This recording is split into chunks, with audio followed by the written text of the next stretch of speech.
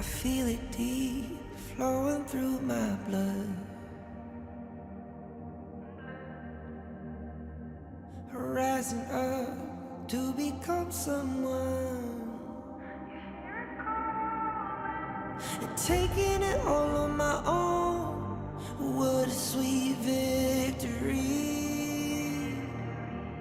And taking all of my control, awaken something deep in me. Like flames, feel it burning inside.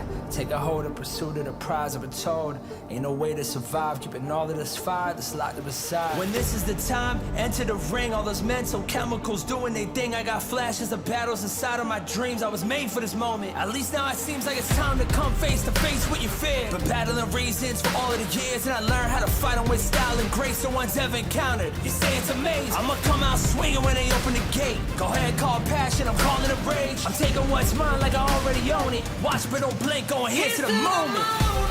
The sky rained down. Here's to the madness that's all around. Go on, tell them who you are, you are, you are. Go on, tell them who you are, you are, you are, you are. Here's to the moment, the sky rained down. Here's to the madness that's all around. Go on, tell them who you are, you are, you are. Go on, tell them who you are, you are, you are, you are. My name is honor, my name is king, my name is champion, my name is strength. Tell them who you are. My name is Pentakill, you think it's strange? My name keep ringing inside of your brain. I hear it every night. Here's to the moment the sky rained down. Here's to the madness that's all around. So tell them who you are, you are, you are. Go on, tell them who you are, you are, you are. Here's to the moment the sky rained down.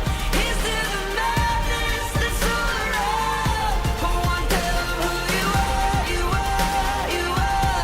Go on, tell them who you are, you are, you are, you are. Here's to the moment the sky rained down. Here's to the madness that's all around. Go on, tell them who you are, you are, you are. Go on, tell them who you are, you are, you are.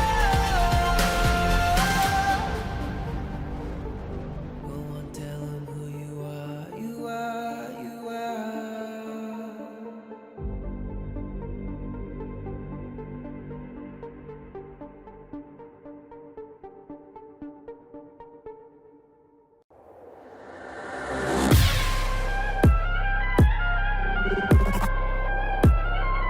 Turn it back.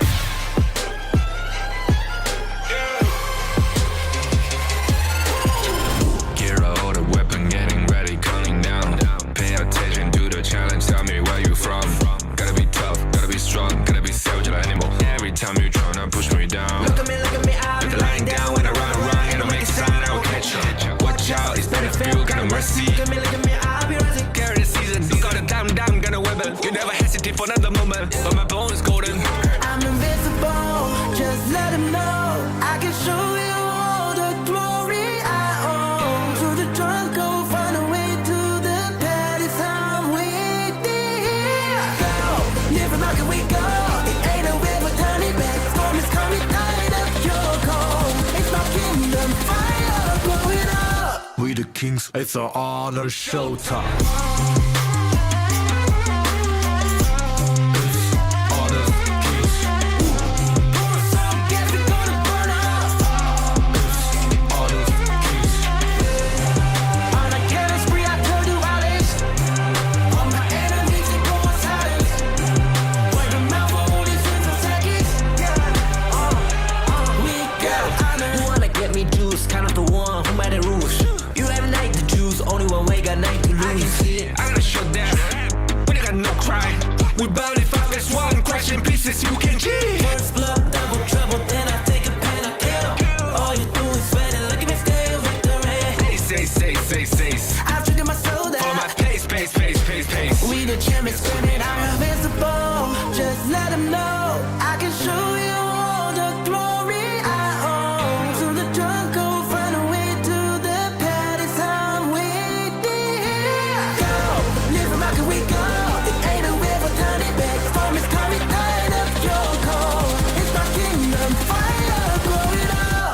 kings, it's an honor showtime.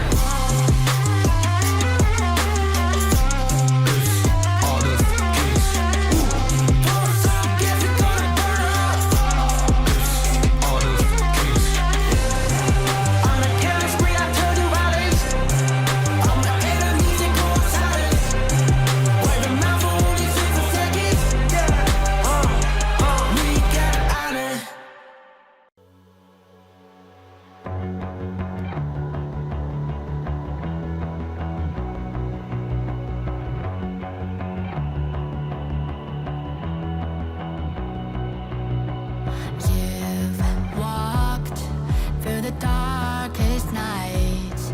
You've heard the crowd, felt the blinding light. You were standing there when your heart comes alive. It's a dream of a hat, and it never dies. Right here, right now, give it all, get it out. Never a surrender, I fight and never fail.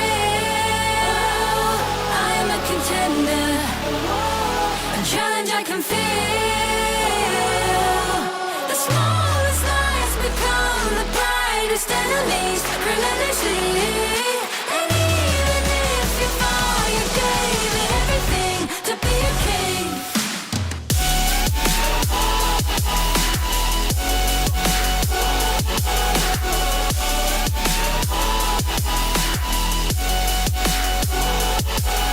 The smallest lies become the brightest enemies, relentlessly. And even if you fall, you gave it everything to be a king.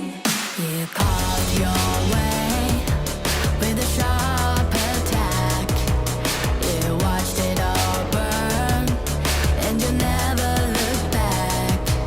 There will come a day when your fears will arise. You protect your crown, so it never dies. Never a surrender, I fight and never fail. I am a contender, a challenge I can feel. The smallest lies become the brightest enemies, relentlessly. And even if you fall, you gave it everything to be a king. On my way, on my way, find my way, find my way. On my way, on my way, dream my way, dream my way. Never a surrender, I fight and never fail. I'm a contender, and challenge I can feel. The smallest lies become the brightest enemies, relentlessly. And even if you fall, you gave it everything to be a king.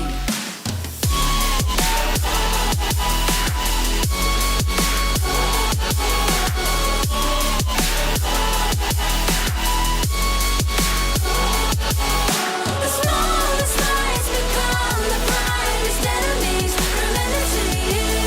And even if you fall, you gave it everything to be a king.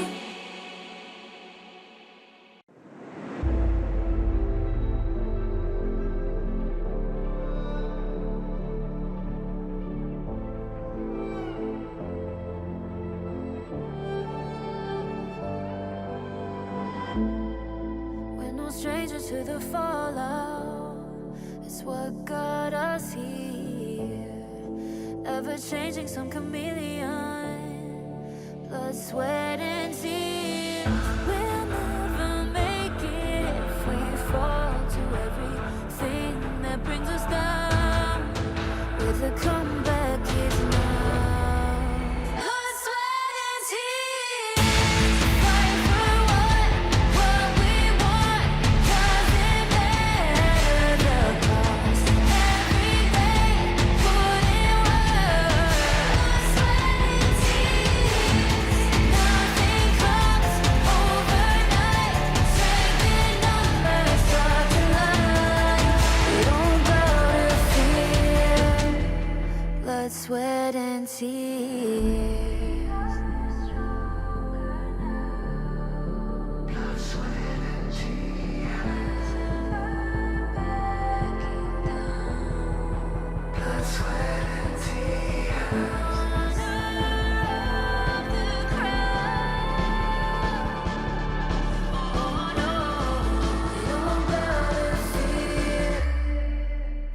sweat and tears.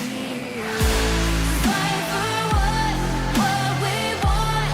Doesn't matter the cost. Every day, put in work. Nothing comes overnight.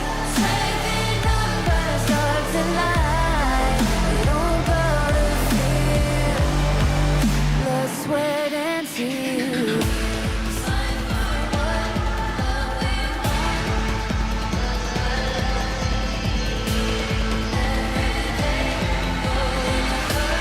Fight for what we want. Nothing comes overnight. Blood, sweat, and tears. Fight for what we want. Doesn't matter the cost. Every day, put in work. Blood, sweat, and tears. Nothing comes overnight. Strength in numbers, start to learn. We don't go to fear. Blood, sweat, and tears. Fight for what we want. Doesn't matter the cost. Every day, put in work. Blood, sweat, and tears. Nothing comes overnight. Strength in numbers, start to learn. We don't go to fear. Blood, sweat, and tears.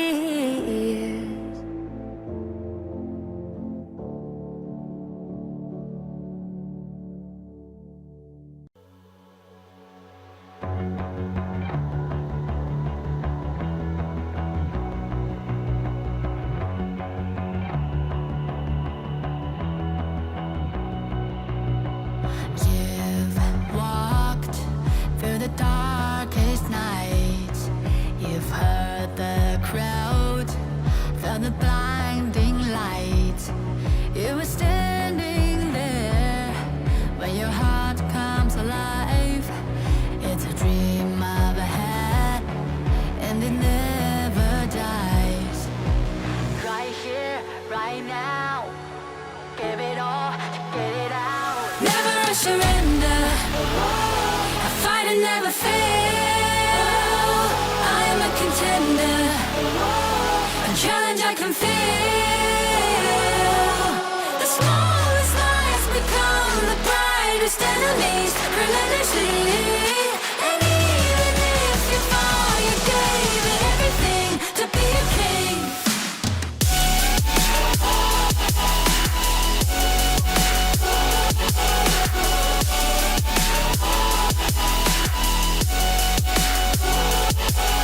The smallest lies become the brightest enemies. Relentlessly. And even if you fall, you gave it everything to be a king. You carved your way with a sharp attack. You watched it all burn, and you never looked back. There will come a day when your fears will rise. You protect your crown, so it never dies. Never a surrender. I fight and never fail. I am a contender. A challenge I can feel. The smallest lies become the brightest enemies. Relentlessly. And even if you fall, you gave it everything to be a king. On my way, on my way. Find my way, find my way. On my way, on my way. Dream my way, dream my way. Never a surrender. I fight and never fail. I'm a contender.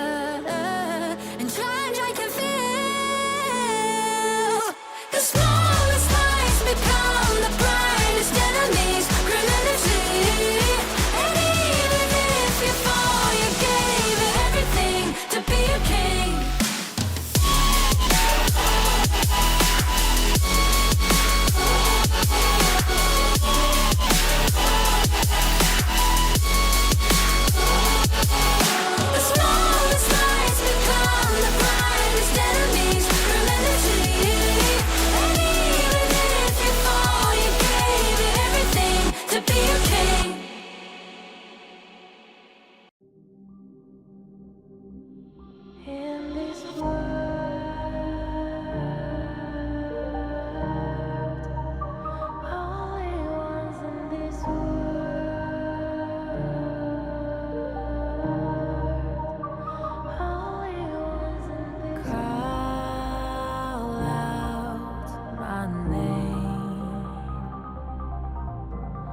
cut through the sound of the rain.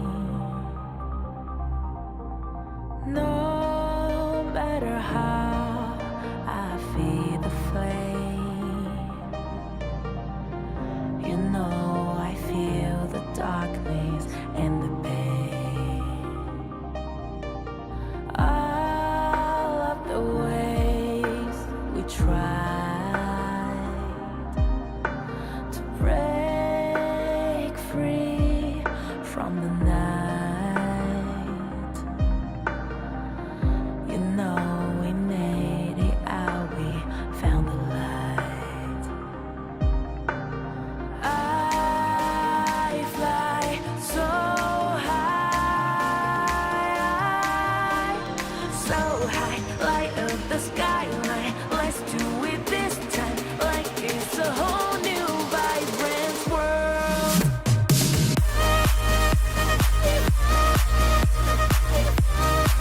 Like we're the only ones in this world. Like we're the only ones in this world. Now I see that I got everything I need. It's alright, I'm on fire, I'm alive, 'cause now I fly so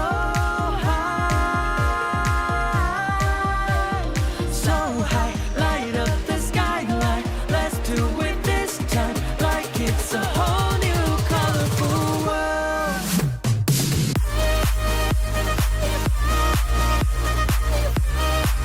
Like we're the only ones in this world. Like we're the only ones in this world. Never thought we'd get this far, burning like the stars. How we get this far, like we're the only ones in this world.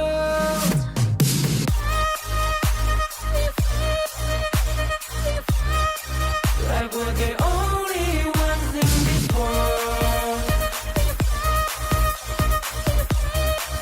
Like we're the only ones in this world.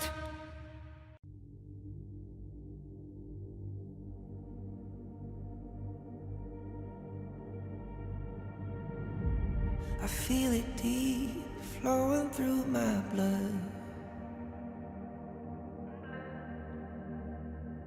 Rising up to become someone, and taking it all on my own. What a sweet victory.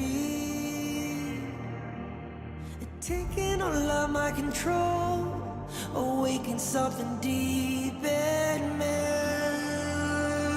Like flames, feel it burning inside. Take a hold in pursuit of the prize. I've been told ain't no way to survive, keeping all of this fire that's locked up inside. When this is the time, enter the ring. All those mental chemicals doing they thing. I got flashes of battles inside of my dreams. I was made for this moment. At least now it seems like it's time to come face to face with your fear. Been battling reasons for all of the years, and I learned how to fight them with style and grace no one's ever encountered. You say it's amazing, I'ma come out swinging when they open the gate. Go ahead, call passion, I'm calling it rage. I'm taking what's mine like I already own it. Watch but don't blink, going here to the moment.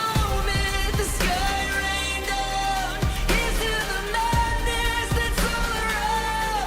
Go on, tell them who you are, you are, you are. Go on, tell them who you are, you are, you are, you are. Here's to the moment. The sky rained down. Here's to the madness that's all around. Go on, tell them who you are, you are, you are. Go on, tell them who you are, you are, you are, you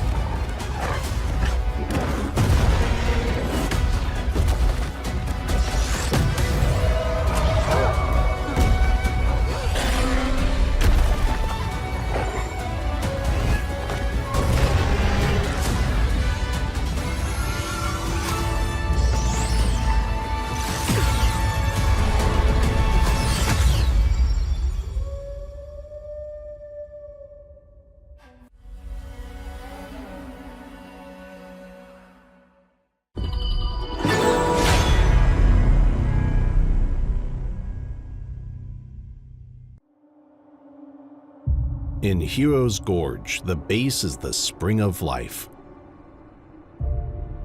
In the real world, every forest and plant is the Earth's spring of life. The base nourishes the gorge, just as Earth's ecosystems sustain all life. If the base is exhausted, heroes will lose their home. If ecosystems are destroyed, all life loses their habitat.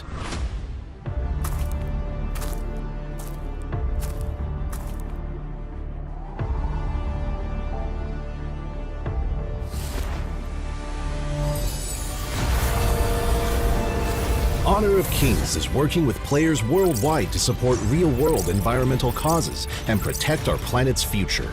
By participating in Protect Nature, Protect All Life, all efforts in the event will contribute to real-world causes, protect the environment, and let us defend the honor of our planet together.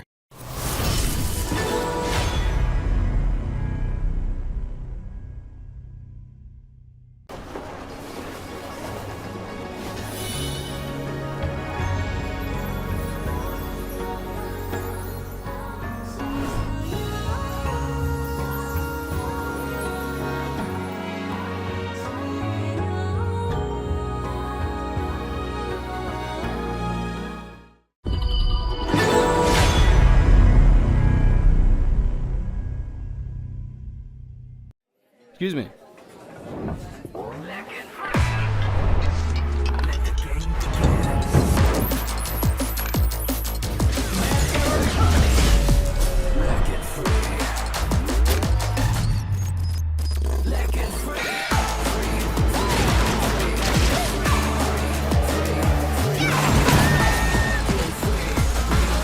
Hugging stinks.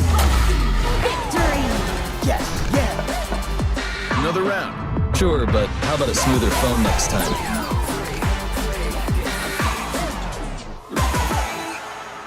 Realme 14, performance beyond limits.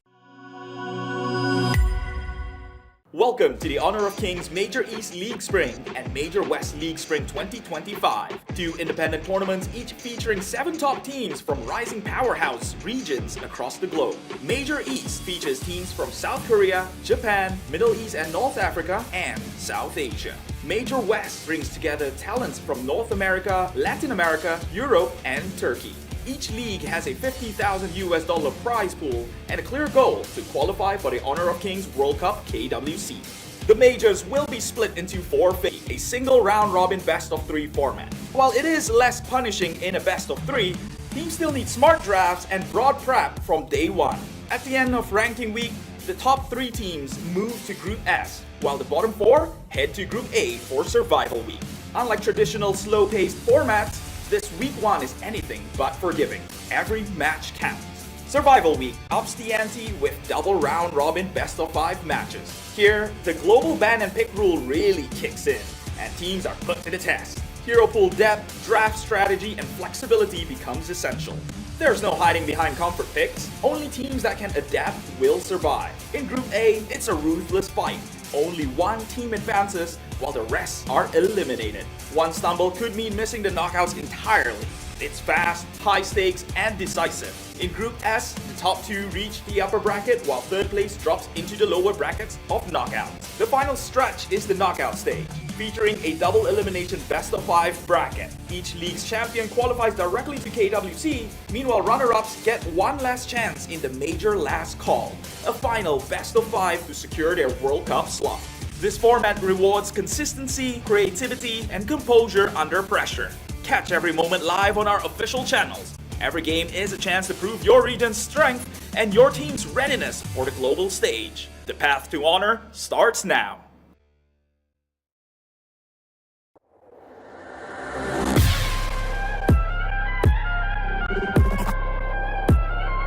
Turn it back.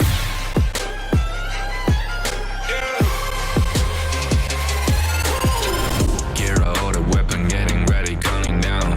Pay attention to the challenge, tell me where you from. Gotta be tough, gotta be strong, gotta be savage like animal. Every time you tryna push me down. Look at me, I'll be Put the line down when I run.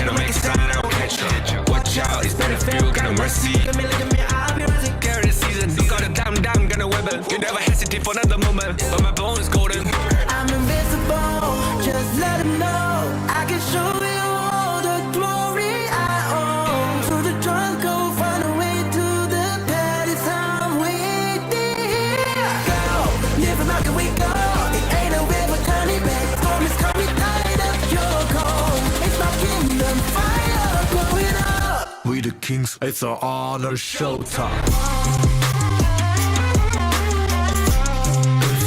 Honor Kings. Honor Kings. On a killing spree, I could do violence. All my enemies, they go on silence. Wipe them out for only 20 seconds. We got honor. You wanna get me juice, kind of the one who made the rules. You have night to choose, only one way, got night to lose. I gotta shut down. We got no crime. We bout it 5 as 1. Crash in pieces, you can cheat. First blood, double trouble, then I take a pen, I kill. All you do is sweat and look at me stay with the rain. Say. I've triggered my soul down. For my pace. We the champions screaming, I'm invincible. Just let them know I can show you all the glory I own. To the drunk, go find a way to the palace.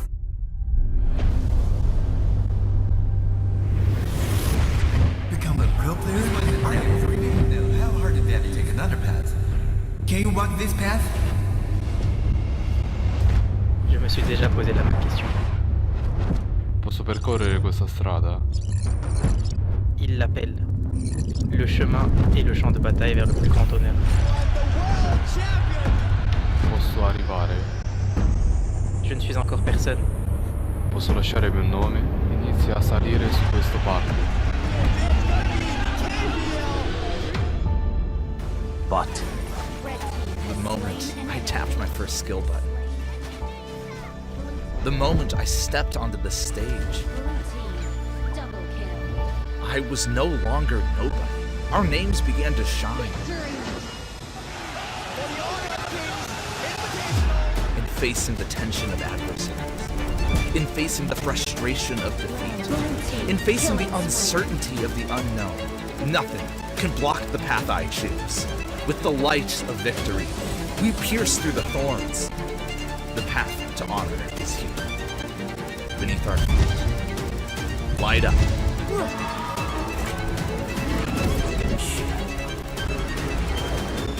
When our footsteps awaken the dawn of the gorge, to walk this path is to walk toward honor.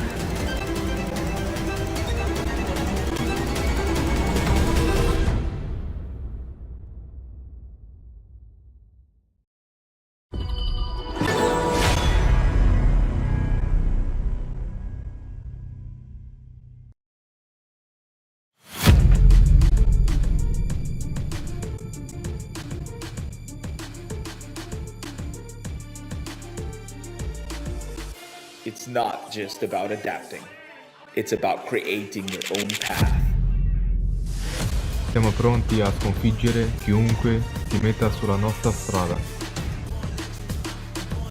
To work down this path, we need to do it together.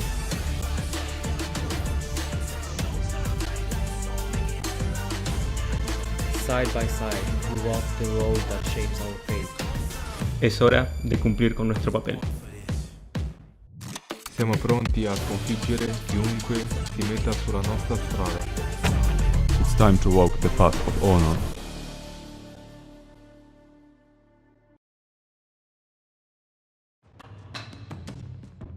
Welcome everyone to the Honor of Kings 2025 Spring Major West League. We are officially into the knockout stage. The pressure cannot be any higher. It's day one, and we've got two massive best of fives today here. First up, we got YikeZGG versus Virtus.pro, and this game is do or die. Loser goes home. Yikes, how you feeling today? Feeling good, Phil. Thanks for having me today. It's gonna be fun. I mean, this is gonna be our knockout stage, as you mentioned. This is pretty much do or die for both of the teams, especially for our first, series of the day, YikeZ Globant versus Virtus.pro. The loser is gonna be pretty much out of the tournament. But before that, let's talk about the prize pool here. $50,000 in the line for these teams to collect. The champion is gonna get 10,000, second place 8,500, third place 7,000, fifth and fourth place 6,500, fifth to seventh 6,000. Fourth place we already know the teams as fifth also and seventh also. So this is gonna be up to the players today to kind of see how they're going to be able to manage to get themselves in the best spot to get the championship money, which is $10,000. But looking at the bracket here, we have the winners bracket up top, OG versus Twisted Mind. That is going to be our second game of the day. But the first match is going to be lower bracket round 1, YikeZ Globant versus Virtus.pro. Super excited for this one, Phil. How do you feel? Yeah, they're starting us off strong here. This is a do or die match, as we mentioned earlier. YikeZGG or VP. YikeZGG are initially from the S group, but since they were the third ranking team in the S group, they got knocked down, and now VP gets a shot at the title here, as they need to win this here. First match today is already crazy. Then OG versus Twisted Mind. They're basically playing for that higher echelon of the prize pool. Everyone here is already top 4 guaranteed. They're just splitting the hairs here. As we mentioned in the prize pool earlier too, you know, every few slots is a few hundred to $1,000. It really matters here getting all these wins. Yeah, definitely. On the top, you can see the gap is going to get a little bit larger. You have your first place, 10,000, you know, second place is going to come down to 7,000. So it's already a $3,000 drop here. So these teams definitely going to be fighting for that prize pool money, and also the spot for KWC. So the first, you know, the first place here is going to make it to KWC straight up. And the second place here actually is going to have to play last call. But yeah, so far, super excited to see what these teams are going to offer. And yeah, definitely excited to see the YikeZ Globant and VP one come up soon.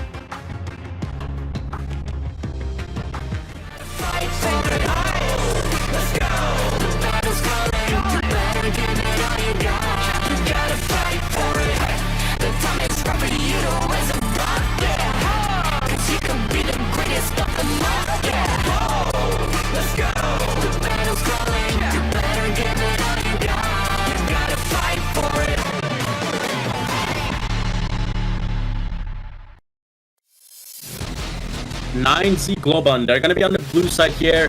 The La Violeta, YikeZG Angra 1 for Clash Lane, YikeZG Sig for Jungle, YikeZG Moon for mid lane, YikeZG Destru for the farm lane, and YikeZG Caposeba for the roam here. So definitely a strong lineup. We've seen these team actually play. They kind of rely on Sig here playing the assassin junglers, being able to kind of, you know, farming the gold, being able to carry up the lineup here. But again, they have a lot of experience. We've seen in different mobile titles. We've seen Angra 1 in different mobile titles. These guys are definitely going to put up a fight against Virtus.pro. We talked about them being in the Group S. Obviously, they were the 3rd seed in that group. But now we're going to go ahead and check out the Virtus.pro side.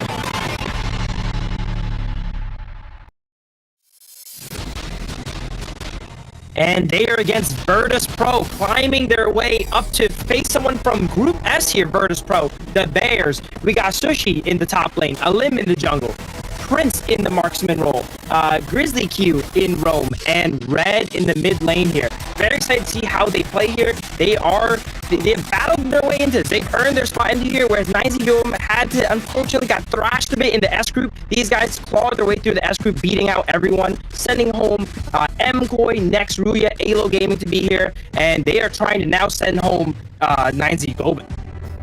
Yeah, they definitely had to put up against a lot. They had to play for their spot to be here, and that's gonna, you know, make it fun. That's gonna make it challenging, as they have everything to lose today, and they're gonna have to play against someone from Group S here, who's gonna be YikeZG. And we've seen both of these teams actually be super heavy jungle reliant. Like we've seen Alim also pick up those assassin jungle farming type heroes. So it's gonna be interesting to see how they're gonna draft here to kind of, you know, help out their junglers. But we have the head-to-head players here. We got the YikeZG Moon versus a VP Red. Definitely players to look at here. They're both amazing mid laners. Throughout the, you know, tournament, they both have amazing Ganon modes, of which I'm pretty big fan of. But yeah, 42 to 58 total kills, you know, 62,000 damage dealt to 88,000. Red here having the upper hand.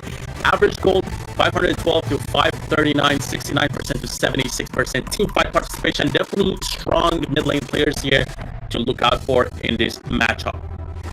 I think Red definitely having a bit of an edge on the numbers here, but numbers aren't everything, right? Sometimes the game goes a little bit long, you can farm a little bit more damage. As you mentioned here, Gan and Mo is probably going to be a pivotal pick in this series. Both of the mid laners, some of the signature picks is the Gan and Mo. Other teams did not value it as much, but I think this team, both mid laners really prefer. So we're going to see probably 2 Gan and Mo matches, one from each side. How they prioritize it, who takes it first, who gets, you know, the pressure on Bird Force. Let's see.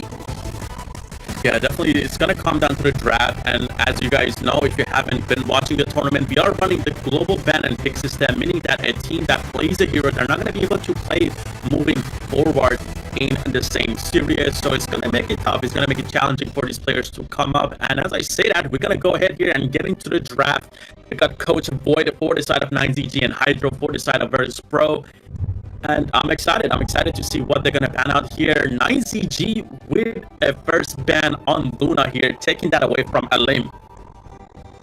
Yeah, 9ZG seems to be understanding that Alim is one of the priority players on VP. As you mentioned prior, they like to target down Alim's character pool. We've seen in prior games where 3-4 junglers were even banned against Alim here. As you see, VP with a pretty standard Arlie second ban. Likely second pick, you usually go ahead and ban Arlie and Mai. So let's see if they go ahead and follow the textbook here. Yeah, the Arlie ban is always a solid ban. Liang gets banned out here from the side of 9ZG. I do like the Luna ban, but this is something that I've seen, I believe, Sick also play. So pretty much whatever junglers that are going to get banned throughout this series is going to be damaging both sides as they both play as Dancing junglers. So I kind of want to see how that is going to work out. But yeah, Dharma is going to get banned too from VP, leaving Mai open, as you said. Immediately picked away here. It's like these teams, they know, they see Mai is up. All right, Neuron activated. We're gonna pick Mai. Mai gets immediately locked in. VP getting no time to think as it's their turn to pick 2 back. Diadea comes out.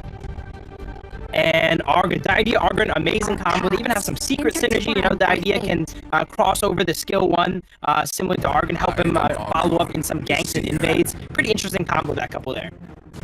Yeah, they definitely have that for themselves going. But yeah, Diadea and Ogren definitely strong picks here as the red side. Moon here gets picked up along with the Mai, so definitely a lot of burst, a lot of damage here from the side of 9ZG Globant, and with the Motsu coming out for the side of 9ZG as well. The Motsu is going to give them the range to kind of, you know, be able to poke and also stop the dive that Ogren and Diadea are going to be able to provide for the side of VP so far. Yeah, I really like the Motsu with the Mai combination. When you pick Mai middle, you're gonna lack range damage, right? And Motsu is great to make up and supplement that, and allowing him to lock down enemies from range, to set up a Mai combo or some Mai poke. As you see, D Renji get locked in on the side of VP.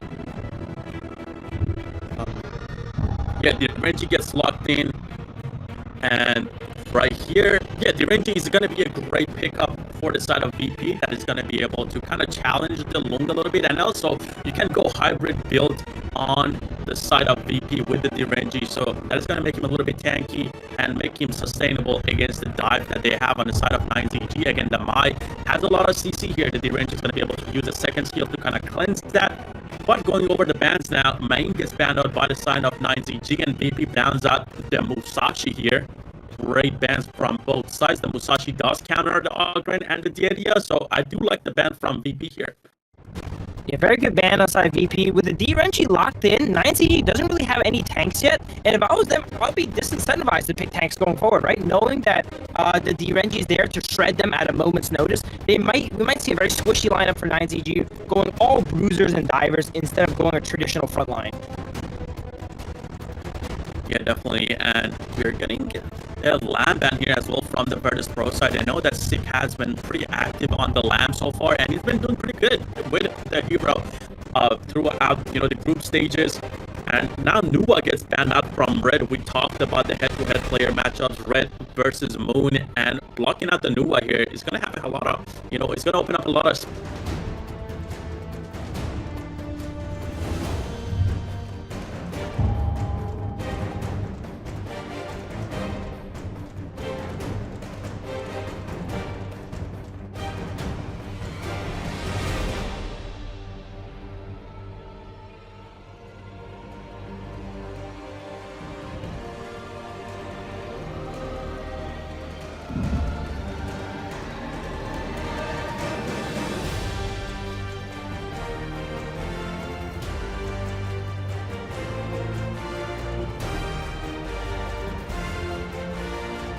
protect the memory of you, whatever the cost.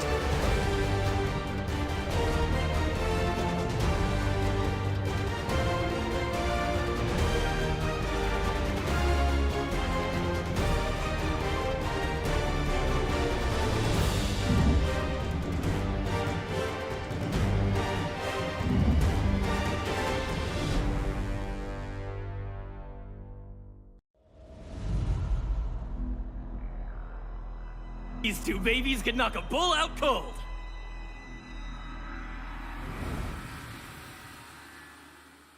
Courage is me only belief.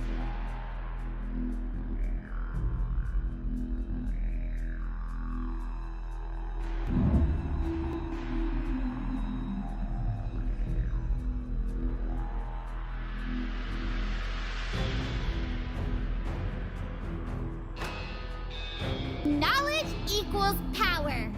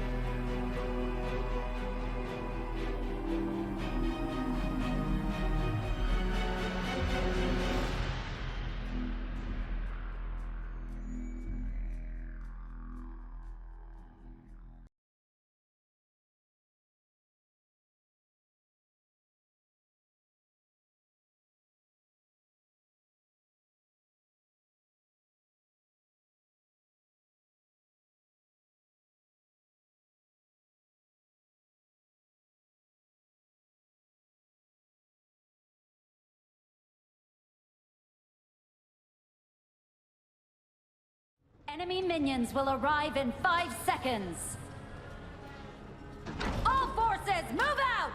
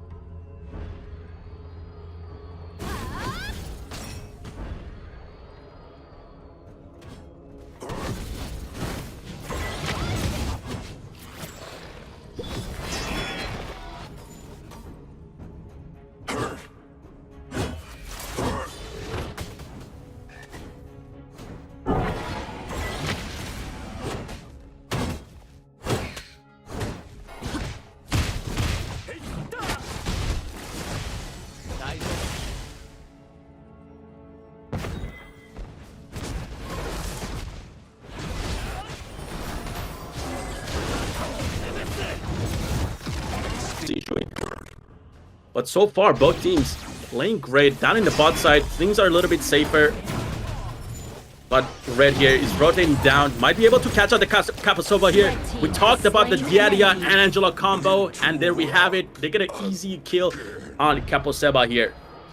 So much lockdown there. The idea of setting up Angela's full combo here. I was a bit skeptical with the Angela, you know? I don't see it too much in competitive. It's more like a solo queue pick, but he's making great use of it so far. 1-0 already as he goes back and clears the mid lane. Argren is cleaning up some camps, and it seems like VP has neutralized the Byron Pay early game that's been so devastating in the series so far.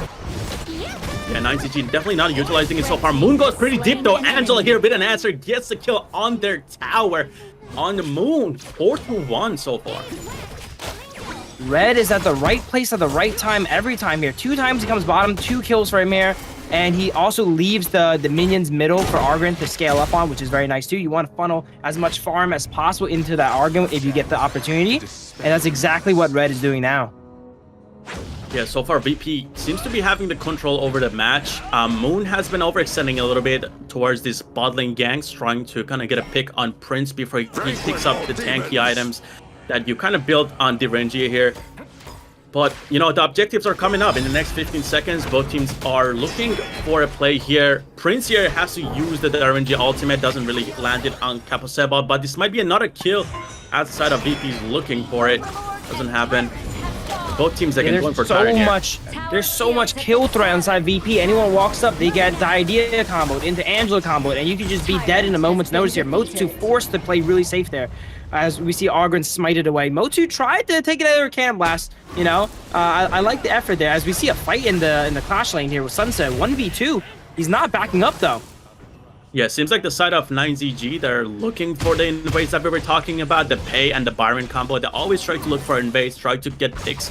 But Shisui doing a good job holding them back. Bot lane here is taking a lot of tower damage. Destru just hitting the tower as they're going to be able to destroy the first tower of the match, I believe. Yeah, the first tower is going to go to the 9ZG side. But first Tyrant did go to the side of VP, so they're not at lost too much. Angela here, once again with the help of Argren, they might be able to get a pick on Angra 1, but he's going to have to flash away once again. That common skill is going to be down for him. I was looking at compositions, and I was probably going to give 9ZG the edge on compositions, but VP playing this really well, completely neutralizing the early game of the Byron Pay. And if anything, they're actually ahead of it too. They're up a little bit of gold here, and that's what you need versus the Byron. YikeZGG goes in, locking in Angra 1. They know that he doesn't have flash, so they're looking for this kill. But the same thing is happening on the other side of the map. On top of Alim, he's going to have to give up the second inner tower as there's 4 players from the side of 9ZG taking the tower here. So great response by the side of 9ZG, getting a second tower off the map. They're playing the objective, and now they're heading gold here. Yeah, that's a huge swing there. It's one of the earliest second towers we've seen here at 5 minutes as they fail to dive against a Byron. Now they get another tower mid lane. They're taking towers every minute. Shisu goes in with the set sail, doesn't get anyone. Kaposova goes back in. Destru gets a pick on Alim, overextending a little bit, trying to hold down this mid tower. Doesn't happen. 3-4, 9ZG making a comeback, taking down the objective, taking down the kills now. You cannot take your eye off Pay, man. They were doing really good early game here. VP completely neutralizing the early game, but one misstep, and look at that, 2,000 gold lead almost on side 9ZG. All it takes is one good push, one good gank for him to get back on the game, and he is definitely back on now. He's level 11 on the Pay. Yeah, 9ZG didn't really care about the early on kills. They've been playing the objective, and now they're looking for overload from the look of it. The side of VP does have 4 players on the Crimson side of the map, so they do have the numbers here to fight for it. And 9ZG just looking for the Sunsei from the look of it. Maybe they're looking for the Azure Golem as it is coming up. But VP, they do have YikeZGG here with Red that could possibly stop this invade. We see Venomous Staff being itemized really early for Red. Some anti-heal coming out. Not much healing on the side of 9ZG from their supports, but their Pay and Byron has a good amount of healing built into their kit. So maybe Red building to target the top side of 9ZG's composition, knowing that they've already been doing all right versus the Motsu and the Mai so far. Yeah, definitely a good item to pick up here for the Angela. As we see YikeZGG go ahead on Kaposeba here. Sunsei here, they still want to get the Motsu here. They're able to lock him in. Alim picks up the kill, so great engaged. But again, look at the objectives. Look at Destru picking up the mid tower, getting it all the way down to half HP here. And now they're just going to rotate top, try to get that outer top turret, which is going to be, you know, again, massive for them. They're playing objective. They're still ahead in gold. 9ZG doesn't have a care in the world. So much respect for Kapuseba on the Motsu there. They burned, what, 3 to 4 ultimates on him there? The Set Sail, the Angela ultimate there, Grizzly Q ulted him, dude. He took so many ults here. But it looks like they were not able to really do much during that time. They've just been slowly pushing waves as VP's forced to back up as they do not have their tools available. Another Set Sail comes out, connects on the long. No one's there to respond, unfortunately, though. And they go ahead and stop the push on the side of YikeZGG. Yeah, no one is there to respond. And also, Lung has the infinite vastness, use the ultimate to be able to get out at any time. So wasting too many resources on the Lung is not going to matter too much for the side of VP. And they realize that they're just going to back off. But Moon here looking for a pick on Shisui as Sick is taking the Tyrant solo here as VP is trying to look to defend his tower. Tyrant is gonna go ahead here. Destro here tries to go for a kill. Shisui pretty low, gonna go down to Moon. Great pick, and you know, as I mentioned, they gotta just play back whenever someone is diving on top of them. All they have to do on the side of YikeZGG is walk back and hit them with their skills, and that's what they did on the side of YikeZGG. Moon and Destro doing a great job being able to pick up the kill here. Byron is super ahead of the Sunset now, up a 1.5k gold there, just showing the early game dominance that is that Byron pay combo. While they have not taken the tier 2 tower in the Clash lane yet, they've been slowly whittling it down. Next push, even if there's defenders, they might just be able to brute force it and take it, you know, right from on top of them here now, as we see all these tier 2 towers are really, really low. Yeah, and we can see Lung already has Eternity Blade and Master Sword, but Grizzly Q doesn't care about that. He's gonna go in again right on top of Kapuseba, and they're gonna get a pick right here as Alim is able to lock in the kill. Again, Kapuseba is being the target in these fights. They really don't want to deal with the Motsu CC here as Destro almost having a chance on Alim. Alim is gonna be able to use the ultimate here. Get another kill on Sick, overextending.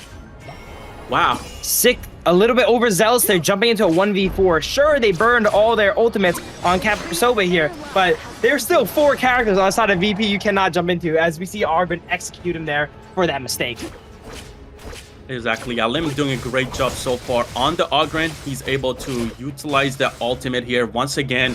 I guess Sick didn't get the call out that, you know, Ogren still had the ultimate, so he just dived in there. But you know, Ogren having the Conductor of Souls, getting a lot of shield and a lot of healing back from that. He's able to get the kill here. And now this is going to open space for the side of VP to be able to secure the Overlord, which is what they want here.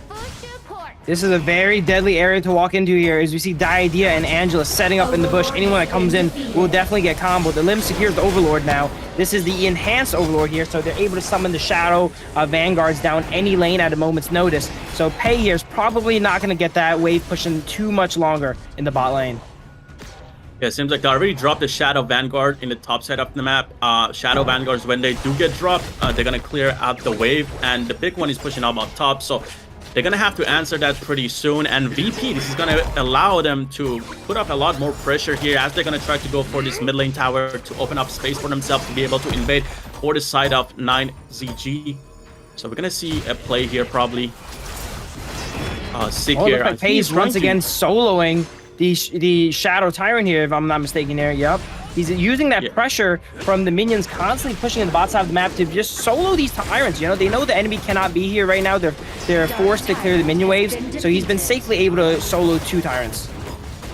Yeah, that was definitely a great pickup, as it's going to give him a little bit of a more chance here to fight this year. But the Renji is going to pick up the tower here with the help of teammates. Angro 1 going all the way in with Moon on the back line, being able to kill the Angela here. Great pickup at the side of YikeZGG as they're going to back up. That's all they wanted. But Pei, look at Pei here, taking the jungle camps, farming in the back as they don't know where he is. Seems like VP were all trying to disengage then. They didn't notice that Angela got picked off while they were doing it. As Moon comes in, clutches that out, and gets away. Yeah, definitely a great call by Angro 1 and Moon here, but seems like we're going to have a bit of a more skirmish here as Crimson Golem is being fought over here. Sensei here trying to go for a set sail on the Loons, doesn't really work out. Crimson Lasts his burn though for long. He's going to be a little bit more vulnerable than before now. Yeah, and LM is going to get the Crimson buff, but he's going to have to back as he did take a lot of damage from the Long. We are getting to the part of the match where Long is going to have all the items, and he's going to be able to kind of do a lot of damage with the 3 stacks he's going to get on the flaming ability here.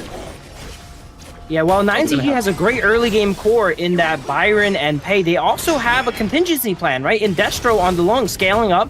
If they can't end the game early, which it looks like this game is not going to end too early, they still have a great marksman that scales into the late game here to take them out. The Renji, I would not say is that strong in this game. Sure, late game he can lock down and shred the Byron, but long is definitely going to provide a lot more value in fights. Yeah, the Renji is more of a more defensive side of the marksman here. He does have a lot of CC and also cleanse, so that is a good part about picking up the Renji, but it's not really working out for them as they haven't been able to land any of the Imperial orders here. But it seems like Ogren here trying to get an engage on Destro. Destro is going to use the third ability here, riding the wind, knock back the Ogren. Just get away with that. Yeah, if we look at the towers here, 9ZG has 6 towers to the side of VP's 2. They're only up about 1,000 gold, so VP's doing a great job of farming. But 9ZG definitely has the map here as they're up 4 towers. Grizzly Q diving right on top of Moon. Moon almost getting caught out. Doesn't happen though. Angro 1 here going back. Red gets a pick on Destro on the back line. Alim here in the front line with the help of Grizzly Q. They might be able to pick up the kill here on Angra as he's getting pretty low. He's going to go on the back line. Angro 1 gets a pick on Red, but it's going to fall here to Alim. Red landed a full combo in Destro and he was not ready for it. He died in CC. He didn't even get the opportunity to flash, use his ultimate, get it away. That's why you see some longs actually opt to go Purify in matchups like this where they can get taken out during the lockdown, as he didn't even have an opportunity to move. Ooh, we might have another pick. Yeah, seems like Alim and Prince are trying to chase down Moon. He's a little bit overextended, trying to clear out the waves here. Is he gonna get the recall though? Yeah, seems like VP side, they're just gonna go ahead here and take down the Overlord, the Shadow Overlord. It's gonna give them a little bit more pressure. Again, we talked about this. They don't have the range to push out these towers, so definitely going for the Overlord here is going to be the best play for them. And Moon here looking for a steal. Not gonna get it though. Interesting about these numbers here. Pei is up 3,000 gold on Ogren, but Pei is 0-2 and Ogren is 6-1. Shisu doesn't get the set sail here. That could have been a kill on Moon. Moon is being super aggressive. Angro 1 is going to go on top of Alim here as he's trying to get the Azure Golem. Doesn't happen though. Alim has to back up as he's pretty low. Both teams setting up for their final team fight, looks like it. This next fight is going to be crucial. It's going to dictate a lot of the game. Either VP is going to catch up in towers or 9ZG get some high grounds.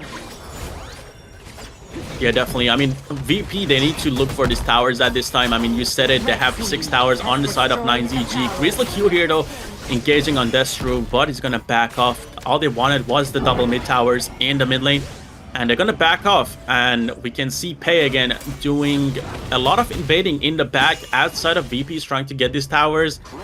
Sik here being actively present on the side of VP's jungle. He's able to take down the farm, take down the minions. He already pushed out the lanes, meaning that Shisui had to go answer there, and that's why they're doing the Tyrant now, trying to force the fight here. Alim is gonna go in, death through, taking down Grizzly Q. Alim on the back line. Prince here is gonna secure the Tyrant. Whoa. Prince gonna kill on Angro 1. There's a lot happening here. And this is messy here. That is an ace for the side of VP. Can they end off this? It looks like they have minion wave mid. That should be the game right there. Yeah, double kill to Shisui, and Alim was able to pick up the last kill on Kaposeba as well. Great fight from the side of VP. You know, 9ZG, they had the right idea. They tried to kind of push out the waves, tried to play by objective, but VP are going to be the victors here as they win the fight and as they have minions here. Game 1 going to VP here, Phil. Yeah, 9ZG not able to get a good, strong foothold on the game here with that Byron Pei early game here. And it got up to the mid-game area. They took one bad fight, and they got wiped for it here. And that's all it takes. You know, you lose, you get aced at 15 minutes. The enemy team is going to push you down and win. Ogren also doing a great job. Sure, he didn't have as much gold as Pei, but his stats were really nice. He kept himself afloat, and he did not get destroyed by Pei, which was very important as he outscales him. Yeah, Shisui with the rotations on the Sensei, he was able to kind of join the fights a little bit later. And at the end, he got a double kill right there. And again, it kind of helped, you know, Alim to kind of scale with the CC that he was able to provide. And VP played that comp perfectly. I mentioned it in the drafting phase. VP has to kind of play the diving comp here as they picked a lot of dive heroes with the Ogren, with the Diadia, with the Sensei here. I mean, 9ZG, they tried their best to kind of play for objective here, but they were not able to, you know, maximize the poke and the damage they had. A lot of these fights did take in like close distance, so that's why VP was able to take them down here. And they secured the Tyrant too, so Prince doing a good job securing the Tyrant right there. Yeah, I was a little bit skeptical of Red's Angela pick at first, but he played it really amazingly. As you mentioned, it combos great with the idea, and it's a pick that, you know, is not really considered a power pick, right? He still has all his power picks available for him going forward. We mentioned that 9ZG kind of pulled out all the stops here. They picked everything, and when you win, that's really good, but when you lose, and now you lose 5 power characters that you can no longer play because this is the global pick ban format, this is not looking that good for 9ZG. Yeah, 9ZG, they did pick up a lot of top heroes, as we talked about. These are heroes that are, you know, picked and banned. We see them actually get picked and banned a lot throughout like the group stages in the previous weeks, but now 9ZG, they're not gonna have that. They're not gonna have the ability to play these heroes anymore, so it's gonna be a little bit hard for them to, you know, not having the Mine, not the Byron, not the Pain, not the Loon. So we're gonna see how they're gonna have to draft in the upcoming matches. But again, VP played super well here. We can see Alim 813. We talked about Alim on these assassin junglers. Whenever he's able to be the player, the highlight player in their team, he's able to carry the team. And right here we can see he did 61,000 damage on the Ogren here. The side of 9ZG again, damage almost. Yeah, they had Destru at 80,000 damage, but again, Loon got to the late game but wasn't able to do much.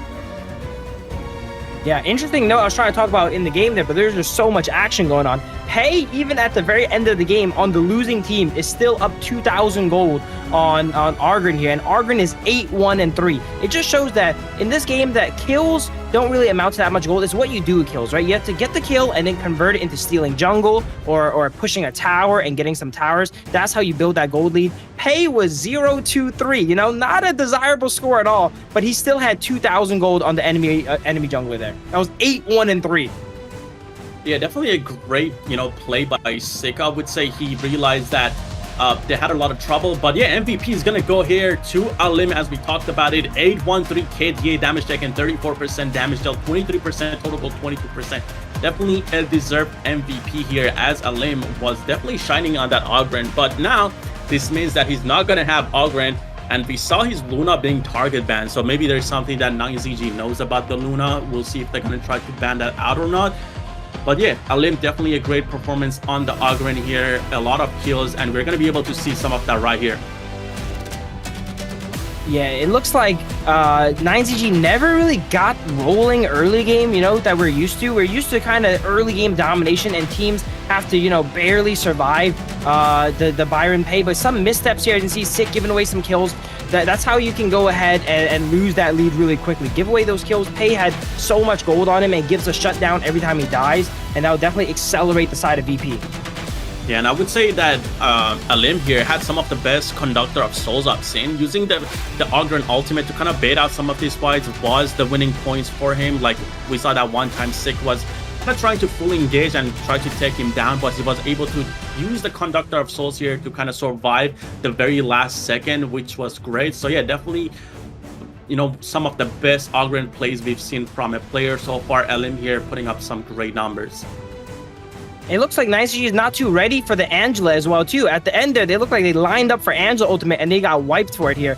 But there's that. Teams are going to need a little bit of a break after that one, as well as us. Let's go ahead and take a break.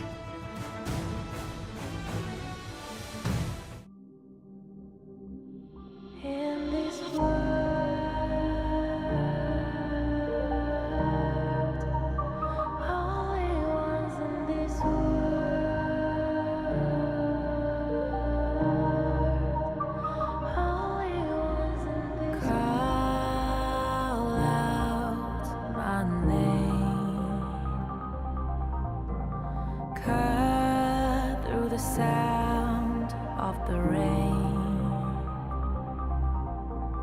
No matter how I feed the flame,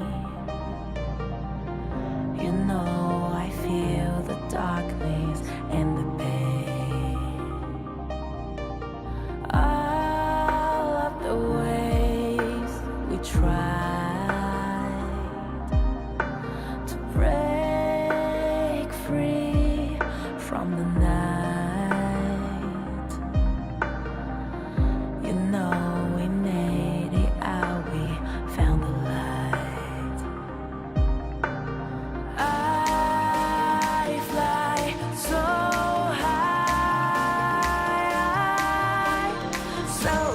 light up the skyline. Let's do it this time, like it's a whole new vibrant world.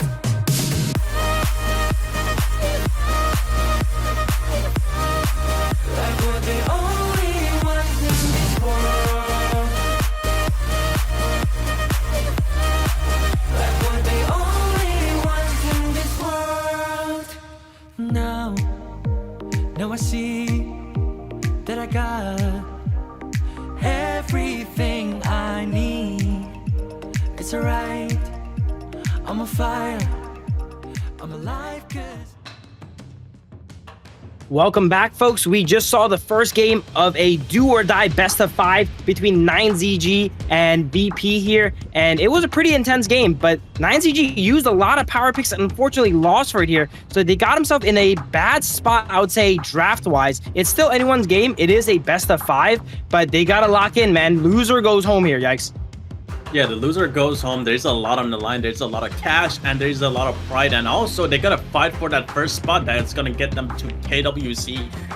But yeah, I mean, 9ZG, they did lose a lot of the top tier picks here. So we're gonna have to see what they're gonna work with now. I mean, they still do have the R lead. They still have a couple of picks here that they're gonna be able to kind of make a comp around. So we're gonna find out in just a bit. But looking at the global ban and picks here again, 9ZG, they're not going to be able to use the Byron, the Pei, the Maisher, Noi, the Loon, the Mutsu. And on the side of VP, they're not going to be able to use the Sensei, the Ogren, the Angela, the Renji, and the Dieria. But, you know, again, we talked about this. 9ZG, they exhausted a lot of the top picks here. Yeah, maybe they go ahead and take a page out of VP's book here, right? Get the Diadea Angela combo going. You get to early pick Diadea if possible, and then Angela is likely not to be contested later on, and they can try that combo out for themselves here. The more I look at VP side, it actually makes a lot of sense. You know, the D-Renji can help convert a Sunset combo as well as an Angela combo, right? Diadea can also help them lock down a lot of single target CC there, and 9ZU is not ready for it. It seems like they're also not ready for the Angela in that final game. In multiple fights, they kind of lined up for the Angela ultimate, and then Red just ripped them to shreds. Yeah, definitely. I mean, we saw Moon try to kind of engage and go on the backline a couple of times, but, you know, Prince on the Renji here was able to kind of cleanse a lot of CC, get out of a lot of the fights there. And then the answer from the VP side was Red on the Angela, just ulting Moon on their tower. So definitely a couple of counter picks here from the side of VP that worked out for them. And I believe we got 9ZG on the red side this time around. Yeah, 9ZG coming out from Group S. They're honestly probably a little bit beaten and battered. You know, they had to play against OG and Twisted Mind the whole time, and now they're against the top group of Group A here. VP making it out, sending three teams home actually, and they're looking for their fourth now as we get into the draft. Yeah, I kind of like this from 9ZG choosing the red side here, as they did exhaust a lot of top picks. We see Ogren get banned immediately by the side of VP, which is going to make things a little bit tough here, I would say, for the side of 9ZG, as VP is on the blue side this time around. Mai is going to get bound, as they did play it on the side of 9ZG, so that's something they wanted to ban, and it's a good ban here, I would say. Lim just did work on Ogren and does not want the enemy team to have the chance to replicate that, as he instantly bans it out. Dharma banned once again for side VP. Seems like something is up with Dharma here. Either they don't want to play it or they're really afraid of it, but it's banned out 2 games in a row. And we see Luna get banned, so that means Arlie is up now for VP. Yeah, Dharma is just a strong pick, especially in 5v5. They're able to set up a lot of these fights, be able to, you know, CC chain someone, stun someone for a couple of seconds. It's super strong, and it seems like, you know, they're scared that Angra 1 or Shizu is gonna get their hands on it, so definitely they don't want to give that away. I mean, we saw Luna get banned out last game as well. We know LM is known for his Luna throughout the tournament. A lot of times it has been banned because he does play it a lot.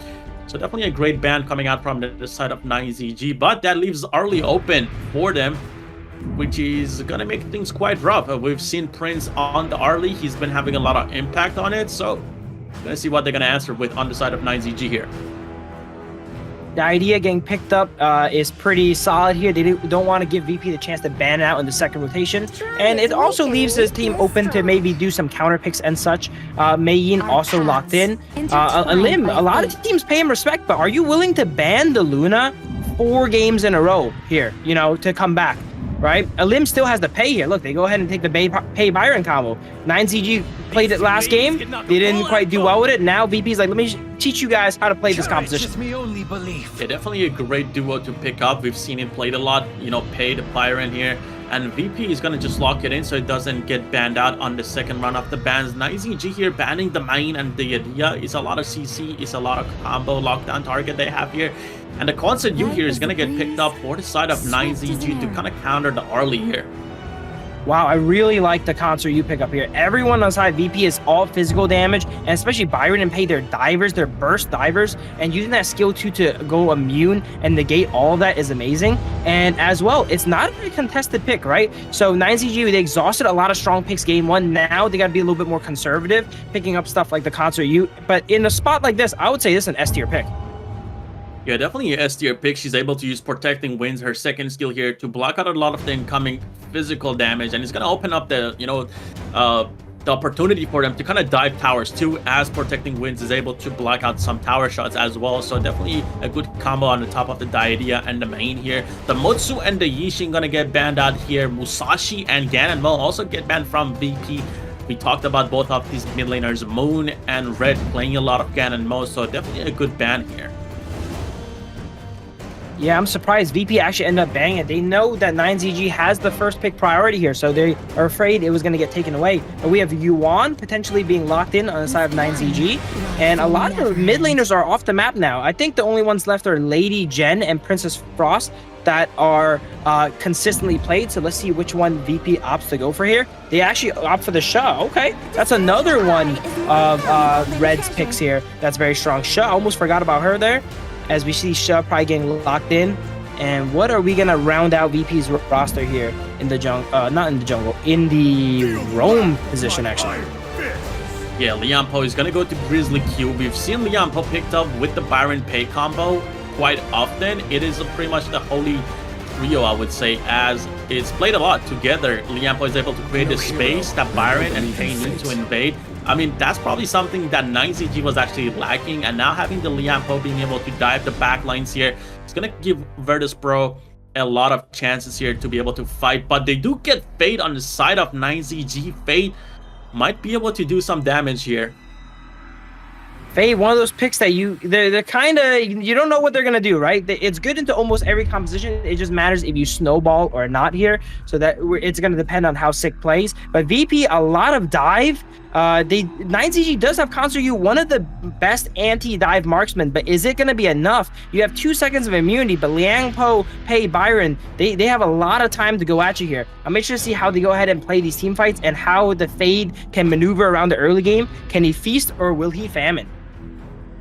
Exactly. I mean, it's gonna, there's a lot that's gonna rely on shit here on Red. Red is gonna have to try to take down the Concert U as much as possible. I feel like that is the only magic damage here they have on the side of VP, and we know that Concert U is pretty weak against magic damage. You know, she whenever she exhausts like the protecting mains, obviously she's gonna be like strong against physical damage, as she doesn't take any of it. So here, Red is going to have to put up some big numbers against the Concert U. So we're going to see a lot of gangs probably from the mid side here, from the side of VP going down towards the Concert U.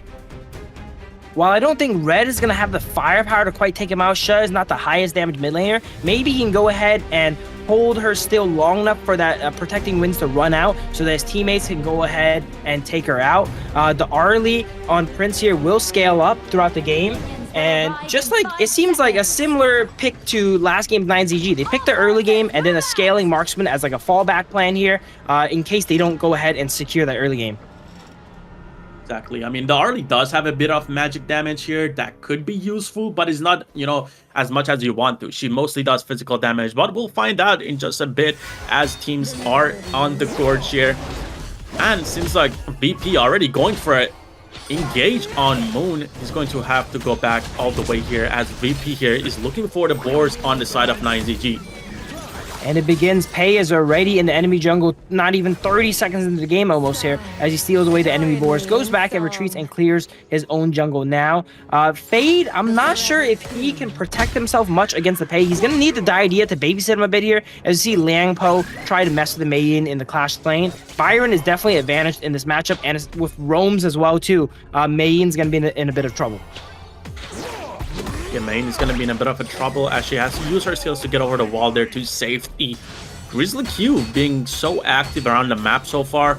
Seems like Kaposeba is just trying to help out Contender here to get the gold. We know that the idea is able to kind of get you the farm that you need with her passive and her skills. She's able to get you gold and also steal gold, so it's quite nice. So it kind of makes sense that she's sitting in the lane with Destru here.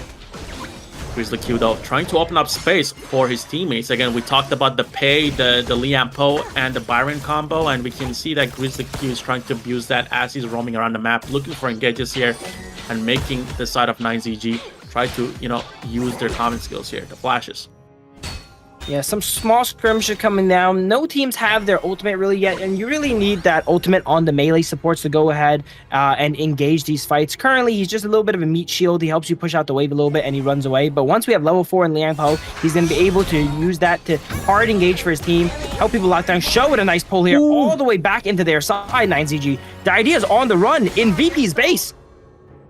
Yeah, nice dodge, I guess, by Kaposeba as he's able to kind of get pulled into the side of VP, but he walks around and Yuhan here comes out. Moon is able to kind of give him the space to get on top of her to get out. So definitely a great play by Kaposeba here and the side of YikeZGG, stopping the first blood.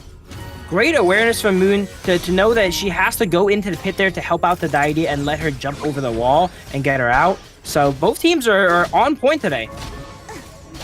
Yeah, definitely on point. And Moon here is actually playing mid Yuhan. We haven't seen Yuhan actually get picked up as a mid laner. We've seen it picked up before in the tournament, but mostly as a support. So I definitely want to see what kind of optimization they're going to go with here. Moon here looking for an engage on red, doesn't get it as GrizzlyQ is right on top of him. Gonna have to exhaust the ultimate here to get out, but Shay pulling her back.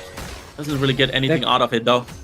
The constant pulls from Shay must be so annoying. Forced to use that ultimate there. Doesn't want to use it too late, because even if you could use it to dodge some crucial skills, you're pulled all the way into enemy side already. So Moon needing to use that ultimate to disrupt that combo. As you see some more small fights coming out. Nothing happening on either side. Both sides are kind of low damage here in the early game, but they're trying it though.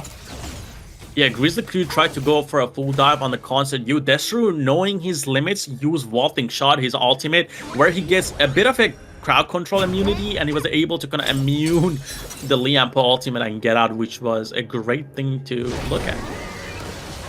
Yeah, Concentrated ultimate super clutch. If someone has, you know, telegraph CC, you can go ahead and prep that ultimate and dodge there. And Liang Po is one of the most telegraphed crowd control moves there in that ultimate. It goes 1, 2, and then the third one knocks you up, right? So very easy for Concentrated to time going forward.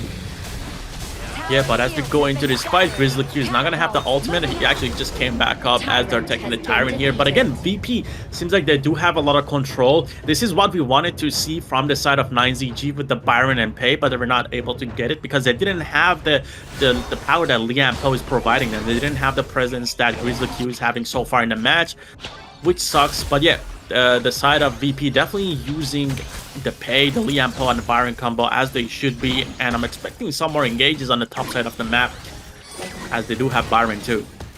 When we first saw this composition come up, it was kind of like a cheat code. Teams didn't really know how to deal with it. They kept getting invaded and they kept losing to it. But now that we're deeper into the series, teams are rewatching the games. They're studying up on Byron Pei. Every team has played Byron Pei at least once to this point, so they know how it works, and they're better at going ahead and protecting their jungle and their junglers from it. Yeah, definitely. I mean, these are the top 4 teams. They definitely are here for a reason. They know how to counter these invades, and that's why we've seen a lot of teams just go for the boards instead of the Crimson buff. We saw a lot of invades on the Crimson buff in the early groups, you know, the early stages of the matches of the tournament. But now they just, you know, just settle for the board here. As we might actually see an engage here on Moon, he's going to have to force to use the ultimate. Might get cut out, so he's going to have to flash here under the tower to safety. Once you here get dragged by the shit, Alim is able to pick up the kill. Sig gets the pick on the top side of the map on Shisui. First blood though going to the side of VP. Alim is so ahead on the Pei right here. Look at this. He's level 10 And Moon, the mid laner, is level 6. He's fighting characters that are 4 levels below him. Sure, Sick is only a level down, but when you have a fed pay full damage hitting a character that's 4 levels behind, it is gonna be rough for you guys in fights. Yeah, the Shay is doing a lot to the Concept U, as I talked about it.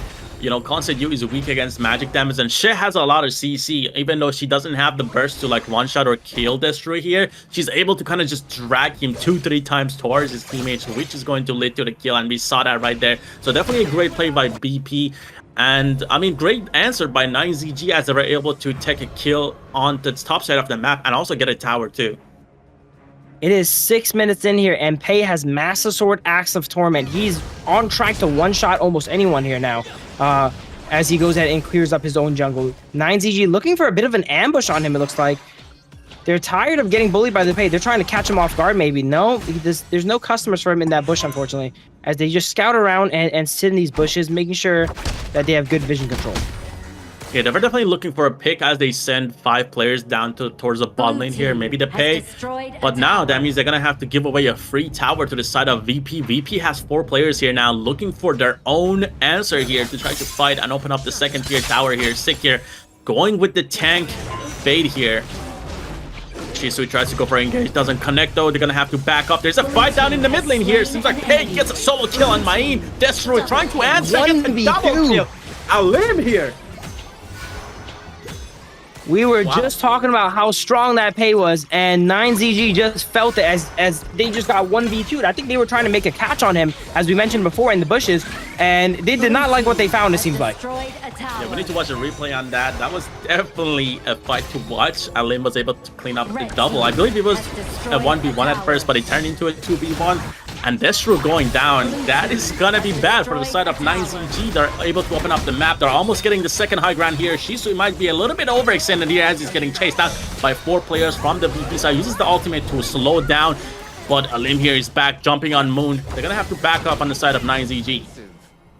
VP is definitely showing YikeZGG how to play the Byron Pei combo here, as they're up 3,000 gold, and they're already into the side of YikeZGG's high ground. It is 6 towers to 4, and this game looks like it is not going to go that much longer here. Yeah, we saw the little bit of a footage of the minions in the bot lane hitting the towers. That's forcing Shisui here to rotate down, try to clean that up. But Tyrant here is going to get secured by the side of Virtus.pro, which is going to be huge for them. Again, they have the Arlie, they have the shit here, they have a lot of range, they have a lot of bursts, and with the help of Tyrant here, there's gonna be a lot of damage for them. This is putting back YikeZGG around 4,000 gold, which is not good for them at all. VP has the momentum, they have the Tyrant, they have the gold. Everything is in their favor here, but can they close out this game quick enough before they begin to fall off here, is the question. Yeah, Shisui here is getting caught out once again by the main, and the Fade combo is gonna be dead for him though. Teammates are collapsing from the back. Grizzly Q here looking for an engage, as Pei is also looking to join this fight. Secure is gonna go down as Prince is able to secure the kill. Great response by the side of VP. 1-for-1 there by Sushi, extending a little bit too far here without his teammates there. Goes down. That is going to give YikeZGG a bit of breathing room, because without that Byron, they're missing that frontline bruiser to go ahead and threaten the enemy backline with those skill 2 knockups. Liangpo still has that potential, but he does not have ultimate available at the moment. So they are probably going to have to chill for a while here until the next objective comes up. They might try to push this 4v4 though. Let's see. Yeah, they're going to force out an unending sorrow. Moon's ultimate here, which is pretty nice for them. It doesn't have much of a cooldown now later in the game. Big engage coming from Main. Doesn't really connect though. Sig is able to pick up a double kill, but Main also gonna go down as well. Double kill going to Sig here with the power of Fade. Wow, it looked like he went in there and died. He set up Sig, for 2 kills on 2 carries on side VP. Both Shut and Arlie going down from that engagement here. Yeah, definitely a great play, but now that means Tyrant is going to go to the side of YikeZGG. Definitely a great pickup for them. But it seems like the Virtus.pro side is looking for the Overlord. This has been the popular objective, I would say, for the side of Virtus.pro. We saw them actually try to get Overlord multiple times, and they got it in the previous match of this series. So I'm wondering if that's something that they've been working on, or this is something they like to use. Yeah, they have the map so far, and they don't want to give 9ZG that Overlord to go ahead and reset the tempo of the game. I would say when you're ahead, Tyrant is probably better, but if you take out Overlord, the enemy cannot get it and come back. So that's probably what they're thinking here. Alim here trying to look for the main once again, survives at the barely. Shisu is able to pick up the kill on the main. That was a great pick on the side lane. Angra 1 trying to, you know, get some of these picks on Alim. It's not really working out. I mean, main does have a lot of solo burst, but once there's multiple targets around you, you're not going to be able to kind of handle them as you're easily able to do in a solo matchup. The Vanguards here, though, they're pushing in. Yep. Yeah, Angra 1 here, the plays seem a little bit desperate. Sometimes they work out, but sometimes, as you just saw, it doesn't really go well here, and they're going to lose some towers here, or they're going to be forced to fight a 4v5 as the Overlords are pushing in. We see the Shadow Vanguard going bottom here. That is going to hold one person's attention at the least. Byron is messing with Faye down here. Let's see what happens. He goes ahead, he walks with the Shadow Vanguard. They already have two high grounds. If VP can go ahead and get that last one, it should be checkmate. Yeah, they already have two high grounds. The super minions are going to be walking in now, so VP is going to have an easy time pushing in these waves, and that's going to be something for 9ZG to worry about. There is that third high ground standing, though. This is what, you know, Virtus.pro has been trying to do and trying to get with the Overlords probably, and, you know, they weren't able to get it so far. So this might be, you know, the next Overlord might be the objective once again for the side of VP. The difference in the pay play we see in the two games is the first game, while 9ZG's pay was up, 2,000 gold similar to this game on the enemy jungler, they had a lot of deaths, so that means they gave a lot of shutdowns back. Whereas VP's pay here has no deaths. They never gave any of that gold back, and that really helps them secure that gold lead of 4,000. And now they're slowly pressuring inside the base on side of 9ZG. Once they get that third high ground tower, they know the game is almost wrapped up, and 9ZG knows that as well too, as they're spending everything possible to 5-man turtle in base to defend it. Exactly. We can see Shisu in the bot lane trying to create a lot of space, pushing in the minions. Right here, it seems like Virtus.pro is kind of trying to set up for a dive here with the minions walking in, and this might be it, Phil.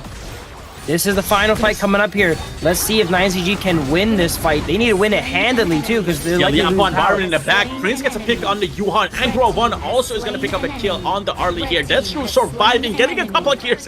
Gets a double kill, picking up red at the very end. 9ZG surviving. They dropped 3 players on the side of Virtus.pro. They win that fight pretty handily. That tower did get chunked in the meantime, though, so they cannot really take another one of those fights. Even though they win that one, if there was another fight that goes down in the exact same fashion, 9ZG is going to lose their final high ground tower, and they'll be fighting against waves of elite minions for the entire game here. As they have this breathing room, they need to go ahead and reset the tempo of the game, push out these waves, and never give VP the opportunity to go in their base again if they want to win. Yeah, it seems like Moon utilizing the Unending Sorrow is creating a lot of advantages here for the side of 9ZG, as she's able to kind of dodge and bait a lot of the abilities and also heal her teammates back up here. So great play by Moon here, being able to kind of control the abilities in a way that helped out in the dive over there. Seems like they see Grizzly Q, they want to go for an invade here. Doesn't really work out though. Shisu getting engaged on by 6. 6 might be actually caught out here. He kind of overextended here. Alim is gonna get a pickup kill on right on top of him. Kaposeva also in the back, gonna go down. Seems like they did overextend just a little bit on the side of 9ZG. This might be all he wrote. Yeah, this might be all she wrote, as VP has 5 up against the 2 defenders on side of 9ZG. They have a minion wave pushing up. They're diving Crystal here. They take out Destru under Crystal with that immunity as well, and that looks like game 2 is going to go over to VP. Wow, what a turn of tables. I feel like 9ZG kind of got themselves back into the game, countering the dive that Virtus.pro was trying to get on that top high ground. But Sick here overextending a little bit, put 9ZG in a very bad spot. The idea had to kind of try to go on the backline to try to help him out. They both go down, and Main here trying to protect the Yuhan, and that's true, doesn't really work out. And Virtus.pro 2-0 now, Phil. Yeah, at that point in the game, with towers already falling, minion waves pushing up, you cannot make a mistake. I can understand why they would walk up, though. You know, they just won a great team fight, right? They walked up, they want to go ahead and push those waves back out. But once again, even after that fight, they were still down thousands of gold. So once VP reset, they were back in position. They caught out Sick, and everyone on the side of 9ZG kind of funneled in one by one to try and save him. And that's the worst. As you can see here, they go down. Yeah, they go down, and this is not great. That's going to put them on the match point. This is going to be a lot of stress, a lot of pressure for the side of YikeZGG. I mean, this is do or die, literally. If they lose this match, they're going to be pretty much out of the tournament. They're going to get the 4th place, obviously. They're going to have, you know, a good chunk of that prize pool, but they're going to be out if they're not able to put up a fight and try to take this to an actual best of 5. But here, going over the kills here, we can see that Alim again was doing great. We talked about this guy being the key jungler here. Whenever he's fed, his team is able to play off of that and do a lot. We saw Prince also get a couple of double kills there. That was huge for them for the early here. But yeah, 604 for Alim here. Looking at the damage charts, Alim here, 80,000 damage on the pay here. Also got to shout out YikeZGG on the Liang Po, who was first to every single fight, engaged every single fight, but didn't actually end up dying. 009. Perfect support KDA for YikeZGG. Yeah, perfect support KDA, 58,000 damage taken. But actually, Shisui here was the one tanking 80% damage on that Byron. Definitely a lot of presence during this team. He got himself into a lot of fights, you know, not as clean as YikeZGG. As I mentioned, YikeZGG did not go down. Shisui farming a lot of damage taken, sometimes joining slightly unfavorable fights as we saw throughout the game, but it was not enough to take down VP. Yeah, definitely. Shisui was baiting a lot of those fights, and he did a great job tanking a lot of it, you know, having the shield on the Byron, the healing. You're able to stay in these fights for a very long time. And we can look at the gold here. I mean, Virtus.pro had the gold in the entire match. Like, we just look at here early on in the game before the 4 minutes, it was kind of back and forth. But after the first objective here, after 4 minutes, where they were able to get the Tyrants, they were able to kind of stack the gold here on the side of Virtus.pro. We saw the point where Alim had the most gold from like the entire side here on the VP side, as he was just farming on the pay, farming jungle camps, farming kills, farming objectives. So definitely great play by Virtus.pro, utilizing the Byron, the pay, and the Liampo pick. It seems like the early game is fairly solved there, you know, against the pay Byron. We see a lot of teams react to the invades and know how to deal with it. But after that, not so much, right? As we see Alim here, even though the first 4 minutes didn't do much, scaled up 6-0-4, 20% damage taken, 31% of his team damage on pay. That's very impressive on a melee character, right? And 30% total gold, maxing out all the stats. Yeah, definitely a great performance on pay. This is how YikeZGG should have played the pay, I would say. They did have the Byron pay combo, and we're going to see some of that and how Alim was able to utilize this hero. The mobility he has, you know, get the first blood here, get on the back line here. You're going to be able to see the double kill he was able to get on Angro 1 and Destro, I believe. We didn't get to watch this. Look at this. Wow, a 2v1 coming out of Alim. Definitely a great player to watch on the pay here. We can see he's able to transform to the tiger form, be able to swap back to the human form, get a lot of shield here, picking up the mine as well. And as I mentioned throughout the game, you know, pay one of those characters that they fall off really hard, right? You get a lot of gold early, but you fall off compared to other junglers. So it's important that he actually never ended up dying, giving up those shutdowns, which would accelerate the enemy junglers like Fade to get to a position where they could outscale him. He never gave him opportunity. Yeah, definitely. I mean, you have a lot of mobility. You are able to transform into the tiger, you know, leap through the walls, and then you also have the human form giving you a lot of shields. So Alim being able to utilize that kept him alive throughout the game.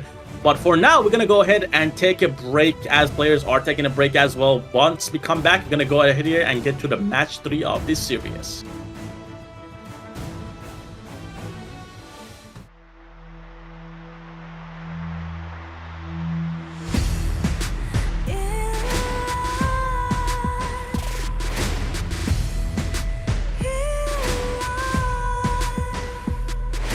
What's a life without its worth? Compromising with what hurts inside. When you let fear decide your fate, you don't choose which path to take in life. I'm finally letting go of everything that still holds me. I'm against all odds, but I won't give up, 'cause it's my time to shine. Standing in the spotlight, can no one back me down. Destiny is calling high. I'm not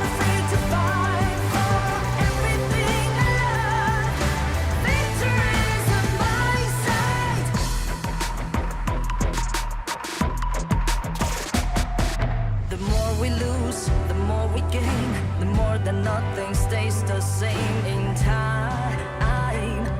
In time, can't love ever, can't forget.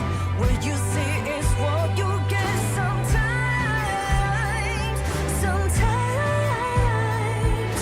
gonna show the world tonight. The light that shines inside us. We're against the odds, but we won't give up, 'cause it's our time to shine. Standing in the spotlight, can no one back us down. Destiny is calling higher.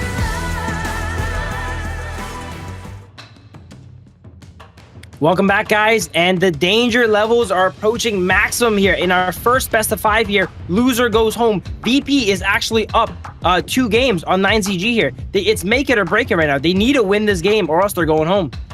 Yeah, VP came here as our 4th seed, as they were able to, crawl out of Group A, as you mentioned. They had to battle out Koi Elo Gaming next Ruya, but they made it. They made it here, and now they're giving a challenge to the Group S 3rd seed here, 9ZG, and we can see that they're up 2-0. But looking at the global ban and picks here on the left side, we have the heroes that Virtus.pro has played, and those are heroes that are not going to be able to play any longer.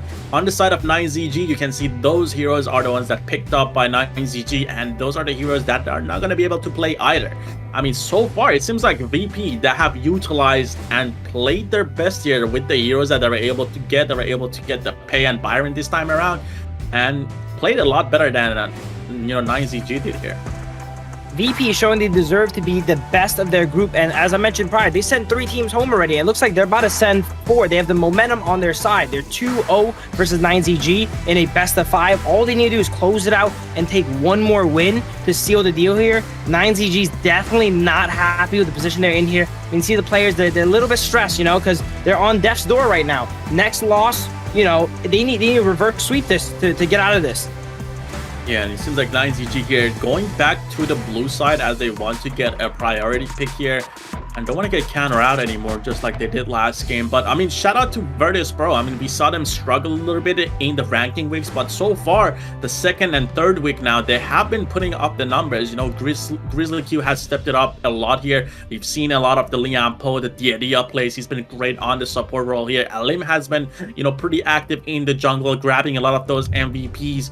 So definitely a great step up from the side of Virtus.pro. And the bans here, again, looking like Luna is going to get banned on by 9ZG. They really don't want to give that to Alim here. After what we just seen Alim do with Pei, they're still banning out Luna. I'm not too sure what Alim's Luna can do, but 9ZG does not want to find out. It looks like they're probably going to ban out Luna for the entirety of the series here. So that could mean this final game, or if they do well, the next game's coming up, Mai actually being banned on side of 9ZG as well too. They know they already picked it once, so VP is not going to go ahead and ban it, and they don't want to give VP this chance to play it. Yeah, they definitely don't want to give Mai to Red. We've seen him have a great performance on Mai previously. Dharma gets banned out here. Ogren gonna get picked up for the side of 9ZG. We've seen them have a really good performance on Ogren every time they get it. So it kind of makes sense that they're able to prioritize it here and pick it up. Dolia, though, I was going to talk about it. Dolia hasn't been picked out or prioritized here, but Dolia, Gananmo might be picked up here as Red wants to lock in the Gananmo. We've seen this guy on Gananmo. He's been able to steal a couple of objectives, steal a couple of kills here. And we're going to see a lot more of that because he's going to get that Dolia here. Yeah, Dolia, now that a lot of picks have been exhausted by both sides here, the lower tier supports, you're going to see some use here now too. We've seen the Diadia, the Liang Po already. Now we might see some Dolia Dune combos potentially. In the knockout, in the survival week too, right? We didn't see too much Dune, whereas in rankings week we saw a lot. So maybe VP goes ahead and busts out here the Dune Dolia combo. Yeah, they could try to do the Dune Dolia combo, but again, Alim doesn't really play that. Alim doesn't like playing tank jungler, so it doesn't really make sense for them to pick that up. They do pick up the Alain here, though. We've seen a lot of the Alain Dolia combos here. But again, Lung is still open as well. This is something that VP might be able to pick up here. It should hopefully be banned away by the side of 9ZG here, as they still target more of the junglers on side VP. But if they give him Long, they have Long, Alain, Dolia, that's a devastating core. Yeah, that death at Suns and resets, they're going to be quite annoying. We saw Virtus.pro against MKoi. I believe they were able to get a lot of that, and it did put a lot of pressure on the side of MCoy when they did play against the combo. But again, Loon didn't get banned out here, so that might be the pick here if Virtus.pro wants to play it. And Yixing again, look at the respect. The respect being shown to Alim here. 2 more jungler bans here, 3 jungle bans total. Alim having to work with what he's got here. It looks like he locks in the Lamb. Yeah, the Lamb could be a great pickup here. They don't have much CC so far, I would say, on the side of YikeZGG. At least they don't have a solo target CC here that is able to lock out the Lamb. And, you know, Alim sees that, and as an assassin player, he might be able to do something with that. YikeZGG flips the script here and picks a composition that I don't think we've seen yet. Guan Yu, Sunbin, YikeZing here. So there's definitely switching it up. They noticed that what they're doing so far has not been working out. So they're going to try something new here with the Sunbin and the Guan Yu. Long gets locked in for VP. They know YikeZGG cannot go ahead and pick it, so they can safely save it for last pick. And it looks like VP is going for match point now. Yeah, Long gets locked in. I talked about it. The Dolia Long Elaine combo. This is another triple combo. Like, they got the Liam Poe, Byron Pay. So definitely VP been doing their homework. They locked these triple lock-ins, and they're gonna get the combo here. I mean, the Dolia can even reset the Ganon Mo. You know, Ganon Mo is able to reset, you know, refresh, you know, his own skills. But imagine a Dolia on top of that in some of these fights. So definitely gonna have to look out for Grizzly Q and how he's gonna be resetting these heroes that he has on his team. But I think this should be an easy game for Virtus.pro. I mean, they don't have too much of a CC lockdown on the side of YikeZGG. The Lamb is definitely going to have a free time. And the Alain as well, being able to utilize the double Death at Sunset here with the help of Dolia. That might be a problem for YikeZGG. Usually that composition on VP side is rounded out with a Dune in the jungle, but as you mentioned, it's not really Alim's style here, so they're probably going to be lacking a little bit of front line. Elaine, while he is tanky, is more of a diver there, so the back line on the side of VP might still be a little bit threatened. It is Long, though, one of the hardest marksmen to dive, but we're going to have to see how both teams play it. Yeah, I mean, definitely the double infinite vastness might be a problem. I mean, you do have an Ogren that wants to get close, that wants to do a lot of damage. Long has a lot of life steal, you know, he's able to, you know, keep up and also fight knockback targets. So Long has a lot of utility that is not good against Ogren. They definitely should have banned it out on the side of YikeZGG, but who knows, maybe the Sunbin here might be able to help them out, being able to utilize the time flux here, being able to kind of turn back the time and get some of their health back, might be able to negate the poke that the side of VP and the damage they have. But we're about to find out as we get into the match here.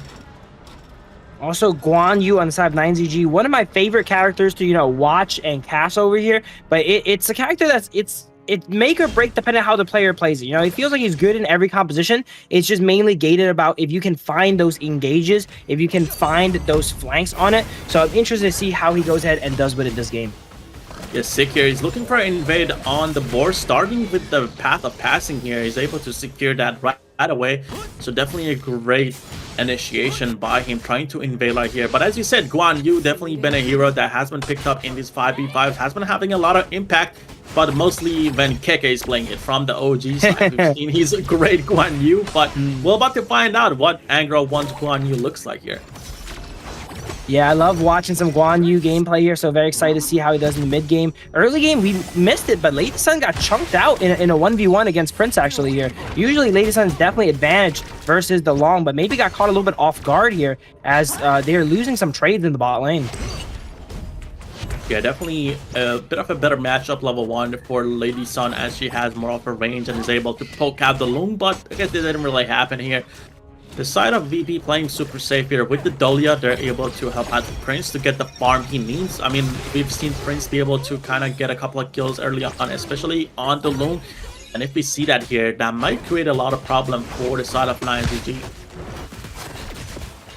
Yeah, but a little bit of trades going off on both sides here. Not much is going to happen, though. Early game, neither side has enough damage to convert any kills. Mainly just looking for some trades. Throughout that, though, YikeZGG has actually built himself a little bit of a gold lead here from, I guess, good wave management, as we see no kills come out yet. Yeah, I mean, we did see the invade on the boards from Sick. That's obviously going to be a little bit of a gold, and they have been able to farm a little bit more, I would say. Last hitting also matters, so the side of YikeZGG definitely playing the game very patient and calculated so far. They're, you know, again, we talked about it. This is their last chance. If they lose this match, are going to be pretty much out of the tournament, and we see Red here coming down, trying to take them out of the tournament. Doesn't happen though. KMW is going to back out of here, and that's true. Going to just recall as he knows he's super low. Board comes out, does not quite connect. More of a defensive maneuver there just to keep them off. As Red seems like he was first to act and got down there. Both mids just making sure they respond to these fights so nothing gets out of control. Guan Yu is actually in the mid lane right now. Not much going on still. Pretty passive game on both sides. Yeah, besides Shisui tried to utilize the teleport, calm down, tried to use a Death at Sunset twice with the help of Celestial Melody, Dolia's ultimate, but they were not able to get the full dive they wanted, so he's going to have to back. Anchor 1 here, though, goes mid lane to try to kind of respawn and try to take a bit of pressure out of, you know, his own team, YikeZGG, pushing out the mid lane. But again, things are kind of going back to normal. Both teams are playing safe here. They're all getting ready for the objectives as they're going to be coming up in the next 40 seconds. Yeah, we've seen a lot of these games where both teams have aggressive supports, you know, the Daidia, the Liang Po. But now we have a game where we have two more passive Enchanter-style supports. So the early game is a lot less hectic here. The Sun Bin also one of the best disengaged supports here too. So able to fend off the double def set sunsets. Ooh, Alim! From Sushui. Almost pulling Sick under the tower. I thought Alim was actually caught out because the Guan Yu was able to push him out a little bit, and Sick was able to slow him down, but he goes behind Sick, is able to use the ultimate to pull him down into the tower. Doesn't really get anything out of it though, as Lamb, again, I talked about it, he's super slippery, and the side of YikeZGG, they don't really have a lock on to kind of lock him in here. Yeah, the Lamb, another one of those characters like Fade, you know, it's very feast or famine. Can you get ahead with it early game and get rolling? If not, it's not going to look very well for you in the late game. The matches I've seen, Lamb has not been doing too well, mainly just farming throughout the match and not really making some plays. Hopefully, Alim can change my view on Lamb, because I've not seen too many great Lamb plays so far in the tournament. Infinite Advancements is forced out as Prince was taking a lot of damage from the Lady Sun and Sunbin here. Red here might be caught out though. The World is My Board comes out, you know, got a couple of people locked in. There's no damage, there's no follow-up. The Ogren wasn't here. But YikeZGG, knowing that the side of BP, they're poked out, they're gonna try to invade the Azure Golem here and try to take that for free. Sick trying to focus it down right before LM comes in here. LM is not gonna have the Azure Golem any longer here. Angra 1 here is looking for a pick here on the mid lane on Shisui here. Doesn't really get anything out of it either.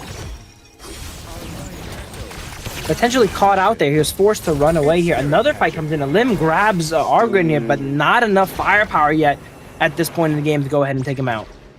Yeah, Conductor of Souls are also weighted on the side of YikeZGG. Sick kind of wasted that as he thought Alim would kind of pull him into the Ganon mode, so he was a little bit scared.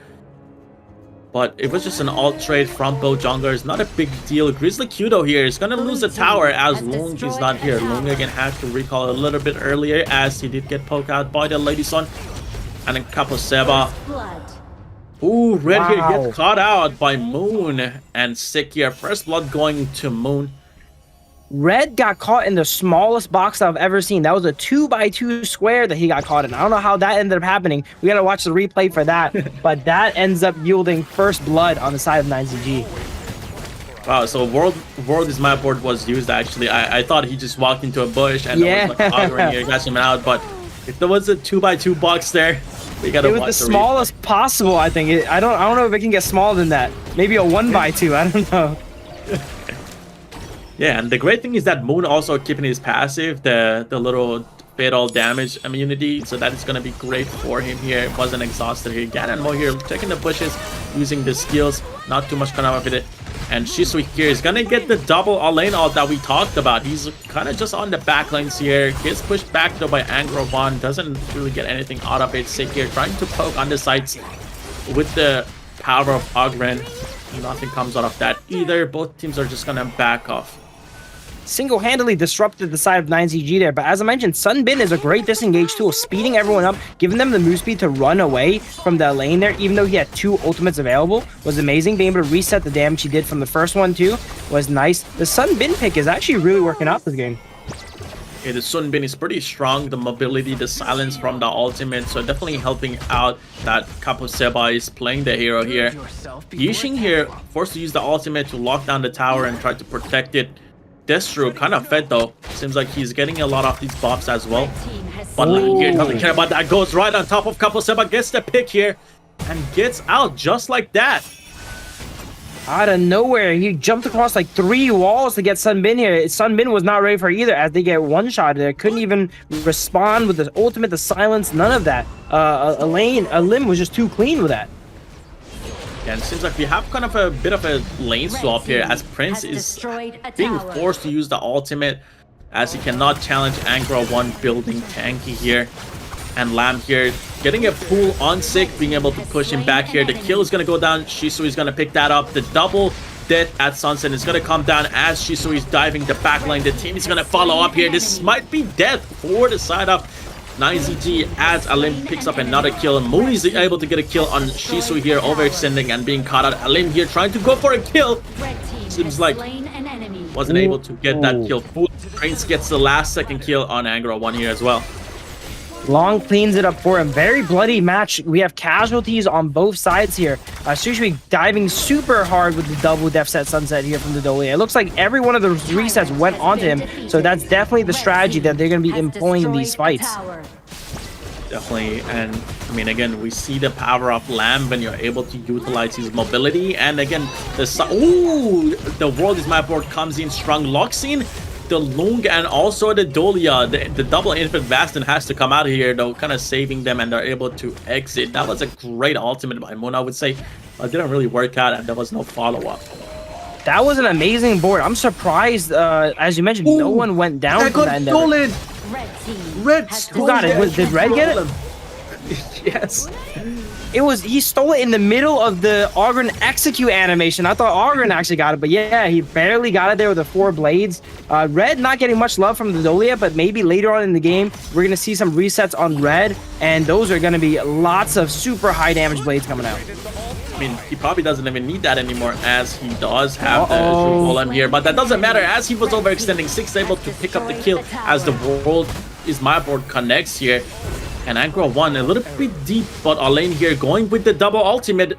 Celestial Melody comes out, doesn't really connect though. That is gonna be a 1-4-0 trade to the side of YikeZGG. Definitely a great pickup. The ults from Moon, they've been kind of nice recently, I would say. Moon has been landing some amazing boards. Not all of them convert, but if you land enough amazing boards, they're bound to here. Speaking of amazing ults, another board comes out. Grizzly Q is caught this time, but there's not much follow-up to take him out. Yes, Sick. I mean, the board did connect. Grizzly Q was pretty much on the edge. Sick wasn't, he didn't have enough damage to kind of take down Grizzly Q. He's a support building a lot of tank items here.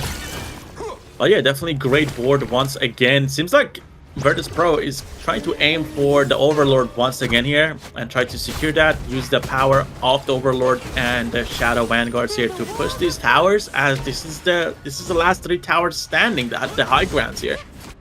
Yeah, VP has amazing momentum, prioritizing the Overlord, not giving YikeZGG a chance to reset the tempo of the game with that enhanced Shadow Vanguard to clear out a wave. Even though I don't think it's the best when your head is not as strong as a Shadow Tyrant, being able to deny it from your enemy so that you know for sure they're trapped in their base is going to be amazing. Yeah, definitely going to be amazing. And they have it now. They drop the Shadow Vanguard down in the bot lane. He's going to have a lot of health and a lot of damage destruction. It's going to be coming up very soon, and Shisui here is looking to dive this possibly. There is no team though, so he's just going to back off. He's just applying a little bit of pressure. Showing your presence right now is massive for the side of VP. They do have a lot of items, they're pretty fit, but we should have a pretty good fight coming up shortly as the Vanguards are walking in here. This is match point and is not looking good for YikeZGG. It feels like they've come the most unglued in this potential final game here. They're down 5,000 gold. We see a Shadow Vanguard pushing in from side of VP. This could be it.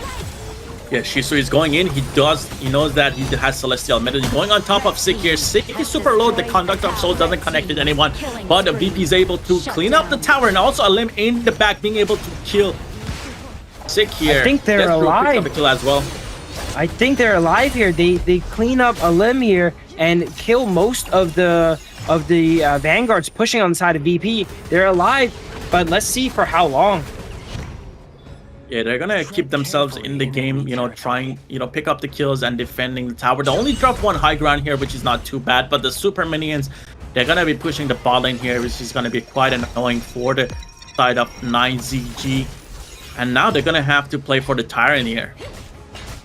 It looks like they're setting up a potential ambush here. They're really far from their base. Probably not where VP expects them to be here for a sec. Guan Yu in an interesting position. Can he find anyone here? It goes to actually clear up the bot wave.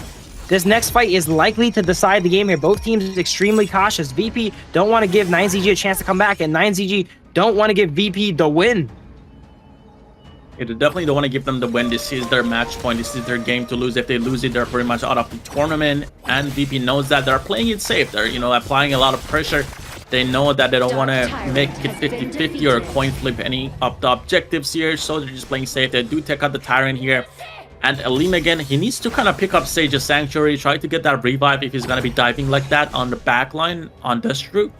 But that was a pretty good pickup, you know, kill pickup on the farm laner. You know, Destru has the most of the damage here on the side of YikeZGG. VP playing extremely methodically here, very disciplined, slowly pushing into the side of YikeZGG. They don't want to mess this up here, as these could be potentially the final fights. And look at Shizu in the back line using the double ultimate here, going on the back line here. Sick is gonna have to respond here with the help of Sumbin. A lot of the damage gets reverted with the time flux, but nothing comes out of it, though. They do get another high ground on the side of Virtus.pro, as now there's going to be 2 high grounds down. The only high ground standing here is going to be the mid lane one. But again, the power of the Doliash and the Alain here, they're able to constantly reset those ultimates, be able to apply a lot of pressure to the back line. And that's what's getting them these high grounds right now, Bill. That combo is like impossible to deal with. He dives you once. One Alim ultimate is hard enough to deal with as a carry. God forbid you get hit with 2, and that's exactly what VP is doing.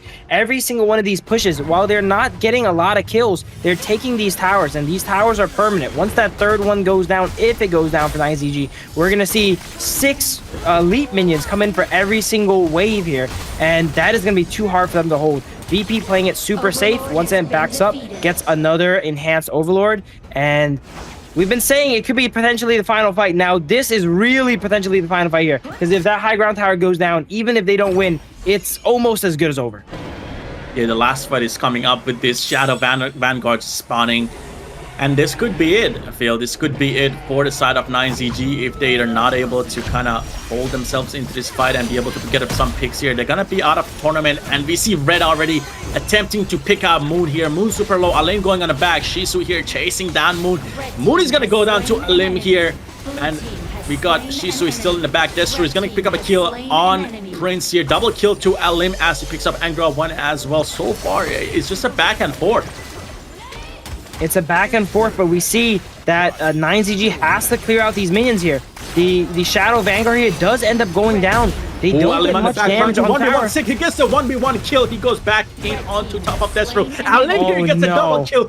One more could be coming out. This is only on Capo Seba. He's not going to be able to hold that the looks tower. Like game. That is game for Virtus.pro, beating YikeZ Globant 3-0. Going to round that was convincing. The lower bracket. Wow.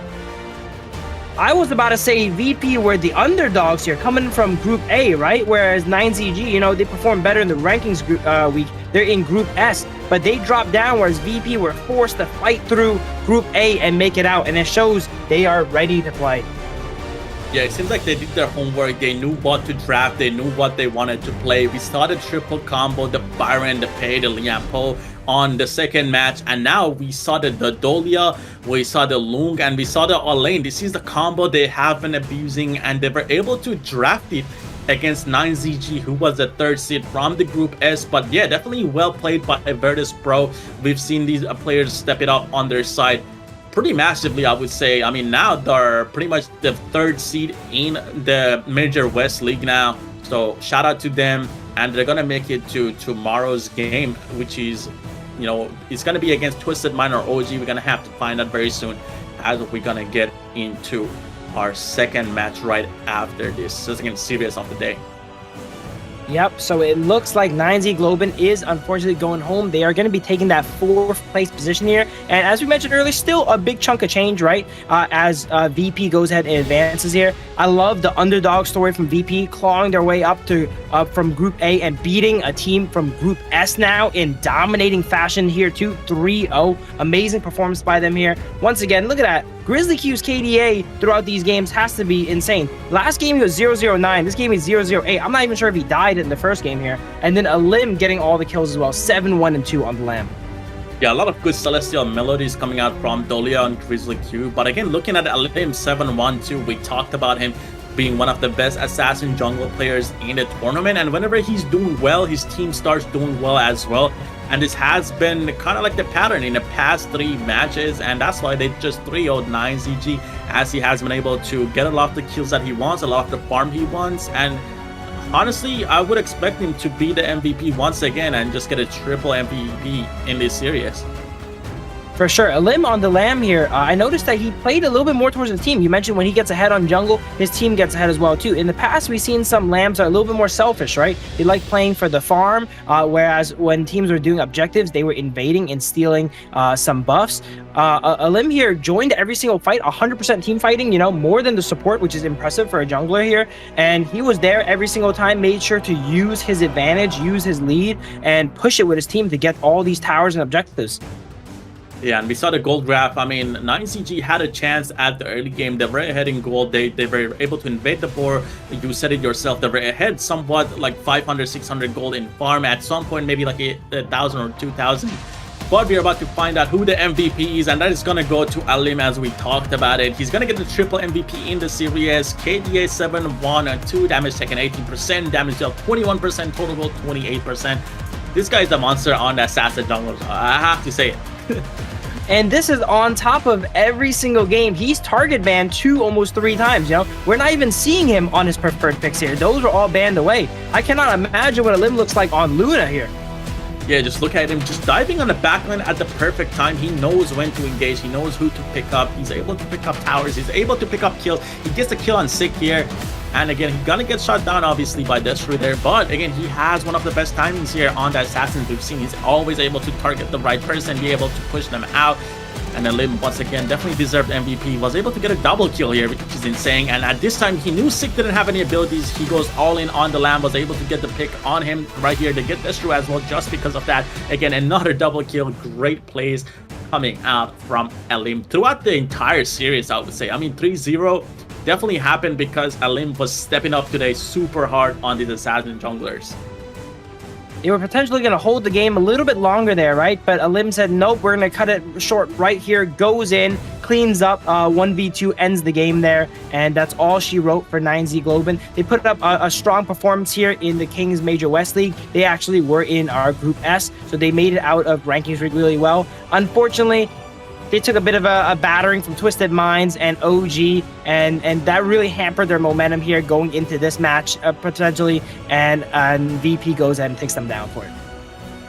Yeah, definitely. I mean, I'm excited to see how they're gonna play tomorrow now. Like, I mean, VP, again, over the weeks, over the days, they've been getting better and better, and it seems like there's nothing that is able to stop them. I mean, we saw a lot of teams in Group A, MKOI, next Ruya, Alo Gaming, they were not able to stop Virtus.pro. They were able to come out the victors, and now we see that they're able to kind of dominate YikeZGG, who was the 3rd seed in the Group S. So I definitely want to see how they're gonna put up a fight against, you know, Twisted Mind or OG. We're gonna have to find out soon and see what that you know, series is gonna, you know, the outcome is going to be. So definitely want to see how VP is going to perform tomorrow. Yep, and our next match on this broadcast here is going to be OG versus Twisted Mind. So the loser of that match is going to be playing VP tomorrow. So that's going to be interesting to see as well too. And also, it's Italy versus Italy here. This is for bragging rights here. They're both from Group S, right? They've been back and forth. Mainly OG has been really ahead, but here's another shot for Twisted Mind to go ahead and take down OG. But before we get into that, we got to get through a quick break.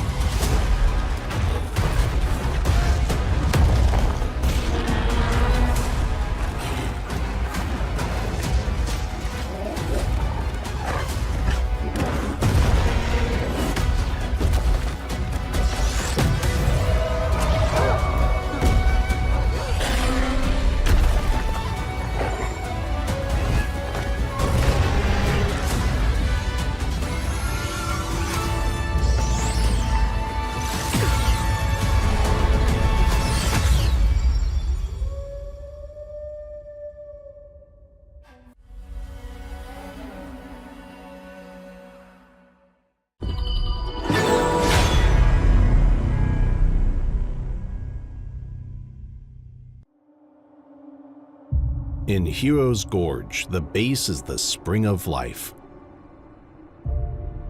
In the real world, every forest and plant is the Earth's spring of life. The base nourishes the gorge, just as Earth's ecosystems sustain all life. If the base is exhausted, heroes will lose their home. If ecosystems are destroyed, all life loses their habitat.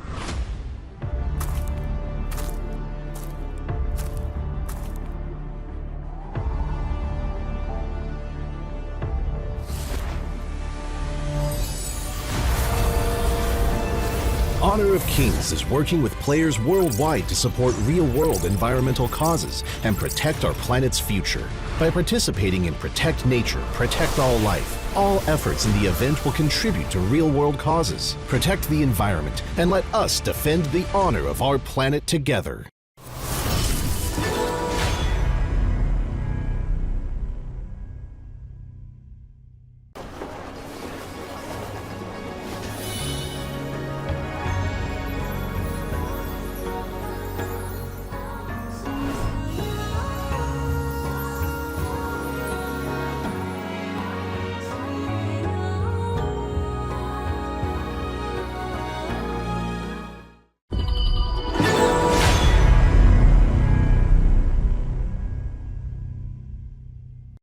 Excuse me.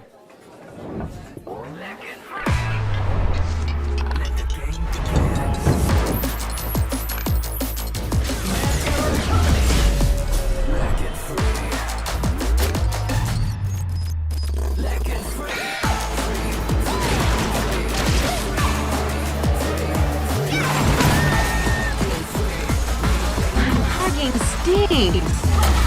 Victory. Yes, yeah. Another round. Sure, but how about a smoother phone next time?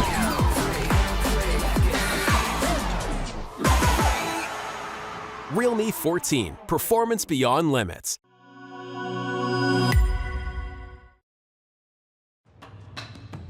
Welcome back, guys, to the Kings Major West League. We just concluded game match 1 here, which involved 9Z Globant going home, unfortunately. VP is going to be securing their 3rd seed here, with 9Z Globant securing 4th. And now we're into the top dogs, you know? Seed 1, Seed 2 here, both from Italy. We have OG versus Twisted Minds. And also, something apparently happened in the break here. Yikes, you want to break down some of the penalties that went on the side of Twisted? Wait a second, Phil. I'm getting some words that Twisted Mind was a little bit late here. They were, they have a bit of too much confidence. Production just told me that they're losing 4 bans, so OG is gonna go here and have the chance to ban 8 heroes. Well, I don't think they're banning 8 heroes, but only 4 heroes is gonna get banned. Yeah, Twisted is gonna have no bans. We look so excited about this. We're not Twisted haters. It's just something interesting, you know. Like we've seen him go back to back a few times here throughout the rankings week and the survivings week, but I don't think we've seen him play versus no bans before, right? So let's see how this goes ahead and goes down here. We're gonna break out the teams here in a second. Both of them representing Italy, playing for that #1 spot. They've went back to back multiple times. OG has usually come out the favorite, but you were mentioning to me there that Twisted may be using a strategy where they are, sacrificing a bit to get some intelligence here. They swapped out some of their players, tried to switch things up. Yeah, I mean, that's the thing they've been doing. I mean, they actually brought in Juye, which is their sub jungler last time, whatever. So what happened was that OG was undefeated in kind of like matches, right? In terms of matches, nobody actually beat them throughout the entire tournament. They tried really hard with Clean on the very first matchup, the best of 5 they had last week. Clean was able to, clean house with his clean jungle. And it was 1-0 to Twisted Mind, but randomly they just sub out Clean here and put in Juye. Obviously, OG was able to get a 3-1 win there. But yeah, I mean, Twisted Mind definitely playing a lot of mind games here, having Clean last time subbed out, and this time, showing up a little bit late, losing, 4 bans. So I definitely want to know what, Twisted Mind with their, big brains they're trying to, do here. And we're gonna find out very soon, and I'm excited. I mean, this is kind of like a preview of our grand finals.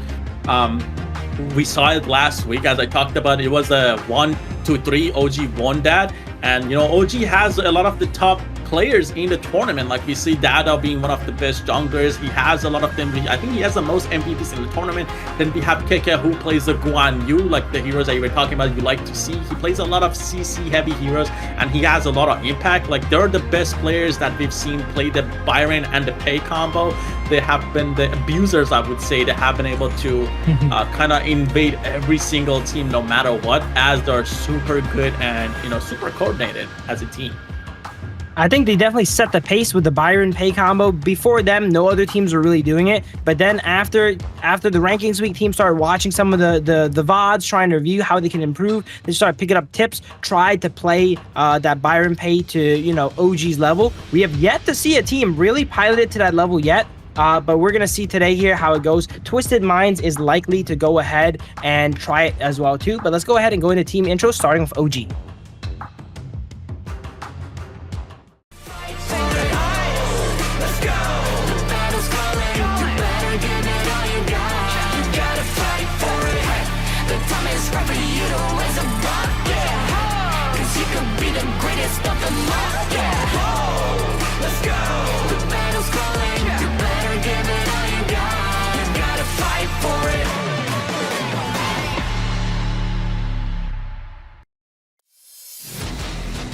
Our first team here is going to be OG Esports. Dream OG are representatives from Italy. OG Keke for the Clash Lane, OG Dada for Jungle, OG Wen for mid lane, OG On for farm lane, and OG Muchen for support here. We talked about this lineup. They are super strong. Last time they were against Twisted Mind, Muchen was actually banned out. There was 4 bans on support pretty much throughout the entire series from Twisted Mind. Seems to be the game plan for them going into these probably. But again, we talked about this. Twisted Mind not gonna have the 4 bans this time around, as we're gonna check out Twisted Mind's lineup right now. See the fire in your eyes. You gotta fight for it. Let's go.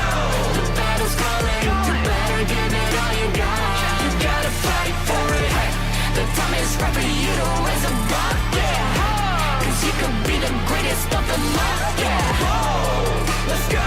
The battle's calling. You better give it all you got. You gotta fight for it.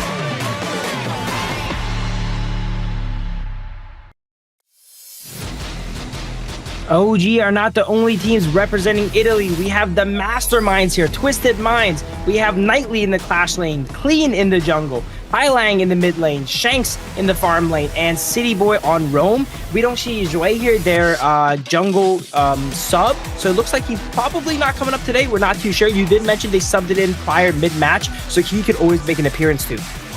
They could definitely make an appearance, and you know, this is going to be the upper bracket match. Each one of these teams is gonna have another chance that, I mean, the loser is gonna drop to the lower bracket and they're gonna play against Virtus.pro. So this could be another one of those matches where we're gonna see Twisted Mind playing those mind games, you know, subbing in and subbing out the junglers.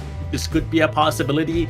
I mean, now they're going into this without having 4 bans on arguably the best team in the tournament, so we're gonna have to see what that is going to look like. But the head-to-head player here is going to be On versus Shanks. This is gonna be the 2 farm laners.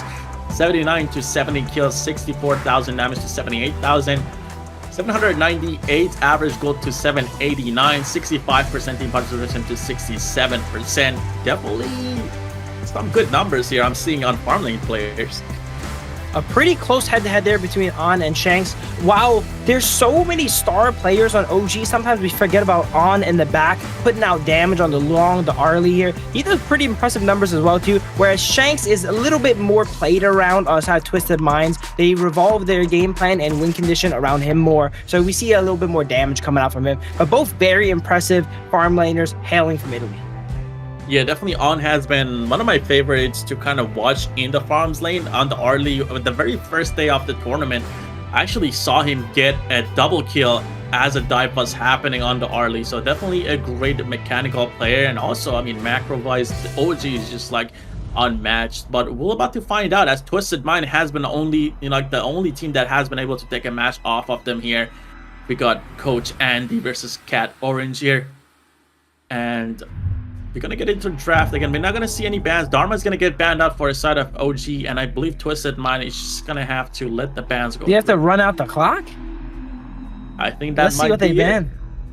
Okay, well, it gives them a lot of time to think. They're the masterminds, you know. They're gonna use all the time available to think about what character they should not ban here. I'm not sure if it's the entire series or game 1 only. It's likely probably game 1 only, but I would say game 1's probably the most important game, right? It sets the pace for the series. It lets you build up that momentum here, and let's see if they get hurt by these no bans. Yeah, no bans. Pretty much just nothing on the side of Twisted Mind. OG here, though, they're banning out what they usually ban against Twisted Mind, the Dharma, the Zhongfei. The Zhongfei opening up a lot of space. We know City Boy has been really strong on the tanks. His Lian Po, his Zhongfei has been like some of the best tank picks throughout the tournament, so definitely makes sense. And we also see 90, you know, put up a good fight against Keke, who has been one of the most favorite clash laners in the tournament. We've seen a solo kill actually by 90 on KK last time that we saw these two teams play, so it's gonna be always, you know, fun to watch these two go at it and see what kind of matchup they can go with.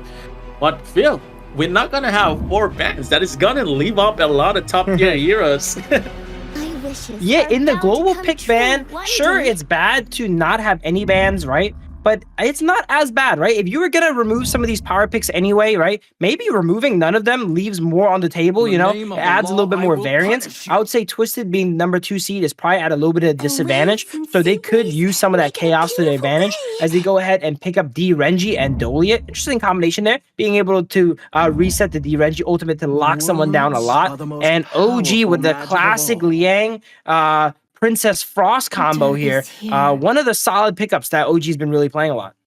I mean, this makes sense. Like OG Muchen, as I talked about him, he was banned out every single match of the series. Previously, when these two teams played, they target ban Muchen. As they know, he likes to play the Liang, he likes to play the supports here. And they're not going to have that chance because Twisted Mind does not have 4 bans once again. They literally cannot target ban him this time. He's safe for once.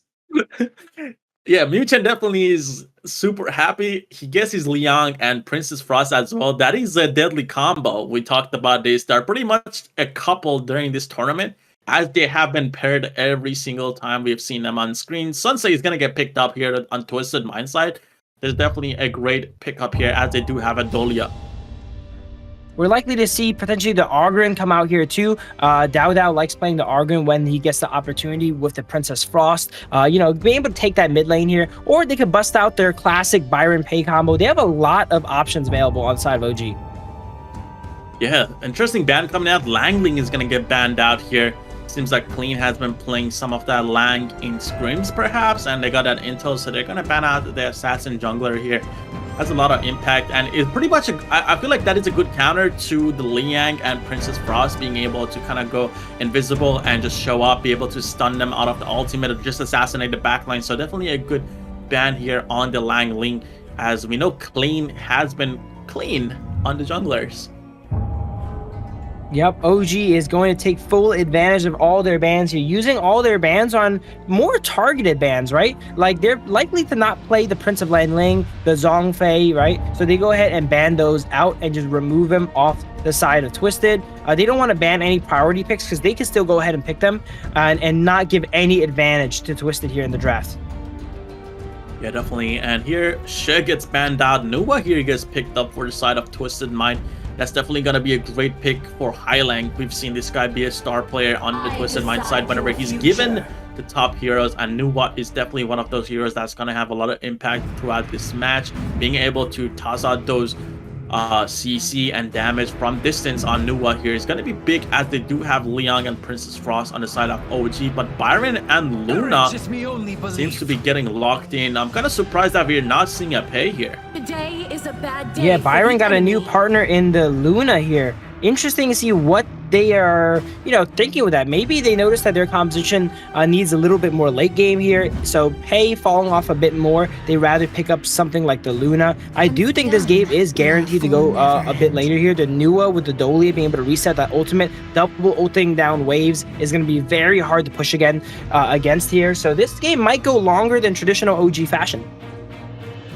Yeah, definitely could go long, I mean late game here, but I mean they do have Leon and Princess Frost on the side of OG. There is a lot of pick potential there, paired up with the Byron and the Luna. Luna has a lot of mobility. There is no lock on CC here on the side of Twisted Mind, which was a problem for 9ZG last game actually, as they were not able to stop the lamp. So are we going to see the same thing happen here? Is the Luna going to be slippery this time around, as Twisted Mind doesn't really have that lock on CC? I believe other than like Imperial Order, they don't have much that can lock down the Luna here.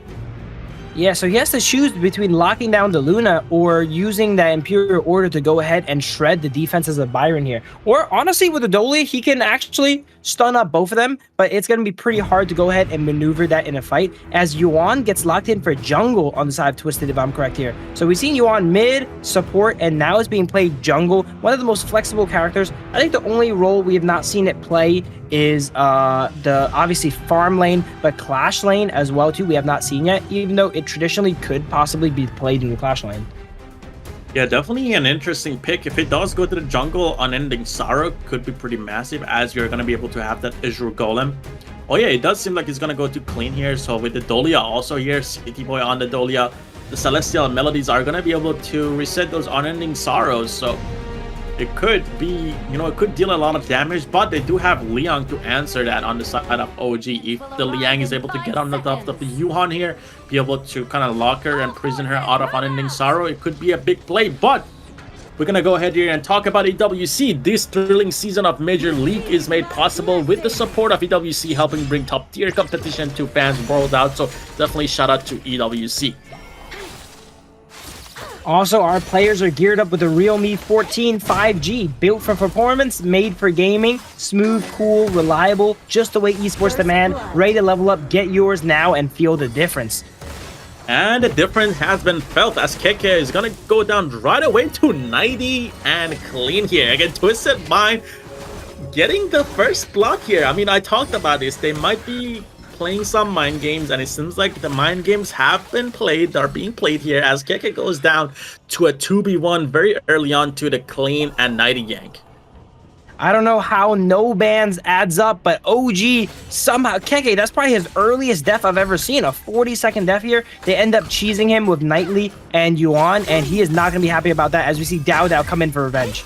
Ooh, 90 already used Flash here, trying to escape, but gets pulled back in by Dada.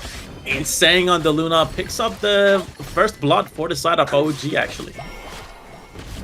And just like that, the game is all even again here, as not much invading is going to be going on this game. We don't see the pay here that's usually seen in game ones. Shanks providing a lot of pressure, pushing on and Muchin under tower here, as Arlie at this point in the game is definitely not that strong. A kill comes out. Kill. Princess Frost gets caught out mid. It definitely gets caught out here. On here is going on Shanks on the back line. Nuwa here gets pushed into the tower. We talked about On being deadly on the Arlie.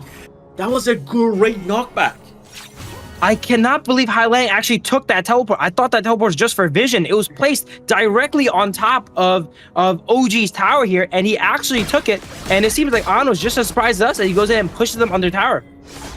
Seems like 90 here is engaging on Kick, as he knows he does have the support of Clean coming up. But they're not going to give away a kill anymore. Kicken knows that there's going to be a lot of ganks on him. It seems like Twisted Mind's side are targeting the Clash Lane side, as they know Keke. Whenever he's ahead, he does have a lot of impact. He's able to freely roam around, so they don't want to give him the opportunity to do that.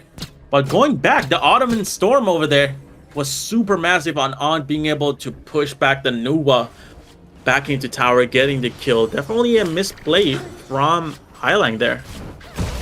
Throughout the weeks, it looks like, ooh, speaking of misplays here, walks into a bush and gets caught by a full combo. Does not quite, I wouldn't say it's really a misplay, it was out of vision, but it does not quite kill, unfortunately. But that was an amazing combo from Muchin and Wen. Yeah, Muchin and Wen, these guys have been playing that Liang and Princess Frost combo a lot, so they know their limits, they know how to catch up, you know, people here. And City Boy was the target there, but having heal, having Dolia, who has a lot of healing itself on the character, she's able to get out.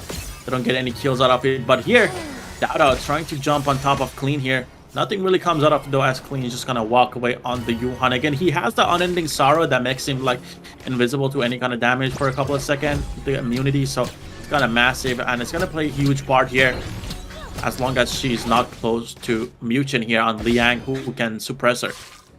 Yeah, Yuan's actually a pretty solid pick into Luna. You know, Luna needs those resets to keep going in a fight. And a crucially timed ultimate and going untangible could stop that completely for Luna and get her caught out in the enemy side without any dashes to get out.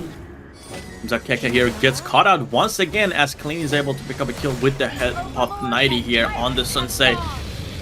And Tyrant is up here, the side of OG's focusing it down. Dado gets it instantly, gets out. Iron secure for the side of OG here. I think this is the most we've seen Keke die in the early game here. Usually he plays a whole game without dying, and 4 minutes in, he has 2 deaths already. Has Twisted Minds figured out OG? Yeah, I mean, it could be definitely a possibility. And here we can see the same thing happening from the OG side. They're able to lock down CT Boy once again. A crazy Liang and ultimate coming out from Princess Frost as well. Highline here trying to chase down the Princess Frost, doesn't happen though. Gets the kill still with Annihilation using that range and ultimate from Nuba. Twisted doing a great job of neutralizing OG's early game pressure that they're known for here. They get a pick with the Liang and Princess Frost combination, but right back they go ahead and take it back with the Nuba ult.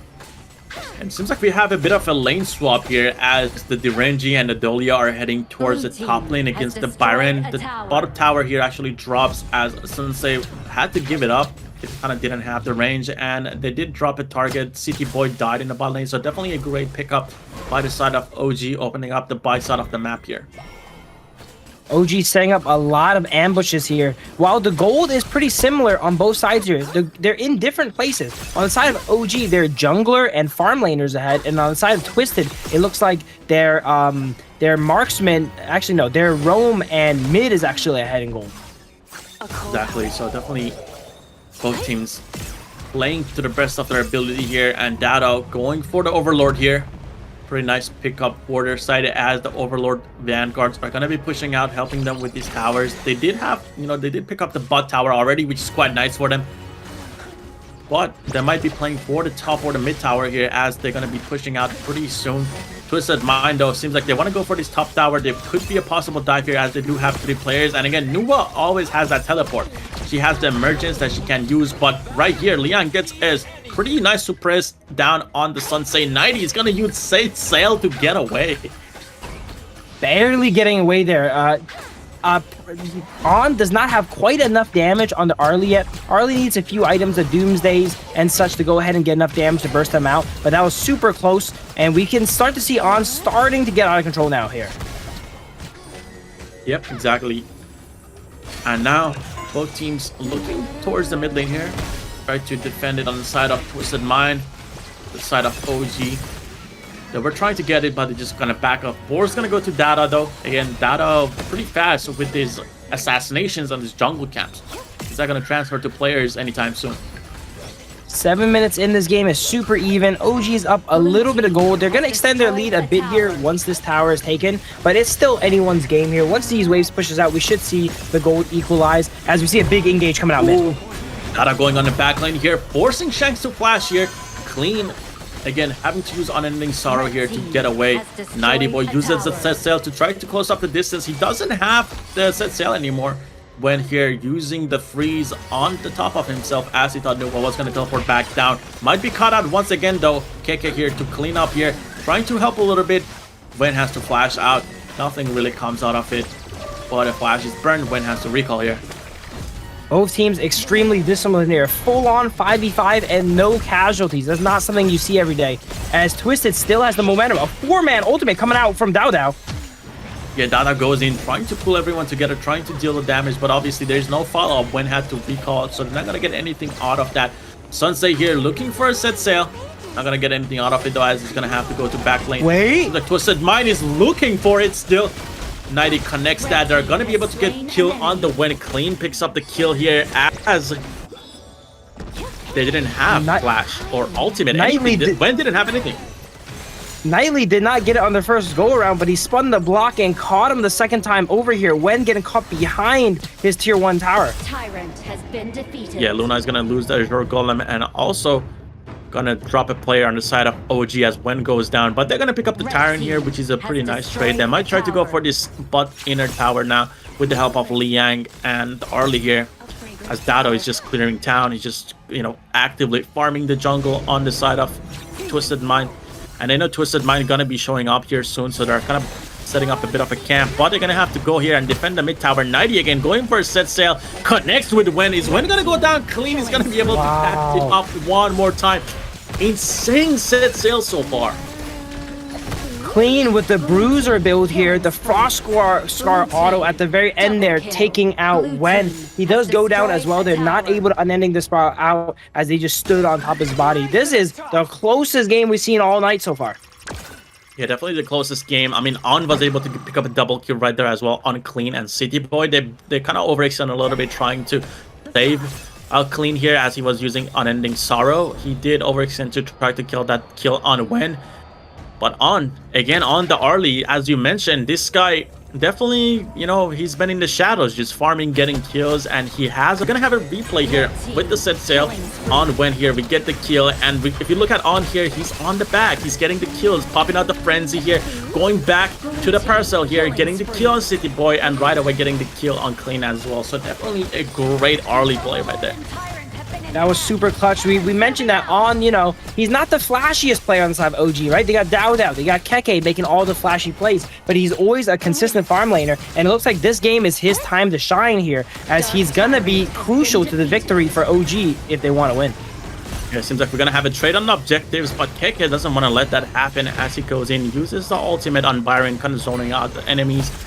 But they do have the Tyrant now on the side of OG. We've seen OG do a lot of work when they're able to get Tyrant. They're always going to try to look for fights with the little bit of a damage boost they get. And we kind of see that right here as, you know, Dada is trying to go for these pushes.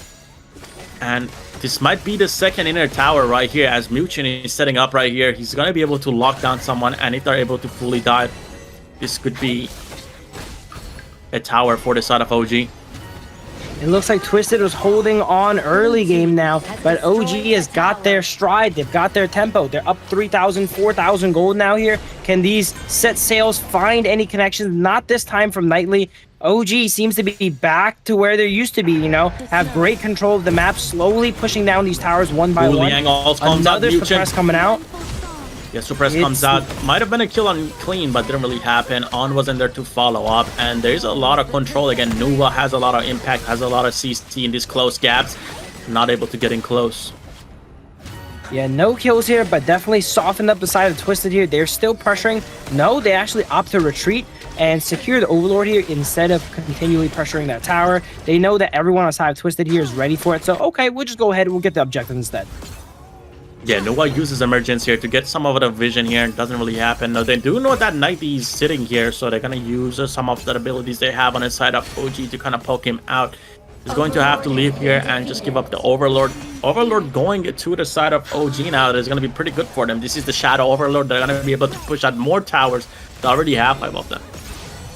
This is not looking good for Twisted. I've seen this before. Once OG gets a good hold on the game, they usually do not give it up. We need Twisted to make some sort of play catch here. Look at the high ground. To get themselves out of the base. Yeah, this might be the high ground right here as OG was able to kind of play the macro here, push out the minion waves in the mid lane and go back on the top side of the map. Dada trying to go in, try to get the resets, gets the resets, goes back out. Definitely a great player to watch on this Luna. Shadow Overlord pushing it down in the bot lane. Nighty trying his best to clear out the minions before they arrive. Now gets on the boat trying to set sail. Muchin might be going down here. Doesn't connect though. On gets a pick on Shanks on the back. Dada going back onto the tower. Nighty is here. Set sail might be catching out Dada as he's not able to tank too many tower shots. Tower gonna take him down. Keke though gets a kill on Clean on the back line. On here he's still alive for the side of OG. Picks up a tower in mid lane and picks up a tower on the high ground. Again, we talked about On having so much impact on the farm lane. This might be all she wrote here. It is 4v2 here as Twisted tries to defend their base. They have Shadow Vanguards to help them tank up these towers. Flash skill 2 come out, one-shotting the Nua there, Keke, and that should be game. Twisted did a great job holding the early game, even gaining some leads, but once OG got that lead, they never let it go, and they keep building and go ahead and take the base. Yeah, I mean, great performance by OG, taking the lead 1-2-0. Twisted Mind losing their first match. They didn't have 4 bans, and apparently they also got some, fined. So they have been fined as well, so they're losing some cash. This is not a great spot to be right now if you're Twisted Mind. That must have been a stressful game for On. He seems relieved at the end of that game. There's like, whew, all right, we finally got this done. Everyone was going for me. I had to dance in and out of the fight, taking my parasols here. Great performance from On, though. We're definitely going to see some replays, and I will also predict that to be the MVP of this game here. Yeah, I mean, On had one of the greatest performances we've seen. He was able to use the early ultimate whenever. I think that was like the very first fight of the game where he was able to knock Nuwa back teleported down, right? Yeah. Was able to knock back CT Boy and Nuwa into tower, getting the kill right there. And throughout the game, he's been able to secure some of the nicest double kills we've seen. Being able to get on the back lane, definitely has one of the best positionings on early we've seen, utilizing the parasols and just not being hittable. Yeah, before that play from Nuwa there, Twisted was actually ahead. We see Keke get first blooded in the top lane. This game was actually probably one of the weaker performances from Keke here, since he's such a strong player. We're used to him being, 5-6-0 at the end of the game. He actually started this game 0-2, so it seems like Twisted went ahead and figured out how to play around that top lane, but a bit of a misstep here from High Lang, teleporting almost under the tower of OG, gone ahead and gave away that lead. Yeah, 7-0-1, 12,000 gold almost on here. Definitely the best farming player and also the best killer on the team on the side of OG. Had the most impact, was able to take down the key targets in these fights. I mean, we expected a lot from the Liang and Princess Frost, but it seems like on the early again, being able to prioritize the first pick on the early has a lot of impact for the side of OG, and that shows 70,000 damage coming out from On here. The closest person here, I believe that's going to be Wen, or I would say Clean. On getting the spotlight he finally deserves. Like, as we mentioned, he's always in the shadows, always, doing his job in the background where other people were the stars of the fight and the game. But this game, I've seen some of the most tame KDAs on the side of OG. Dao 1-1, Keke 2-2. They've definitely got the top side of the map figured out. Now they have to learn how to deal with the bottom side of the map with On. Yeah, definitely. Twisted Mind, they've been kind of trying to play towards that clash lane or try to ban out Muchin, as I mentioned, but they haven't been able to since they got fined, and they also received 4 bans for the first match as they did show up a little bit late. So that was definitely not the best, but MVP, we talked about it, On with the great performance on their early, definitely the best player, I would say, on early throughout the tournament. 7-0-1, damage taken 14%, damage dealt 27%. Total gold 26%, 14% damage taken. This guy might be a positioning monster, I would say. Yeah, OG definitely has a lot of players that are the best in their respective characters here. On, unlike the other Arlies, as you mentioned, has great positioning. Wow, look at that push. Amazing push coming out. Definitely one of the best players to look at whenever he's on the early, and we're going to be able to see some of that right here as he's going to be able to, pop the frenzy here, get on the back line, go back to the parasol here, gets a kill on the City Boy, and also Clean at the same time. So great double kills, as I mentioned. He's able to position really well. You can see like Sunsei is walking up. He knows that he goes through the wall. He's able to pick up a kill on Shanks on the back lines. Definitely how you want to play early, as she's super squishy. She's able to go down with a couple of hits, but her mobility is what gives her the ability to do what On is able to do. So utilizing that shows just how much of a great player he is here. Yeah, throughout the tournament, we've seen a lot of players play Arlie. He's one of the most contested picks here, right? But they're not able to have such a flawless performance because that character is a little bit low range. When you go in for that damage, sometimes you get taken out. Not On, though, right? And we're not going to see On for a few minutes here as we go ahead and go over to a break.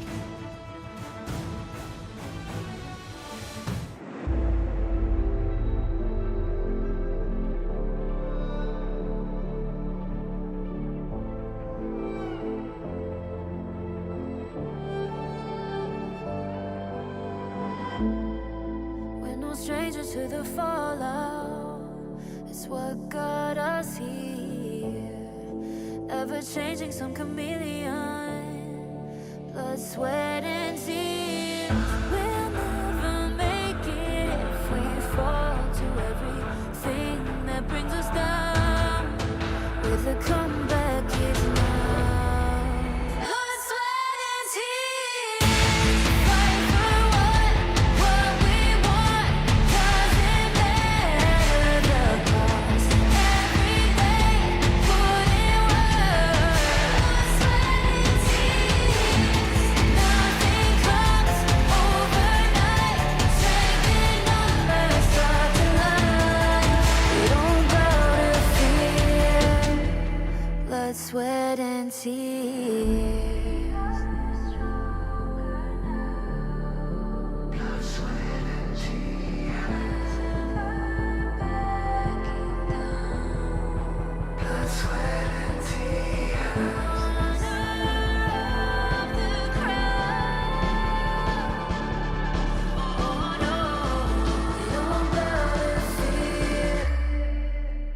sweat and tears.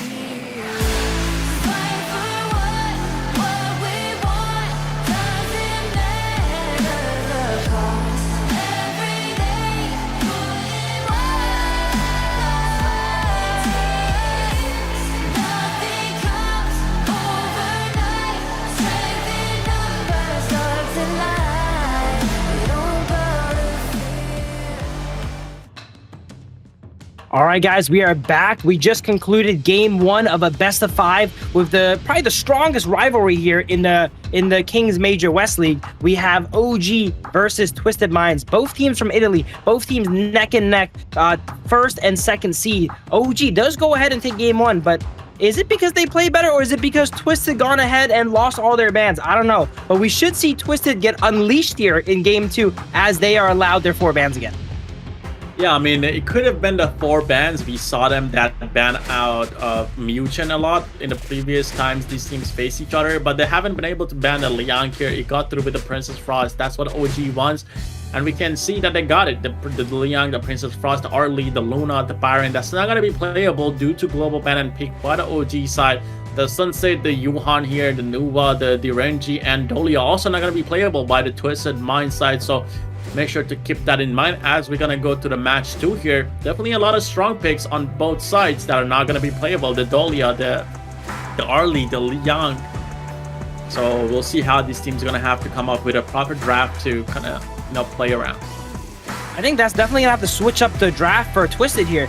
Usually they would go into this thinking they're gonna ban Liang every single game, right? Now they don't have to worry about banning anymore, right?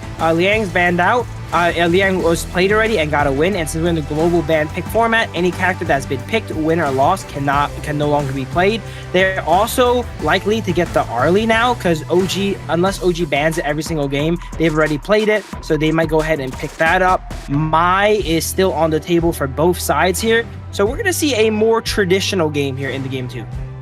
Yeah, definitely a more traditional game. I mean, there's a lot of top picks still up. We got the Mai, we got the Pei, we got the Diadia, we got Dolia for the side of OG that they can try to focus now. I mean, definitely going to be a focus on the Arlie, I would say, on the side of Twisted Mind. OG cannot play the Arlie anymore, but we've seen Shangs do pretty well on the Arlie as well, so this could be their chance to kind of pick that up and see how they will play it. But I'm kind of expecting some, Diadia and also like Angela picks coming out here, but as we're getting into this second match.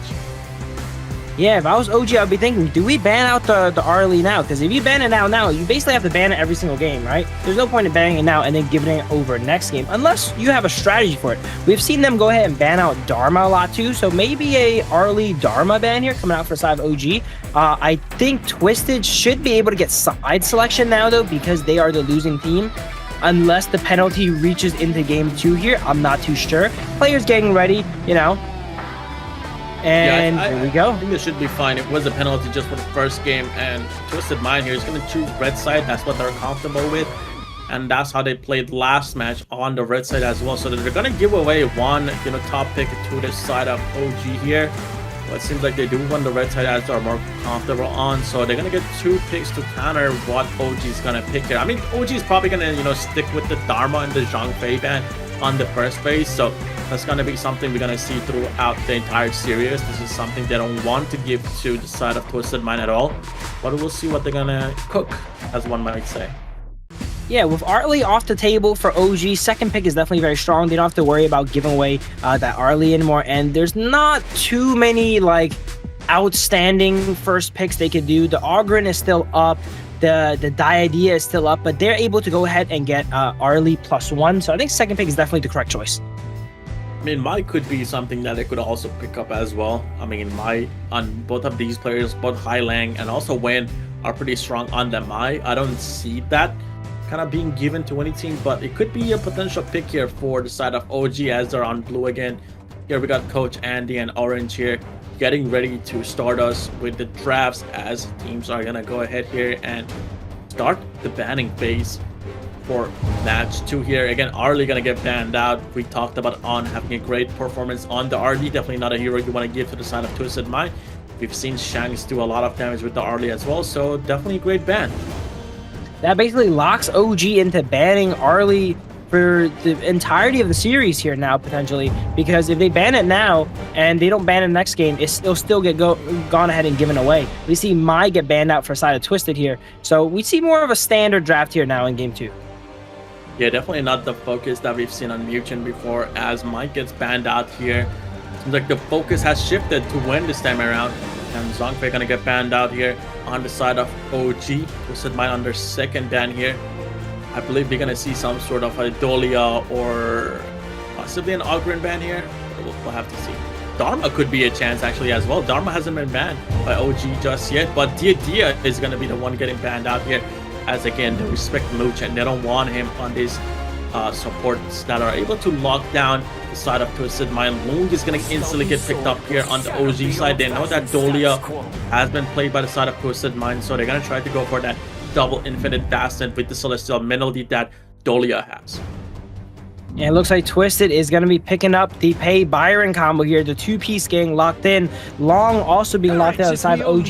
We've seen a lot of Long, but rarely locked in first pick here. So OG definitely switching up their draft a bit, locking in the Long first pick. This is going to be a very unique match here, as the first match, there were no bans on side of Twisted. That is going to have cascading effects on all the drafts going forward. We see a very, a ranked setup on the side of OG here. They got Long, they got Ogren, Lady Jen. This seems straight out of one of my peak matches. Definitely straight out like a pick match right here, but Loong, Ogren, Lady Jen get picked up here. I'm wondering why they didn't pick up the Dolia. Maybe they're gonna swap with the Dolia in the very last second, but they're gonna lock it in. Okay, I'm a bit surprised, because we saw Twisted Mind already play the Dolia. Obviously they're not gonna play it, but they could potentially ban it out here, as we're gonna get into the second phase of the bans very soon, as Mutsu is gonna get locked in here for the side of Twisted Mind. So it's gonna be something I think Twisted Mind gonna have to ban out here, especially with the Loong, with the Lady Jin on the board here. The double ultimates could be kind of deadly for them. Yeah, great insight. A lot of great ultimates to reset here with Dolia. Let's see if Twisted goes ahead and spots that, or if OG even wants to go down that route, as we see Guan Yu get banned out. We see a lot of times Keke has this pick picked near last, so teams often use their second 2 bans on Keke. Maybe OG's thinking, if we don't pick the Dolia, it forces them to ban one less pick from Keke here, as we see Guan Yu get banned out. Yeah, Guan Yu gets banned out. Definitely a good hero to ban out when you are against Keke, but Gan and Mo is going to get banned out from the side of OG here. Twisted Mind not going to have the Gan and Mo on Highline. We've seen this guy on range mid laners having a lot of impact, being able to pick up a lot of targets in the back line. Dolia, though, as I mentioned, is going to get banned out by the side of Twisted Mind. They don't want to leave the option open for OG to be able to get the double infinite vastness or double alls from Lady Jen. And it could have, kind of left the window open for the side of OG to play the lane in the clash lane. So definitely not something to leave up here. Yixing gets banned out by the side of OG, though, meaning that Twisted Mind has to pick here. We have not seen Keke play much a lane, but yeah, with Dolia, that's definitely a situation you want to go ahead and pick it here. They ban out the Gan and Mo off Highlang, but Sha is another one of Highland's signature picks here, as it gets picked up.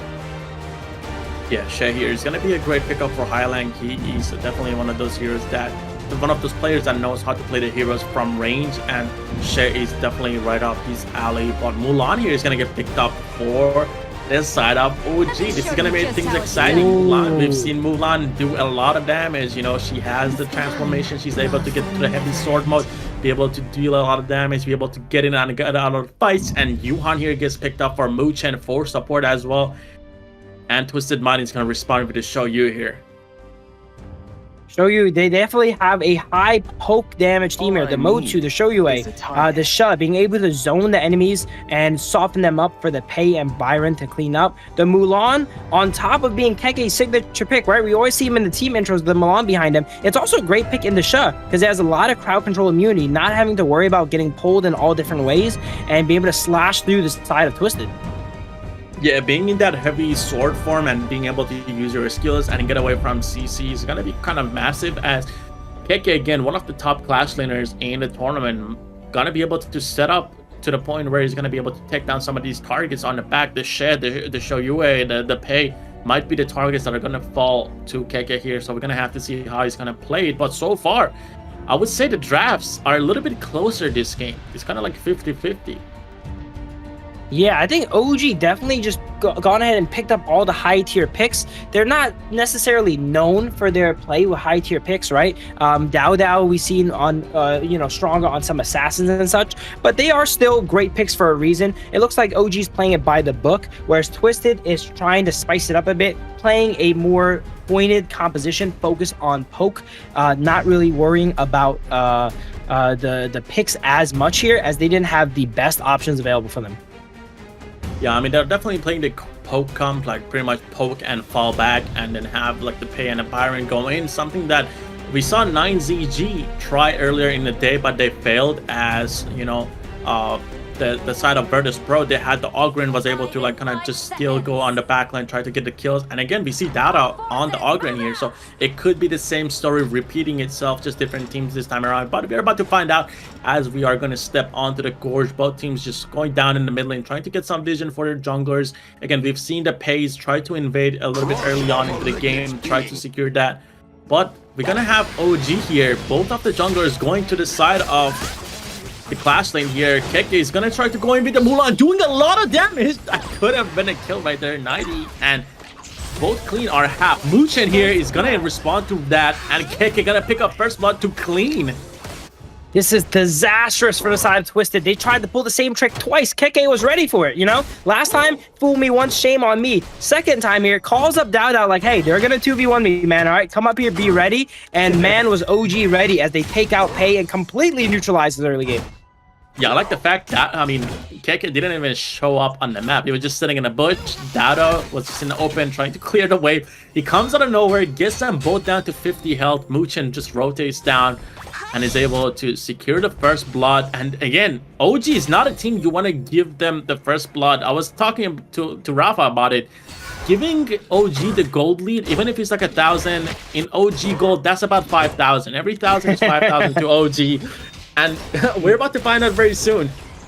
They're about to be up 5,000 now here, I think, in a sec. But as you mentioned last game, you know, while teams can hold their own against OG, once OG goes ahead and gets that lead, we've never seen them drop it before. And that's why they're flawless, right? Last game, Twisted did a great job of holding the gold pretty much even until 4 minutes or so. But once OG started to go ahead and pick up that 1,000 gold that's worth 5,000, you know, it starts to become a crazy lead. Shanks trying to go for these snipes on Muchen. Doesn't connect really in one though. He's gonna just pick up the minions from distance. Pretty good so far. You know, City Boy Shanks, they both have the range. And they're just gonna clean up the minions here as there's 3 players from the side of OG down in the bot lane. When notices that there is nothing they can really do against all the range they have on a Twisted Mind side, he's just gonna leave. But might be able to check out Highline here. Highline walking into the bush. We've seen him win and do this over and over again. Full combo on the top of Highline. On is the person picking up the kill though. Great play from the side of OG.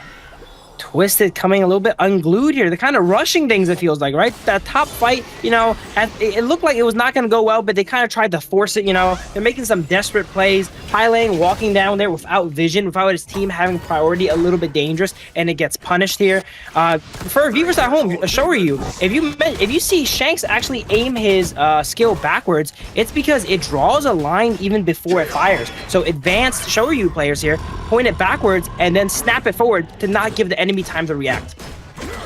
Yeah, exactly. Like there's a little red laser that you can clearly see when Shoryu is gonna trying to hit you. And Shanks, being a top player that he is, he's using Wild Wind, the second skill here, to charge it up, get the snipe shot aligned, and then at the very last second he just rotates around and hits it, which is a great thing, you know, you should do as a Shoryu player. Yeah, and when those hit, they look really nice too, because it looks like he's doing a 360 no-scope from back in the day, right? Definitely a 360 no-scope, and we haven't seen any of them connect, so Shanks here, using those on the minions. The poor minions here are the targets, as he's not able to pick up any players so far. He'll get it eventually. He's practicing on the minions here, getting some clips on the minions, all right? But later on, I have faith in Shanks' quick scoping skills. get quick scoping skills coming up here. As it seems like Muchin wants to poke out chunks here. They do hit him a little bit with the help of On here. But Tyrant again, being the victim of the side of OG, they're going to pick up another Tyrant. We've seen them pick up Tyrant as much as they can. This is something that they really like to do, giving them the damage boost. They know they're going to be able to utilize that to kind of win these fights when they need to, and also secure towers right after. Yeah, outside of the... when pulled. That kind of looked like he was walking into tower, but no, that was Highlang using the triple pull here on Che here, pulling him right under tower. Definitely that was not a disconnect by Wen. That was that was definitely a triple pull right there, and that's gonna be a kill for the side of Twisted Mind. I'm almost at a loss for words here because Wen got pulled so far away there, and that's just a power shut. If you're not paying attention, not to say Wen is not paying attention though, but if you get caught by a combination that you don't expect, you will get pulled so far, you think the middle of the lane is safe. That's still actually considered out of position if you get pulled. Ooh, what's to get a nice sniper here, City Boy, with the help of Clean. They might have picked kill a Muchin. The snipe barely misses here. Unfortunately, he almost did it. He almost did it there. He almost did it for the first time here, but doesn't happen, sadly. They're gonna have to back off. And Keke holding himself against the Byron here. I mean, this is kind of like an uneven matchup, I would... maybe actually even. It's a 50-50, I would say, if Mulan is able to kind of get it engaged and go into the heavy sword mode. I think Byron is probably stronger early game, but we saw since level 1 here, a little bit of gold went over the side of OG because of that, a bit of the skirmish that went over there. Okay, trying to look for a pick here. They might be able to get on Clean. Clean knows that is coming. He swaps to the target point, gets out right away, leaping into the wall. And Clean and 90 gonna have to back off here. Try to clear up the top lane as the rest of the side of the OG here. Try to get the mid lane. And possibly try to go down to the bot lane here to try to help out the lone Keke here, trying to 1v2 under the tower. He knows that if he walks up here, he's not going to be able to hold it. The tower is going to go down. First tower here going to Twisted Mind, but OG is going to respond right back with lone tech in the bot tower. Twisted clawing their way kind of back in the game. They were down about almost 2,000 gold a second ago. Now they caught back up. They caught back up a little bit here with the tower trades going down here. It's going closer back up to 2,000, but they're not slipping as much as teams would against a gold lead that OG has. Yeah, definitely not. I mean, they're still holding themselves in the game. We've seen, Twisted Mind being the only team that was able to beat OG in a match. We expect them to kind of have this kind of gameplay. They know how to play against the second representatives from Italy here. They're both from Italy, so that might be something that kind of has an effect. They're able to scream each other. They have been playing against each other, possibly in rank, so they do have a lot of experience against each other, which is helping out Twisted Mind, something other teams don't have.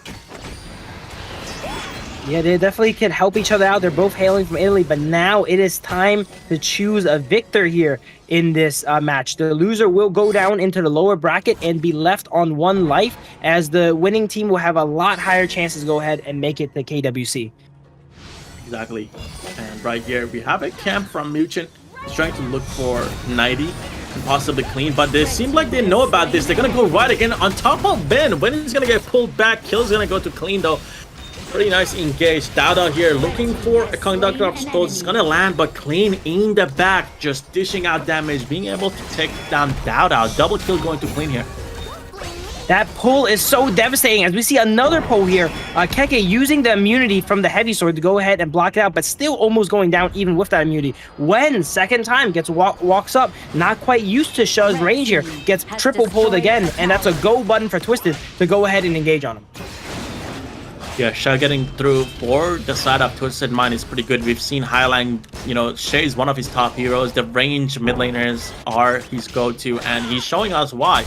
I mean, he did die whenever he was trying to gank in the bot lane, but now he's showing us how he's able to pull these targets towards his own team and get these kills. And with the help of the Mutsu and the Shoyu here, we're able to lock down and dish out a lot of damage. Yeah, City Boy being able to lock the enemies down from range definitely makes his job a lot easier. Although he's making a really great performance, it's a team effort, right? Everyone needs to work together in unison. We get the startup from City Boy to engage the fights, into the pull, into the Pei and Byron cleaning up the targets that are being pulled. Exactly. And right here, Muchen and Data tried to look for a pick here. 90 and City Boy, they knew that it was coming, so they just back off. The side of Twisted Mind, they're playing pretty well, I would say. They're holding themselves into the match, and this could be the top inner tower if Byron is able to pick out here. But seems like we're gonna have another fight down in the mid lane as On is trying to dish out damage, getting Mutsu down to around 30% health. That was a lot of damage, and we talked about Lung going into late game, that is gonna be a problem. And right here, Dada trying to get a kill on 90, but he does get a support from Highlang, making Dada to back away even after using Conductor of Souls. Nightly barely escaping there to the execute of Ogren. Dowdow not quite able to get much confirmations this game yet. Twisted is doing a great job of maneuvering around the Ogren here. Keke is up a good amount of gold on Nightly though, whereas Clean is up a good amount of gold on Dowdow. So depending on how those guys play with those leads is going to decide this game.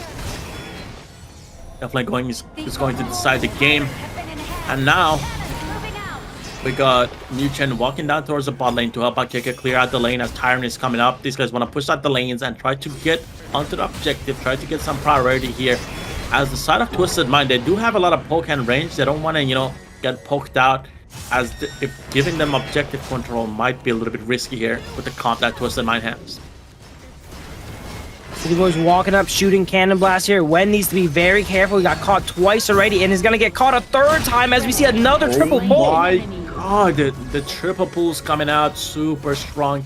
Shanks here is going to pick up the kill though, as most of the damage again relies on Shanks and Clean here on the side of Twisted Mind. But this pulls, man, the Highlang is going insane with the share. I mean, we saw OG ban it in the first match, I believe, and now we know why they keep banning the share. Yeah, Wen is... Oh, another fight here comes out. Keke getting caught out potentially in a 3v1. Nightly goes over the wall, chases him. Okay. It's not quite enough though. Okay. Yeah, he was able to transform into the heavy sword form, kind of negate the CC that was coming out from Nightly, and then fast swap to the dual sword mode and was able to do dashes off Mulan there to get out. Definitely a great use off the hero, as she does have a lot of mobility and also a lot of CC immunity when played right. Yeah. Going on to the prior point there, though, Wen has not been respecting Highlang on the shot, walking up and getting caught 3 times. Not used to the range and the kill radius that Shut brings to the table here. As we see Wen having a little bit of a sloppy game here on the Lady Gen. Definitely a little bit of a sloppy game, as he's been caught out a couple of times here before the objectives as well.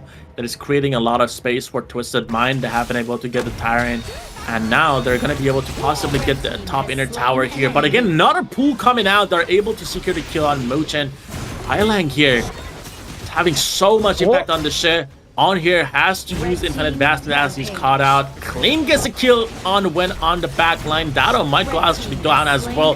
There's a lot of damage coming out from the side of Twisted Mind. Twisted Mind coming back to the game. This might be the second inner tower as well, as Keke not going to be able to hold this tower alone. There's 4 players here. Shanks gets a double kill now. Wow. This game is looking real good for Twisted, showing that gods can bleed. You've mentioned prior that the only team to take a game off OG was Twisted, and it looks like they're about to take another one.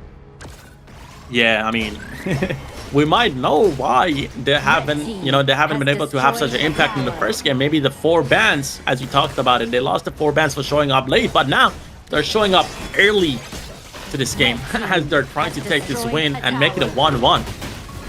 Twisted is definitely unleashed, man. Sha being a huge play in this game. Almost all the kills is because of those pulls from Sha. OG not respecting the pull radius of Sha, getting constantly pulled in and caught out and losing a lot of gold. They're down 4,000 or 5,000 gold now to Twisted.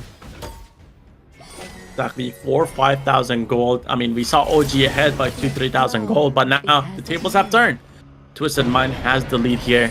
82 kills as well. I mean, Highlang putting in work with the share here, being able to pull down targets. They're not able to do anything. They just get pulled towards the Twisted Mind side, and then they get locked in by the Mutsu, and then they just get free hits from the Show UA here on Shanks. And Clean always in the back line, just cleaning town. And this might be the high ground tower for the side of Twisted Mind, as they might be able to push up here and take it. Twisted needs to go ahead and close out this game as quick as possible. This is peak power here for Pei and Byron. Yeah, Shanks almost took down Wen in the back. He just went invisible and just walked up. And seems like On tried to get a pick here on Shanks. Didn't really work out. Has to burn Infinite Vast, which is not great as side of Twisted Mind is trying to get the high grounds here. Clean might be going down as he overextended a little bit. He does have Sage's Sanctuary, so he's going to get revived here. Pretty good item pickup here. KK here. He's going to get caught out now. A lot of CC immunity as we talked about it. The heavy sword form comes out. He's going to survive that. Going to pick up the Vanguards here. And seems like they're only going to lose the top high ground here as the Vanguard was able to just push it in. The Crystal here taking a bit of a damage on the side of OG, but so far, Twisted Mind, they're able to put a lot of pressure onto OG side as they're able to hold the game. Yeah, Twisted definitely has this game in their hands right now. It's up to them to go ahead and close it out. They invested a lot on Clean there, and they just popped his Sanctuary. While that is good, he's just going to go ahead and pick up a Destiny and negate damage anyway here. They're up 7,000, about 7,000 gold here on the side of Twisted. They need to close out this game. The Ogryn is so behind, down 4,000 gold. But if you let OG go ahead and stall this out, I think their composition does outscale Twisted's. Yeah, they're gonna outscale. They're gonna outscale definitely due to having On. The Loon getting into late game is gonna be able to do a lot more damage, and we've seen On try to take down Shanks. Shanks seems to be the problem for On. He's been trying to one-shot him, but he hasn't been able to get the chance. So Twisted Mind definitely have to end the game early here. As we see, they're trying to get these high ground towers to try to spawn those super minions and try to end the game. But OG again doing a great job juggling the damage, being able to clear the waves here. But Overlord is spawning in 60 seconds. OG's defending, but every wave that comes in does a little bit more damage onto those towers here, and they once they go down, they are permanent. Let's see what happens here. This is the fight that probably decides the game in the mid to high ground. Yeah, they're gonna be able to get the mid high ground here. The bot high ground is gonna stay alive, and Twisted Mind is happy with that. They're gonna back off and they're gonna try to prepare for the upcoming objective, which is going to be Overlord. They're gonna try to use that with the Shadow Vanguards down in the bot lane. Or the second option here is try to kind of coin flip a fight and try to dive this tower as the minions are walking in. If I was Twisted here, I would be pretty confident in taking down the Tempest Dragon if it does go that far. We have high grounds down in Clash and middle, so they're pretty assuredly gonna have the numbers advantage, but they know a fight is gonna be taken here as OG dives gonna get in. a kill on Wen in the backline. KK is gonna pick up a kill as well on their own. They're gonna kill Highline here, overextending, trying to pull someone that didn't really work out their way. But Shanks again, he has the range, he has the damage. Show you where we haven't seen him played out a lot, but when played right, as is being played on Shanks, you can see that he's doing a lot of damage here. And I mean, Augment Data can't even walk up. Just four or five auto attacks means death from the Shoyue here now. Yeah, Shoyue, one of the strongest late game marksmen as well. You know, every point into his ultimate increases his range. He's able to tag you from so far away, and if he turns on the Sun Pool as well, he's probably tagging you off of screen actually.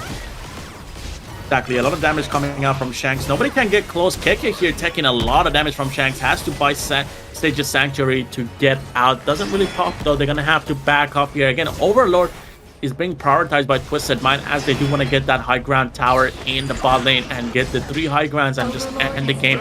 They're gonna pick that up. It's gonna be hard. It's gonna be really hard here for the side of OG to try to hold all of this. They do have the Loon though. They might be able to get a couple of kills. They kind of have to kind of take that Shanks. If they're not able to take that Shanks here, that's gonna be a problem for them.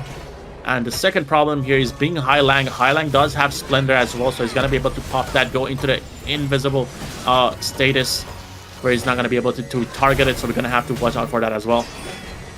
This should be it for OG here, but if there's anyone to pull a miracle, it is OG, as we see Enhanced Shadow Vanguard pushing down the bottom lane onto the final high ground tower of OG's base. We see the Shoyue landing snipes softening up the side of OG. Yeah, definitely softening it up, and they're looking to engage right here as City Boy is walking up further and further, landing those fire cannon balls here. But KK doing a great job utilizing the heavy sword mode of Mulan, trying to do as much as damage possible. 90 in the back though, almost getting killed on, might be able to, not so far though. The last high ground is gonna go down here, and Twisted Mind could be looking for a full dive here on the Crystal and trying to secure this game here. Mulan here goes in a little bit.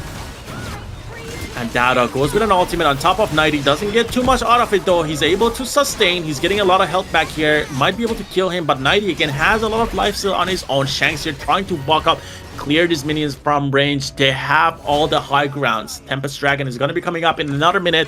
This is going to be a big problem for the side of OG, having to handle all these 3 lanes. I am surprised Twisted did not try to make a play for the win there. They're showing OG so much respect. They had 3, almost 4 sanctuaries in the base of OG, all high grounds down, shadow vanguards in the base. They could have easily went for a fight there, but they're playing very disciplined. They know, hey, if we play it out 30 more seconds, we get the Tempest Dragon, we're going to win the game anyway. But if OG can somehow end up doing a miracle steal, it could maybe break them out of base. Yeah, we definitely saw a lot of Sanctuaries on both sides. I mean, KK had to resell Sanctuary and buy Destiny now, as Sanctuary is on a cooldown.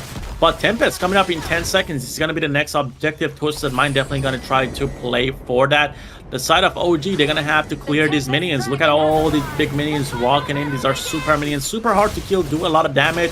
The moment they get to touch your crystal, in just a couple of hits, they're going to go down. So OG, knowing that they have to deal with them, they're playing a little bit more passive. But again, the Tempest Dragon is up. Pei on the top side might get caught out here as he's trying to clear the waves. But Clean, realizing that Dada is up there, probably with KK, is going to back off. This is going to create some space for them to start the Tempest Dragon. I believe they do have the debuff as they took the Tyrant right before the Tempest came out. You can see there's a 20-second timer right under Twisted Mind. So they do have a debuff as they're going to do less damage to the objective here. They're watching out for that. But again, another pull coming in from Highlang, almost catching out Muchen. He's going to have to use Unending Sorrow to get out.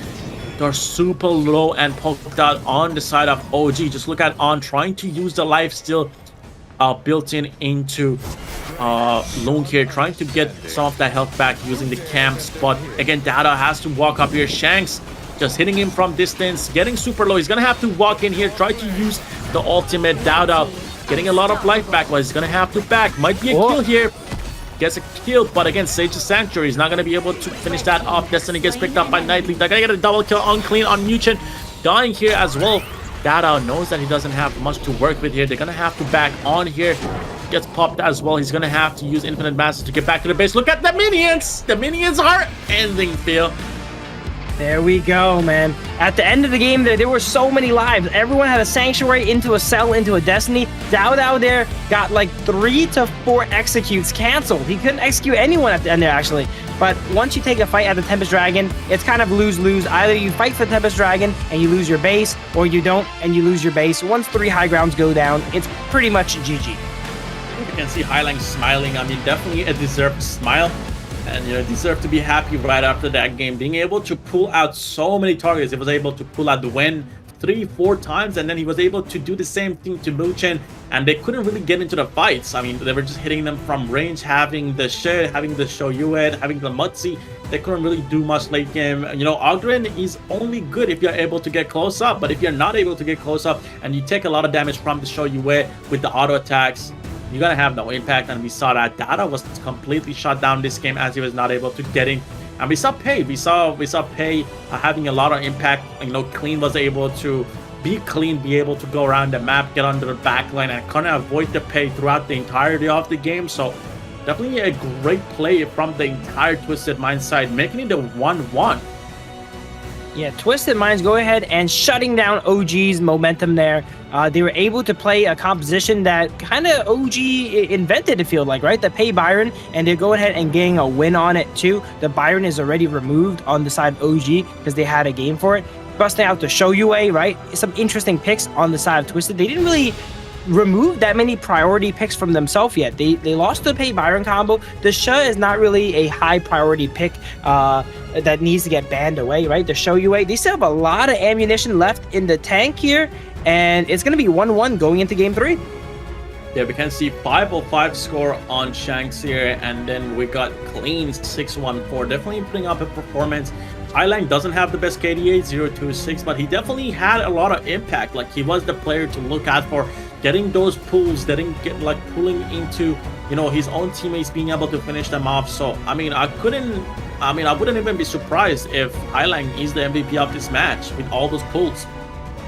Yeah, Highline definitely clutched up early game, pulling when I think got him 3 times in a row here. And it seems like when we've seen him play Mai and some other characters too, when he goes down, he might be one of those players that tilts and then, you know, keeps dying over and over again. As this game is that was the case. He got pulled once, got a little bit frustrated, walked back, got pulled again, and just did not respect Highline's range and kill radius on the shot. Yeah, Highline definitely had the range here, and maybe it was just a miscommunication. Maybe he was trying to bait a lot of those skills using like Lady Jen's first skill. Like if you walk into your first skill, you are able to kind of get the Splendor effect where you become immune. But yeah, MVP is gonna go to Highline, as we talked about it. He doesn't have the best KDA. He wasn't the flashiest Shed player we've seen, obviously. He didn't have the space to do that, but 0.26 KDA, damage taken 30%, damage dealt 12%, total gold 14%. The only reason he's getting the MVP is just his team play. He was able to kind of pull in the targets, being, you know, do what he has to do as a Shed player. So definitely a great performance on the Shed here, pulling in the targets, being able to get a lot of these kills for the Show UA to get to the late game and do the 200,000 damage that we saw. For sure, Highline really good on these utility / supportive mid laners, you know? Outside of the Gan MO, all his other mid laners are very supportive in nature and he helps out his team. And in this game, I would say City Boy is probably more of a mid lane damage dealing threat than the Shah. He was mainly there just to pull his targets, apply anti-heal and debuffs, and let Shanks, Clean, and Nightly go ahead and run the game. Exactly, and again, a lot of these fights are happening because of the combos that the Highline and City Boy had. They're able, again, look at here, we can see Highline walking up, pulling in Dado, not giving him space to work with here. A lot of these team fights have been dictated by Highline here, as he's able to pull around a lot of these targets. So definitely a great pick here by the side of Twisted Mind, picking up that Shen, knowing that this is somewhat of a counter to the side of OG, as they like to have a lot of good fights. But we're gonna go ahead here, go on a short break, as we're gonna get back to you guys with match 3 pretty shortly, so stick around.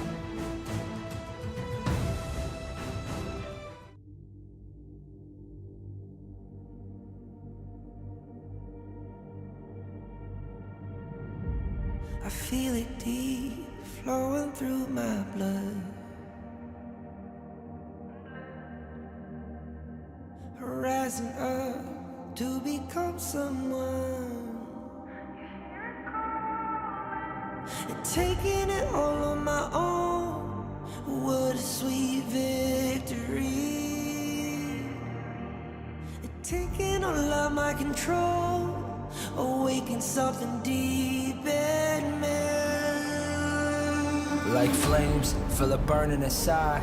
Take a hold and pursuit of the prize. I've been told ain't no way to survive, keeping all of this fire that's locked up inside. When this is the time, enter the ring. All those mental chemicals doing their thing. I got flashes of battles inside of my dreams. I was made for this moment. At least now it seems like it's time to come face to face with your fear. Been battling reasons for all of the years, and I learned how to fight them with style and grace no one's ever encountered. You say it's amazing, I'ma come out swinging when they open the gate. Go ahead, call passion, I'm calling it rage. I'm taking what's mine like I already own it. Watch but don't blink, going here to the moment. The sky rained down. Here's to the madness that's all around. Go on, tell them who you are, you are, you are. Go on, tell them who you are, you are, you are, you are. Here's to the moment, the sky rained down.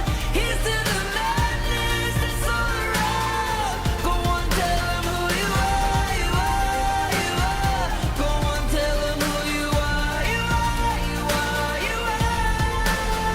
My name is Honor, my name is King, my name is Champion, my name is Strength. Tell them who you are.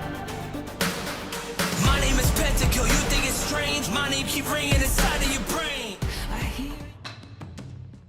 Welcome back, guys. It is all tied up with Team Italy versus Team Italy. OG versus Twisted Minds. We first start off with a 1-0 for OG, but then Twisted gone ahead and tied it all up. It was actually looking pretty bad for Twisted at the start of the game. They had a little invade / cheese they tried to do on Keke that they did in game 1. It failed, and it set them really far behind. But Highlang in the mid game was just getting pulls on pulls, just spoon feeding the side of Twisted Minds here kills. Yeah, definitely. I mean, we talked about the Highland getting the MVP as well. Definitely well deserved. But looking at the global ban picks, that means the OG side not going to be able to play any of the heroes on the left side. And Twisted Mind, same thing, and none of the heroes on the right side. So we're definitely not going to see Highland again on that share. He's not going to be able to pull the units, the players from the OG side anymore, as that hero is not going to be playable as they played it. Global ban and pick, the way it works is that if you played a hero, even if you lost or you won with it, doesn't matter. You're not going to be able to play it as that team anymore. So that's going to create some space for the OG side to see what comp they want to go with this time around. OG definitely a little bit off balance here. They don't taste defeat very often, and if they do, it is from Twisted. So they need to go ahead and get back on track here. As you can see them, they're talking with their coaching here, developing a plan here, trying to see how they can go ahead and pierce through the masterminds that is Twisted. Now that they have bans, they're at full power. Exactly. It's definitely great to talk to your coaches, see what the game plan is and how you guys want to play. Definitely playing as a player, you kind of get the experience to know what you want to play the next match and how like Twisted was playing and what they were comfortable on. So you can definitely communicate that to your coach and see what bans and picks you're going to have this time around. So Coach Andy and Orange once again.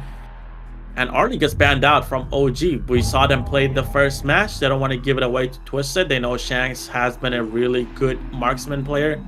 So taking that away from them. Twisted Mind here banning out the Mai Shernoi here. Definitely another important ban during these draft phases. They don't want to give that to Wen. That gives them a lot of mobility, a lot of CC, a lot of damage. Taking that away. Zhangfei gets banned out. Seems like OG doesn't like playing against CT Boys Zhangfei here. OG sticking to the script. OG sticking to the script here, banning out the Arlie and Zhangfei. They're likely to be banning out these two for the entirety of the game here, not allowing City Boy or Shanks to get these characters. As we see first pick Dune coming out. Finally a Dune season appearance. I love me some Dune. It was played so much in the rankings week, but it seems like in the best of fives they kind of forgot about him. But not today, as OG remembers and first picks Dune. Yeah, Dune is coming out here. First pick though, we haven't seen it often. There's definitely a lot of more priority picks on, you know, rather than the Dune here. But Yixing also getting locked in for the side of Twisted Fate. They want to play that range heroes, and Leon Poe is going to get locked in here as well for CT Boy. Definitely strong pickups. A little bit of a different draft that we normally see, to be honest.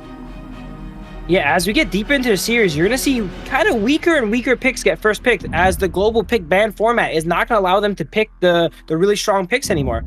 Dune gets locked in here. We see Nua and Dolia. Dune usually gets paired with Dolia here, so we see Dolia getting picked up. So this might be Keke later on the lane if it does not get banned out by the side of Twisted. I think the Dune is gonna go to Dowda. He's gonna definitely play it in the jungle, and with the Dolia, they're gonna try to get those resets on the Dune's ultimate and see if they can double CC chain someone. And Luna here getting picked up for Twisted Mind. We've seen Dune with the Dolia combo work on Luna previously from what we've seen during the tournament. But Guan Yu here getting banned out once again, not giving Keke his comfortable heroes. We've seen this guy have a lot of impact on the Guan Yu. And definitely a great ban. I think if they don't ban a lane here, even though it's not one of Keke's favorite picks to play, it might just be too good to pass up, right? And they as you mentioned, they're going to go ahead and move Dune over to Dao Dao in the jungle here. Liang Po in this match, I think, is a very interesting pick. City Boys, probably most consistent pick. We've seen him play in the survival and rankings week, and it looks like he's able to pull it out now. The lane does get banned out, even though it's not Keke's favorite pick there. Twisted was aware of how powerful that combination is and gone ahead and removed it. Yeah, definitely a great ban, as you mentioned. Our lane is going to get banned out here just because OG has the Dolia here. And Chano and Dharma get banned out on the side of OG. Definitely don't want to give Dharma to the Twisted Mind side. Seems like this is something they don't want to give 90. 90 has been having his moments throughout the game, being able to challenge Keke. And Main here gets picked up. And seems like this is what we were talking about. He wants to challenge Keke. So 90 going for the Main. And now OG has to come back with an answer. They don't have too many options open. The Renji is going to get locked in for On.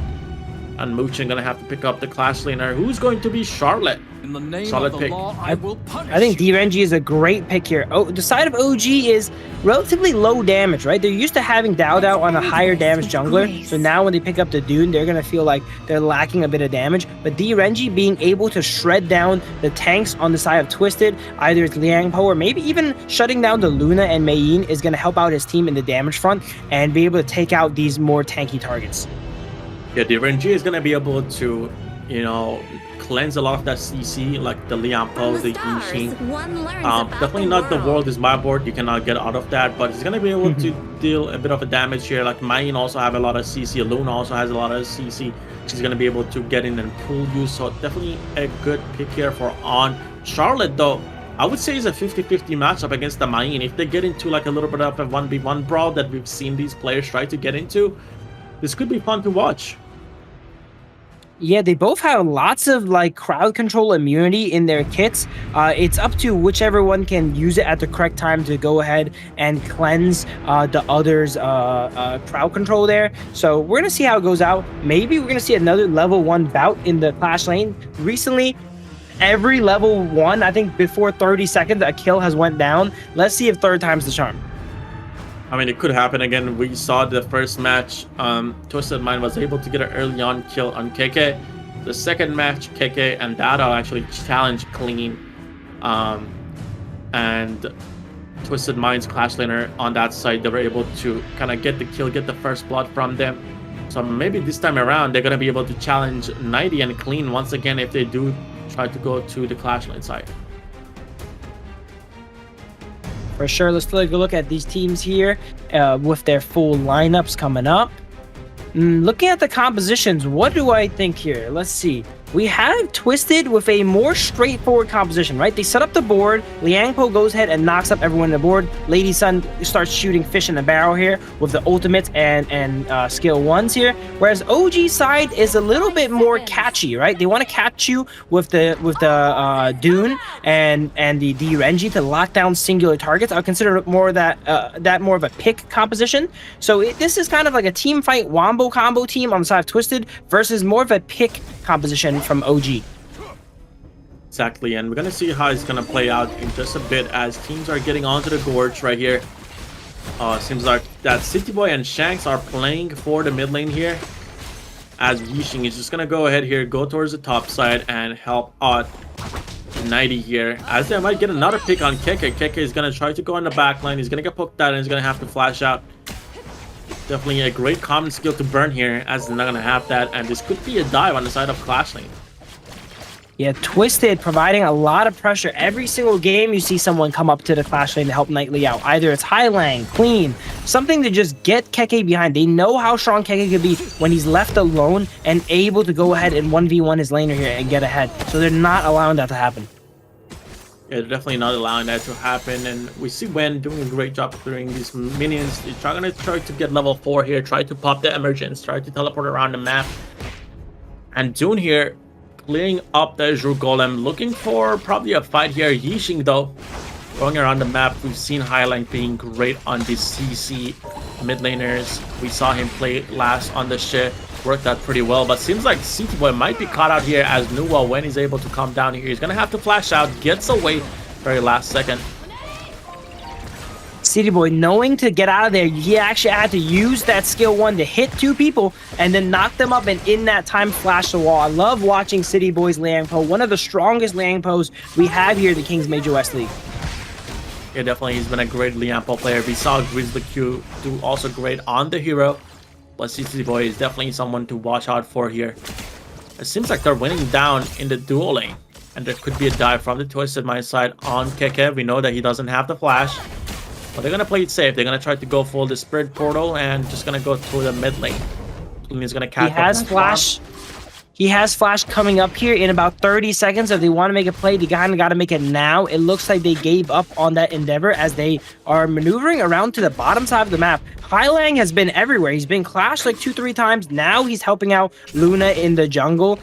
He's doing a great job moving around the map. And this just goes to show, Highlang, when he plays mid, he's not there for the damage. He's there to help out his team and provide that utility. And he's always there to do it, as we see him get a catch onto Dune here. Yeah, definitely a great catch. Dada is going to get locked in. The world is my board. But again, they don't have enough damage with the Luna and the Yixing to do anything. They're going to have to play around Shanks. Shanks is going to be the carry here. We saw him last game on the show. Yue go late game, deal out a lot of damage. And it's same plan here on Shanks playing on the Lady Sun here. So we have to watch out for that. But there's a lot of frontline this time around for the side of OG. They got the Dune here going full tank. And that might be a little bit of a problem. These are both very momentum-driven teams. They usually start off kind of passive like this, right? Both sides are a bit even, you know, maybe 100, 200 gold lead each time. But then there's one crucial play from, depending on which side that does this game here, that breaks the game open and gives them that momentum to carry it throughout the game. Exactly, and the objectives are coming up. I mean, Muchin already doesn't have the ultimate. So we're not going to see a double Unruly Blade, as the ultimate on Dolia is on a pretty long cooldown. Possibly it could come up before the objective, but we'll have to see. But definitely doesn't have the ultimate right now. And also Dada doesn't have the ultimate on Dune. He does come back up though, so they both have it. Could be a brawl here at the Tyrant. It just got used for On here, playing so aggressive, knowing he has that legal immunity, not having to worry about Liangpo CC, as he just stands in front of their tower, autoing them down. And it looks like OG does have priority for the Tyrant here, and they go ahead and take it out as Twisted gives it up. Yeah, they're just going to take the Tyrant and get it out. That's the safest thing to do for them here. Highline here in the ball lane though might be able to land. The world is my board, going to land it right on top of Muchin. Muchin going to go down. First blood going to Shanks. On trying to avenge him here, playing so aggressive this game here on the D-Renji. This is kind of out of character, it feels like, for On, you know? Ever since that first game on Arlie, he's been playing super aggressively here, and it's been working out. Ooh, seems like the Azure Golem was stolen by Clean here, but he's gonna pay for it as when he's gonna get the snipe. Annihilation goes through. They might be able to get some more kills here. Not really though, as Knight is gonna be able to spit through the map and get out. Blue team has destroyed a tower. Yeah, pretty even on both sides. Twisted up a little bit of gold here. OG catching back up from that kill here. It's almost even right on the dot now here. We're looking for that one pivotal play here that changes the game. Let's see what happens. Is it gonna happen here? I don't know. Yeah, we got the Imperial Order resets coming in for On. Doesn't really have, you know, much impact as they're not landing on anyone.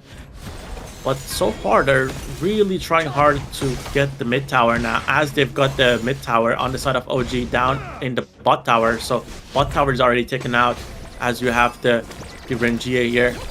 Clean though, looking for the Azure Golem spawning. Could be a fight here, as Dada is also looking for it. He did lose the Azure Golem to Clean previously, so this might be the chance for a revenge. Gets locked in though. Dada cannot get out here. Gonna be locked in. He does have Unruly Blade that he could use to get out. Might use it to engage now though, as Main is gonna get caught out on the back when he's gonna get a kill right here. Dao getting caught, but that's probably the best person for OG to get caught. He's their tank, right? Dune with that shield on is like a brick, and as you notice here, Twisted, they couldn't really engage on him. He walked to the edge, and he was actually relatively safe. Knightley tried to get a flank off and actually got caught in the act and got taken out during that. Yeah, got taken down as Main was chasing down. When again, dealing a lot of damage. I mean, so far he was able to also get a kill on Clean invading. So it's 3-1 now for the side of OG. They're picking up these kills, which is quite nice. Does it? Oh, I think Luna stole that Crimson there, yeah. Yeah, Crimson buff got stolen. Doesn't go to On, so definitely not the best here. And this could be a dive on Keke. He's overextending a little bit. Clean is here, uses the Overlord to reset on top of Keke. Keke did not do anything about it though. Nuwa here, he's gonna teleport, scare off Clean as he backs off. This could be the Overlord for the side of Twisted Mind. Flash being burned on Charlotte. She's going to be a lot less lethal to the backline of Twisted here in fights, as we see World is my board come out, and Muchin once again gets trapped up here, but trades it for City Boy. Roam for Rome. Seems like Wen gets caught out as well in the backline by Clean. A lot of mobility, and now Dada might be the next target here. Twisted Mind trading pretty well at this point. I think it's 4-3. They have been able to trade on the side of the map, so wherever there's a pick happening on the other side, Twisted Mind is trying to answer, so they're definitely doing a good job responding to the threats from the side of OG. Yeah, that was actually a big shutdown there on Wen. Wen was actually 3-0 there, and Luna picking up that shutdown is definitely a propeller ahead. As we see now, Luna is up 1.5k gold on the Dune in the jungle. Yeah, 1.5k. That's gonna be massive. There's a lot of gold to be ahead here, especially in the jungle. The Luna gonna have an easier time being able to get in with the extra items that she has. This could be the Crimson buff once again. We got the main here. And also Clean, they're looking ready for this Crimson buff. This could be a 5-man fight here. On here though, trying to look for Imperial Order on the Luna here. Doesn't really get that though as Luna backs up. This could be just a Crimson buff as they're gonna get out Clean, taking a lot of damage. Did take the Imperial Order. Double Imperial Order comes in. Now they're gonna lock that kill in though. Wow, that was a double. They knew how connecting. They knew how valuable. They knew how valuable Clean was on Luna and gave him 2 orders there. He was playing a little bit too aggressive, you know, diving in and out of that Crimson buff, trying to go ahead and steal it here. He just got the shutdown on Wen, but his luck unfortunately ran out. On goes ahead and super focuses down there with a flash Imperial Order. Yeah, definitely a great Imperial Order right there by On. We know that this guy is pretty good on the marksman, the farm lane heroes here. And Dada being pretty aggressive, using the double unruly. They're gonna get a kill with the help of KK on the backline. Shank's gonna go down. KK might fall as well though. CT Boy on the top of them here. 90 gets a clean kill on Wen on the backline. Dada here is gonna have to protect On here. On gets a pretty good kill on CT Boy. And Dada here, he's going on the backline. They get a unruly recess. This might be a kill again. Once again, Luchan gonna get the kill on the high line. Double kill going to On. Perfect play. Kiting by the side of OG. Clean actually dived on top of On, but he didn't have the damage to take him out. Look how On's itemizing. He just got a succubus. It was too much for Clean to actually cut through. He was forced to retreat and run back away. And during that time, Dao was landing 2 3-man wind slashes on the side of Twisted. And just like that, the game has flipped. Yeah, looking back at the replay, we can see Dada using the unruly blade here, going on the backline. But same thing is happening here. They're able to jump on the KK. And right after that, we see 90 go all the way on the top of main here. Ondo in the back, just dealing out damage. We talked about this guy having one of the greatest positioning as a farm laner. He's able to take down a couple of targets. And here, Dada again gets a great knock up, able to killing up high lane there with the help of his teammates. And now it's just gonna be free objective, free Tyrant for the side of OG. With On itemizing so defensively with the succubus here and the 2 Imperial orders here, there's not many targets for Clean to assassinate. Maybe only Muchin, but that's not who you want to assassinate these fights. This is gonna be a pretty tough game for Twisted. Yeah, maybe Muchin, maybe Wen. That's like the only targets I can think of. But so far, OG, they're having the control over this match. They've been trying so far, and it's been working out. And again, they're looking for the Crimson buff here as On secures the mid lane tower. Is Luna gonna be able to take that down? Yeah, it seems like, ooh, gets sniped away by Wen. Using Annihilation on the Nuwa. Nice little steals here from both sides. OG actually, once they're here we go. They got that lead, you know. They got a 3,000-4,000 gold lead, and now they're going extra, taking all of Twit's jungles, pressuring their lanes. This is a complete flip of last game. Just shows both these teams are neck and neck in skill, and it could go either way. Yeah, and I like how On is like using his passive on the Durangia, using the enhanced cards here to try to hit the tower from the range. Look at it, just poking it down slowly. And getting a high ground right here. Oh, yeah, he looks like he gets it. Got it. Perfect. There we go. Again, if you guys didn't know, if you play the Rengia, due to your passive getting those enhanced cards, you're going to be able to toss that and hit it from a distance. You don't even need minions, and you won't even get targeted by the tower. So definitely a great play by On there, being able to pick up that tower. And he does have Blood Rage here too, so that's going to be a lot of defense, a lot of shield for him. Blood Rage Succubus. He's going to be a nightmare for the Luna to deal with, especially when the Luna is itemizing more defensively herself too. I don't see who can go ahead and take out On here in these fights. Yeah, it's definitely going to be a hard target to kill, being in the backline, positioning well, and also having a lot of magical defense items here. Going to be hard to take down On. We see Dada here in the pit, trying to look for a stun on Clean here. Gets the stun, but they're gonna get locked in. The world is my board. Are they gonna try to engage on Dada? They know that he's super tanky and they're not gonna be able to kill him, so they're just gonna walk away. Red buff here though, Crimson buff is gonna go to Dada. Pretty nice cleanup here, and they're gonna be able to secure the Overlord as the side of Twisted Mind just gonna give up on that and go catch up the minions in the bot lane. Yeah, OG just completely walking through. We just saw On face check the side of Twisted. He's like, I don't have to worry. I got Blood Rage. I got Succubus. Who's going to kill me? Face check City Boy. And he was right. City Boy was scared to engage on him. There are older rants, but look at Luna flying. Gets sniped though by Win still.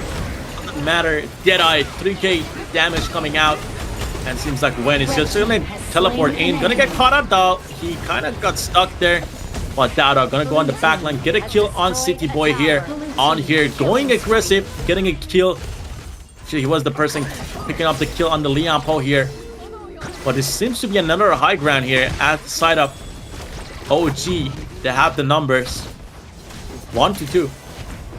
City Boy hitting an amazing 3-man ultimate there, but his team is just not in position to follow up. It was mainly kind of like he sacrificed himself so that they can go ahead and get out there.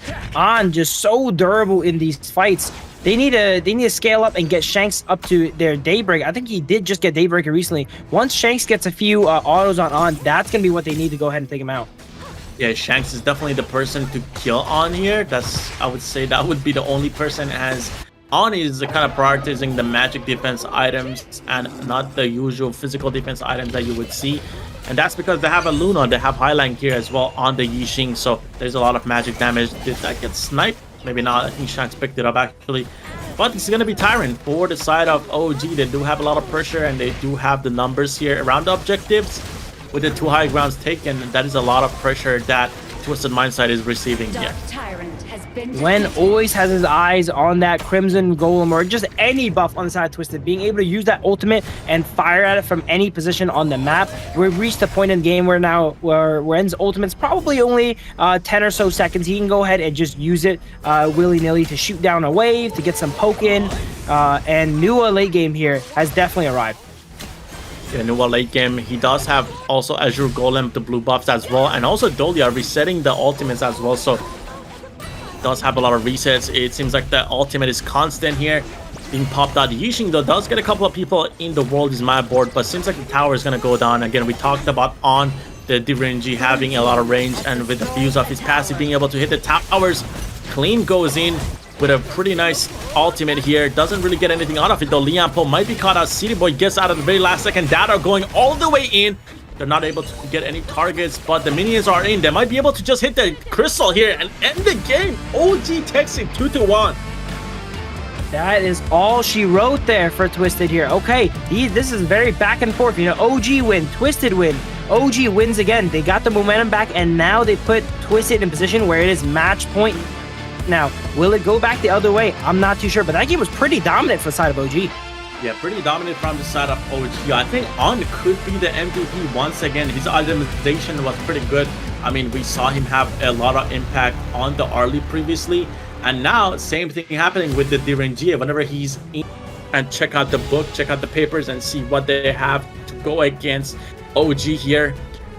The Dolia, definitely a great pick here for the side of OG. Was able to reset a couple of times, resetting the Nuwa's ultimates, doing a lot of damage, and also resetting the Imperial Order that he was able to lock down the target a couple of times. They were able to get the picks on Luna here, so Clean getting caught out a couple of times trying to invade the Crimson Golem was pretty massive for the side of OG, using that Celestial Melody on top of Dolia. And same thing with the Dune, they were able to reset the Unruly Blade Dune's ultimate a couple of times, get on the back line, which created a lot of space for OG. And Twisted Mind here, they're gonna have to come up with a plan. Again, as I said, they're gonna have to check their books, they're gonna have to see what comps they can come up with, try to battle this out. And again, Dada with the 209 score here on the Dune jungle. We've seen this guy whenever he's in the jungle on these tank junglers. He has a lot of impact, tanking 120,000 damage. Looking at On's damage though, 110,000 damage, pretty strong here so far. Shanks here though did have a lot of damage, 125,000 damage almost, but was not able to get any of that damage, seems like, onto On to kind of try to finish him up. Just because the way he was building, he did have a lot of protection against both physical and magical items, so definitely a great itemization by On as we speak. And I kind of, you know, I'm gonna just toss in a prediction there and just say On is gonna be MVP once again. You know, he did have a lot of damage. He was able to get those Imperial Orders out, And checking out the goal charts here, we can look that the game was a little bit even at the beginning, but throughout the mid game, OG was able to take control after they were able to kind of take down targets on the side of Twisted Mind, and the lead just went to the OG side as they were able to pick up a couple of objectives, pick up the towers, and end the game. I mean, On had a lot of range. He was able to hit the towers from distance and just take them down. So definitely opening up the high grounds here.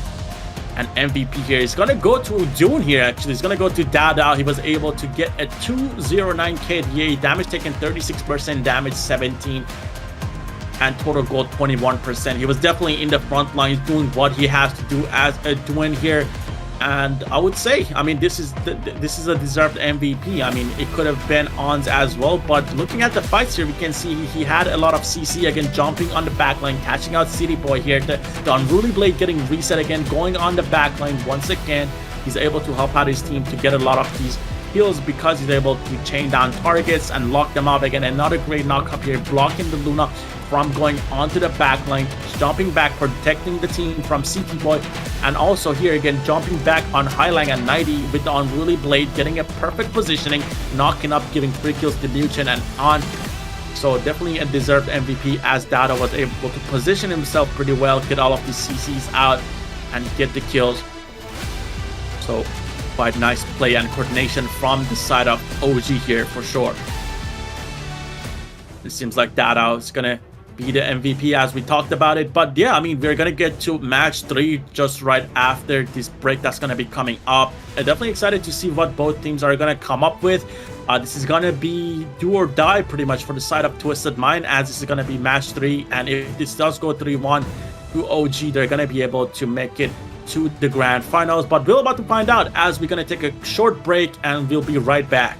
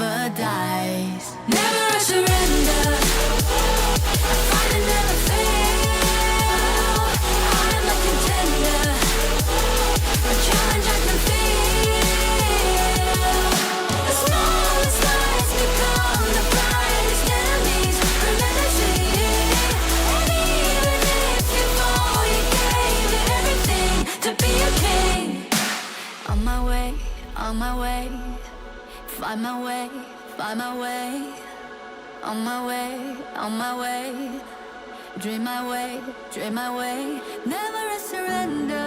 I fight and never fail. I'm a contender, and challenge I can feel.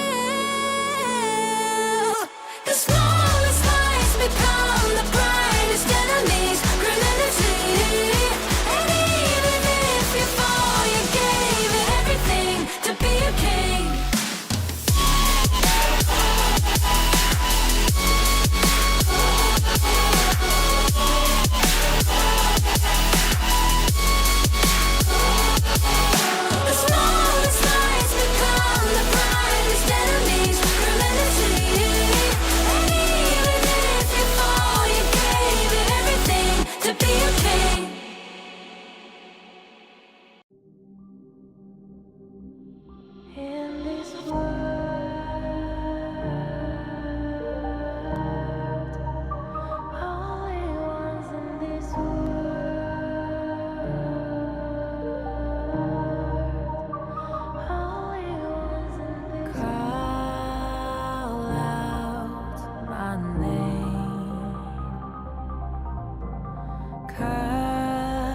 the sound of the rain.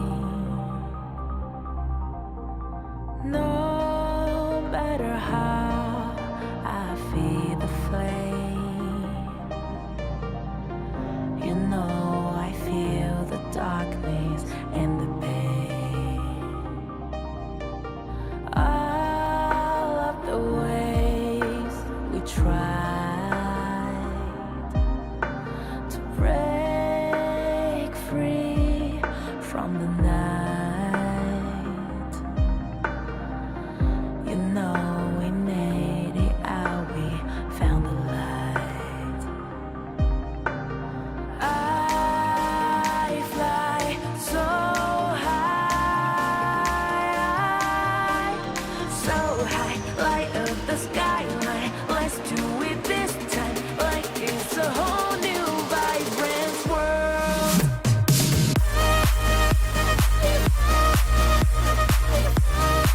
Like we're the only ones in this world.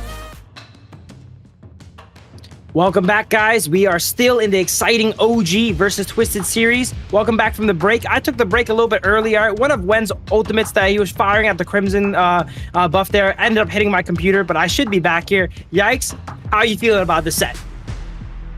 I mean, both teams are putting up a great fight. I mean, this is 2-1. This is pretty close, but this does put Twisted Mind on the match point. If they lose this game, they're going to be pretty much going down to the lower bracket and fighting VP. But again, Globant and Pixie OG side not going to be able to play any of the heroes on the left side. Twisted Mind, none of the heroes on the right side. This is going to squeeze out the possible heroes that any of these teams can actually play. So we're going to have to see what plans and what they're going to come up with to try to, you know, win this very last match.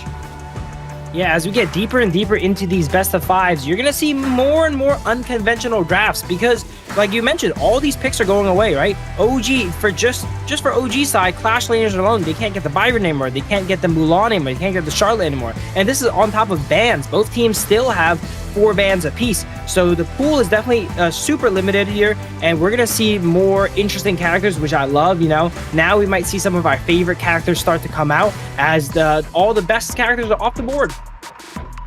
Yeah, and it seems like Twisted Mind actually chooses the red side here this time around, so they're going to try to counter pick into OG. OG likes the blue side. This is something that preferred throughout the entire tournament, but this time they're not going to they're actually going to get the blue side once again. So Coach Andy versus Coach Orange. So OG, we're going to see what they're going to have to pick out. Are they going to get the Mai this time around? Possible. But we saw them pick up the Doom last time. Arlie Zhongfei ban right here. I think they're going to ban it every single game. OG is not going to fix what's not broken. Game 2 was a fluke. They're going to keep it up. And it seems like Twisted remembered, wait a second, OG has not played Pei yet. They played Byron with Luna, actually, and they go ahead and ban out the Pei. Yeah, they ban out the Pei here. Definitely a great ban since we've seen data on the Pei have a lot of impact.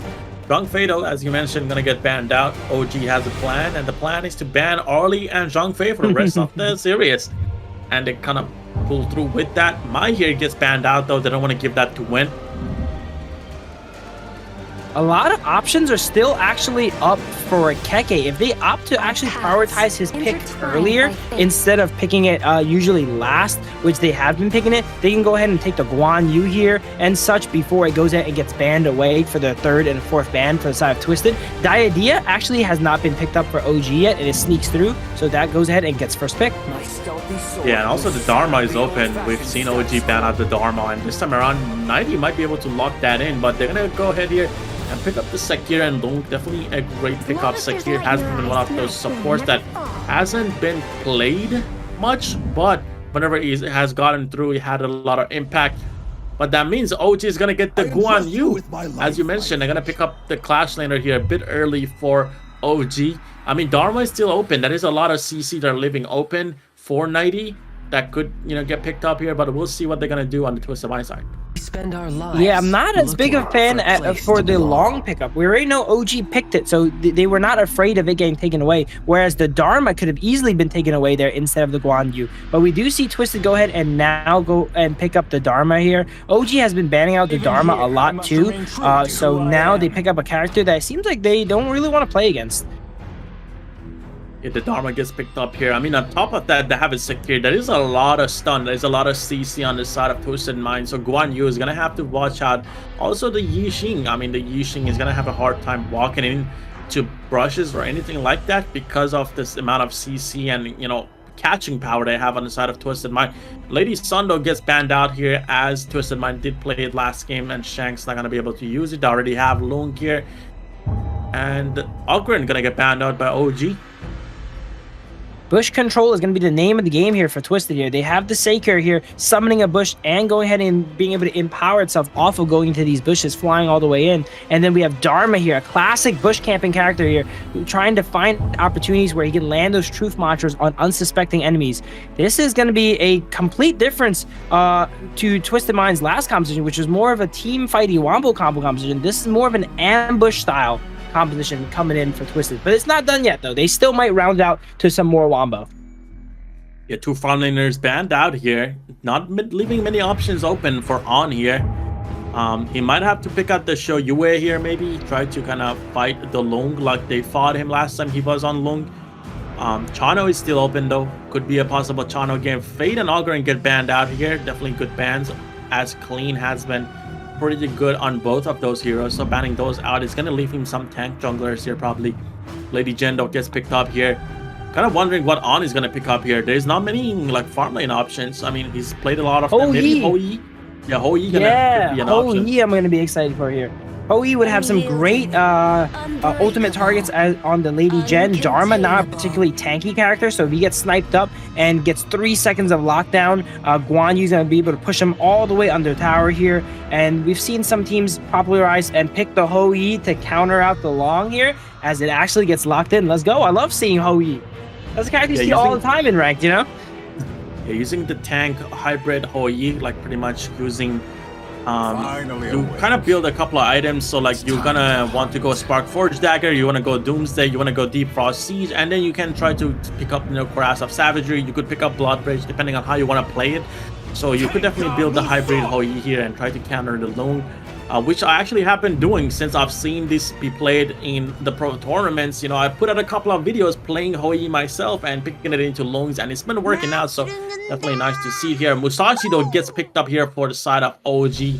We've seen Dada play Musashi previously in previous tournaments, not so much in this one though, but that is going to be a great pickup. I mean, it's going to be great onto the Sakir. Sakir has a lot of healing, and it's going to cut that off, and being able to kind of just, you know, waste the infinite vastness using the Musashi ultimate is going to play a big part here as well for the side of OG.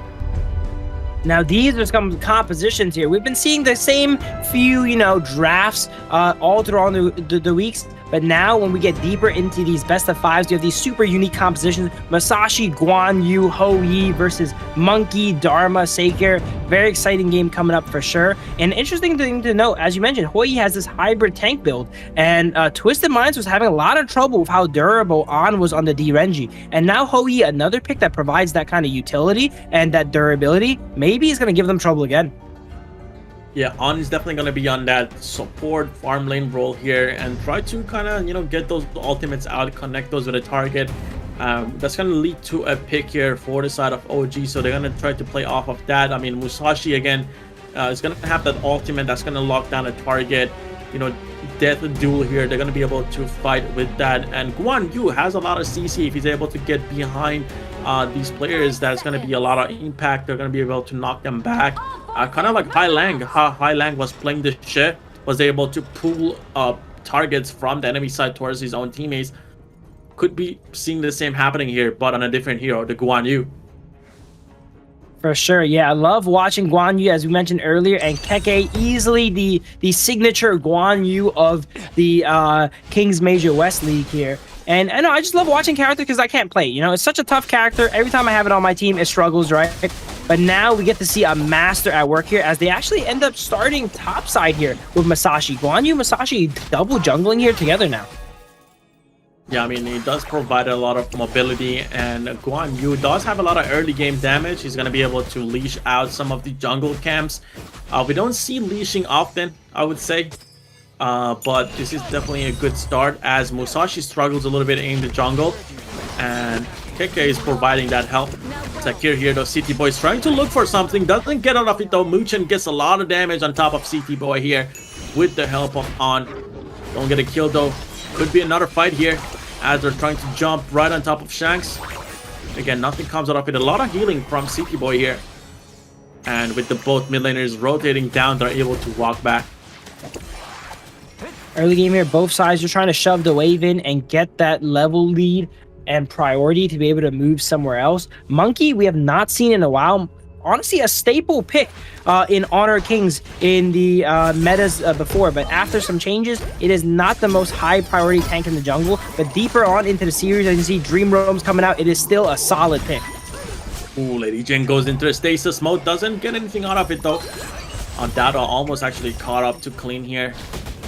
And when it's just gonna back, there's a bit of a skirmish still going down in the bot lane. There is a lot of back and forth. Seems like Twisted Mind gonna have to back here though, as they go under the tower. Yeah, pretty even on both sides here. Not much coming out unless we see ultimates land, and that ultimate's going a little bit wide. So we're just gonna have to clean up the minion waves, take the fire beak there, and wait for the next one. Definitely, and you see Sakura again having a lot of healing here. Shanks here though, trying to get a kill on Muchen, doesn't happen. Hoi does have a lot of frontline engagement here. Seems like he's trying to frontline a little bit. When though, he's in the bot lane. He might be able to use the world's map board here, try to catch up someone. But they're gonna play it safe and just back off here. Yeah, both sides just pressuring their lanes here, waiting. Hoi, while he is going to be tanky later on, in the early game, he's still normal, so they can definitely catch him out.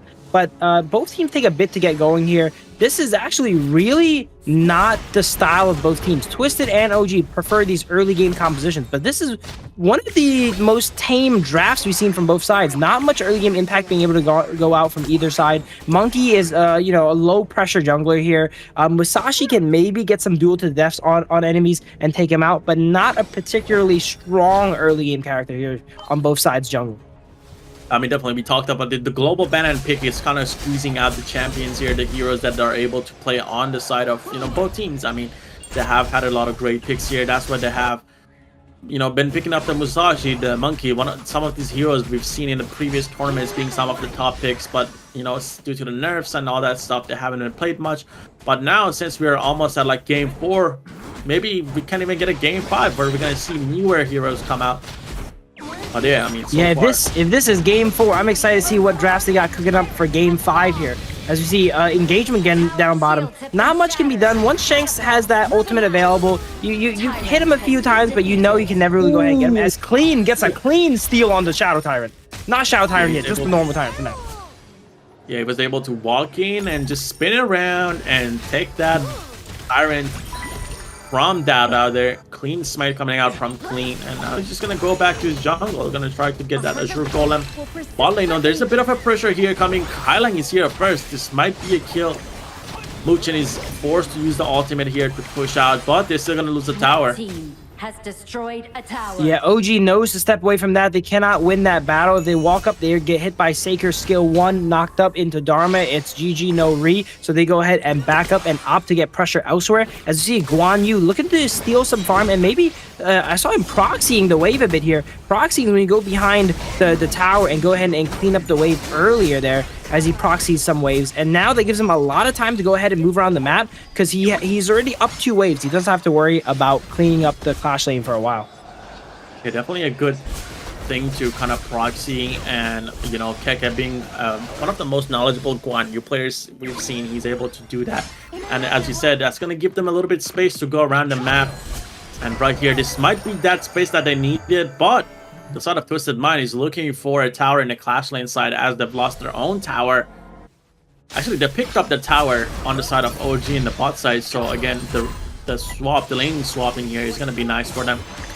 CT Void gets poked out a little bit as they have also swapped lane on, and Muchen are in the top lane here. And Overlord might be the next target for the side of Twisted Mind. Yeah, it's a little bit too dangerous for Hoi and Diadea to stay in that lane there with no tower to protect them, whereas Guan Yu can go ahead and run away. Now is not quite the time Guan Yu comes online yet. We really see Keke want to join in and invest in these team fights when he picks up that frigid charge. Usually goes at a second or third item here. He gets that going, then he really joins up team fights. Carry is coming out, as we see On playing super aggressive, flashing forward here for first blood on Nightly. Yeah, he gets the first blood with the help of Dada. They were able to chase down the Dharma, protecting the mid tower solo, but there is going to be a mid tower for them that is going to open up a lot of vision, going to give them a lot of space to try to invade as well. So definitely a great pickup. Dada using the ultimate to burst infinite vastness here. Highline though here gets a kill on Muchen as he was trying to help out here. Gonna pay for that. It's gonna be a 1-1 score. Dao trying to use a duel to death onto Long here as he cancels it, and wow, Dao's in midair. That's an interesting interaction here. The Infinite Vastness is able to cancel targeted abilities, and that includes ultimates as well, right? And then Masashi is also able to cut down... oh, actually, never mind. I thought Masashi was on the other team. Okay. You don't have to worry about Masashi cutting down Hoi ultimate because it's on their team. But any range attacks, Masashi's skill 1 can go ahead and clip out of the air. Clean ultimate on Wen, but Wen having that fatal immunity from his passive is able to get out here, living with 1 HP. He's gonna have to recall that. I don't have too much healing here. Dada though looking for some picks here, still trying to clear out the mid lane and poke out. Doesn't get much out of it. Just gonna go back. Wen almost got caught out there. Had to have burnt flash. But it's interesting to see Masashi's build here. Usually in solo queue, you either go tank or damage. I think in pro play, he's often a little bit more on the tanky side, but let's go ahead and see what he builds here in a sec when we get an opportunity. Duel to death coming out, and it pops the immunity immediately. It doesn't get anything out of it, though. There's a lot of support from the side of Twisted Mind. Monkey here, clean, goes on the backline, though, dealing out a lot of damage. Yixing ultimate comes out. Keke here on the backline, trying to get a pick. Charges in with the ultimate. Doesn't get anything out of it, though. He's going to have to go all the way back as well. That was a pretty good little skirmish. Nobody got a kill, though. A lot of abilities used. Yeah, Keke, they're almost cleaning out multiple targets there. Guan used one of those hit and run characters. After it hits, it kind of goes on cooldown for a bit. He doesn't have many abilities, doesn't have much damage. Even if the enemies are really low, he's forced to go ahead and retreat away. Yeah, that's why we saw Guan Yu retreat away right here. Muchen flies onto Clean. He might be caught out as Yixin is able to get an ultimate. He's going to get a kill, though, on Muchen as he goes down. Definitely a great trade. On picks up the kill, though. Definitely not a good target to give your kill. So we've seen On, whenever he's able to get farm, whenever he's able to get the items, he's going to get control of the match. And that's what we are about to see as On is able to pick up another kill here. Clean got caught out in a 4v1 under a board and still managed to come out with a kill. I have to say that was actually pretty impressive here. He did trade for the roam, which is probably the lowest priority target, and gave a kill to On here. But that was still very, very impressive. Getting caught out. We're seeing Monkey's strength now as the drafts go through and lower tier characters get picked. Monkey is still a formidable threat. Definitely a threat to the side of OG, but the Tyrant is going to go to the side of OG as well here as they're able to pick it up. That's going to give them a little bit of a damage boost here, and they're going to look for the fights that they've been looking for now as they do have the damage boost. A little bit of a movement speed boost here. This could be a fight. This could be an arrow down in the mid lane. There's a lot of targets from the side of Twisted Mind here, and that's going to land right away on 90. Dado is going to go ahead here, use Duel to the death, pick up the kill as well. Great coordination by the side of OG. That's going to open up their chances to get this second inner tower. And they're just going to go ahead and go for it as Hoi is able to dish out a lot of damage. This might be the pivotal moment here. Both these teams are neck and neck here, but usually one pivotal moment can easily change the game. Board comes out, uses it kind of defensively to trap the enemy team away to disengage, but the fight is still going on. Dream Roam comes out defensively as well too here, and Twisted is not able to claim any kills in return for that. Yeah, Razor Cavalry also came out defensively as they, as Keke was joining the fight. He saw that Clean was super healthy and trying to get on the back lines. He was able to push him around, push him out of the fight here. But Clean doesn't want to give up. He wants to keep going for this. Ondo here, he has the red buff, so he has a lot of slow and also true damage. This could be deadly if Clean keeps going for that. On the side of OG, they're trying to see if they can actually get this Tyrant here. The Tyrant is going to reset though. Dado is back here, so this could be a little bit risky. That reset is not good for a side of arrow. Now OG gets the opportunity to contest this Tyrant. It is at half HP, and this time it is the Shadow Tyrant. Twisted looks like they're baiting it. It might be a smite fight. No, it resets actually. Yeah, resets one more time. I mean, the arrow missed on, so OG doesn't want to kind of go after that. But the World is My Board comes in clean, locking in clean. Not be able to do much, though, as they're just going to all back up and just play it safe. Secure here, though, trying to create a lot of space for themselves.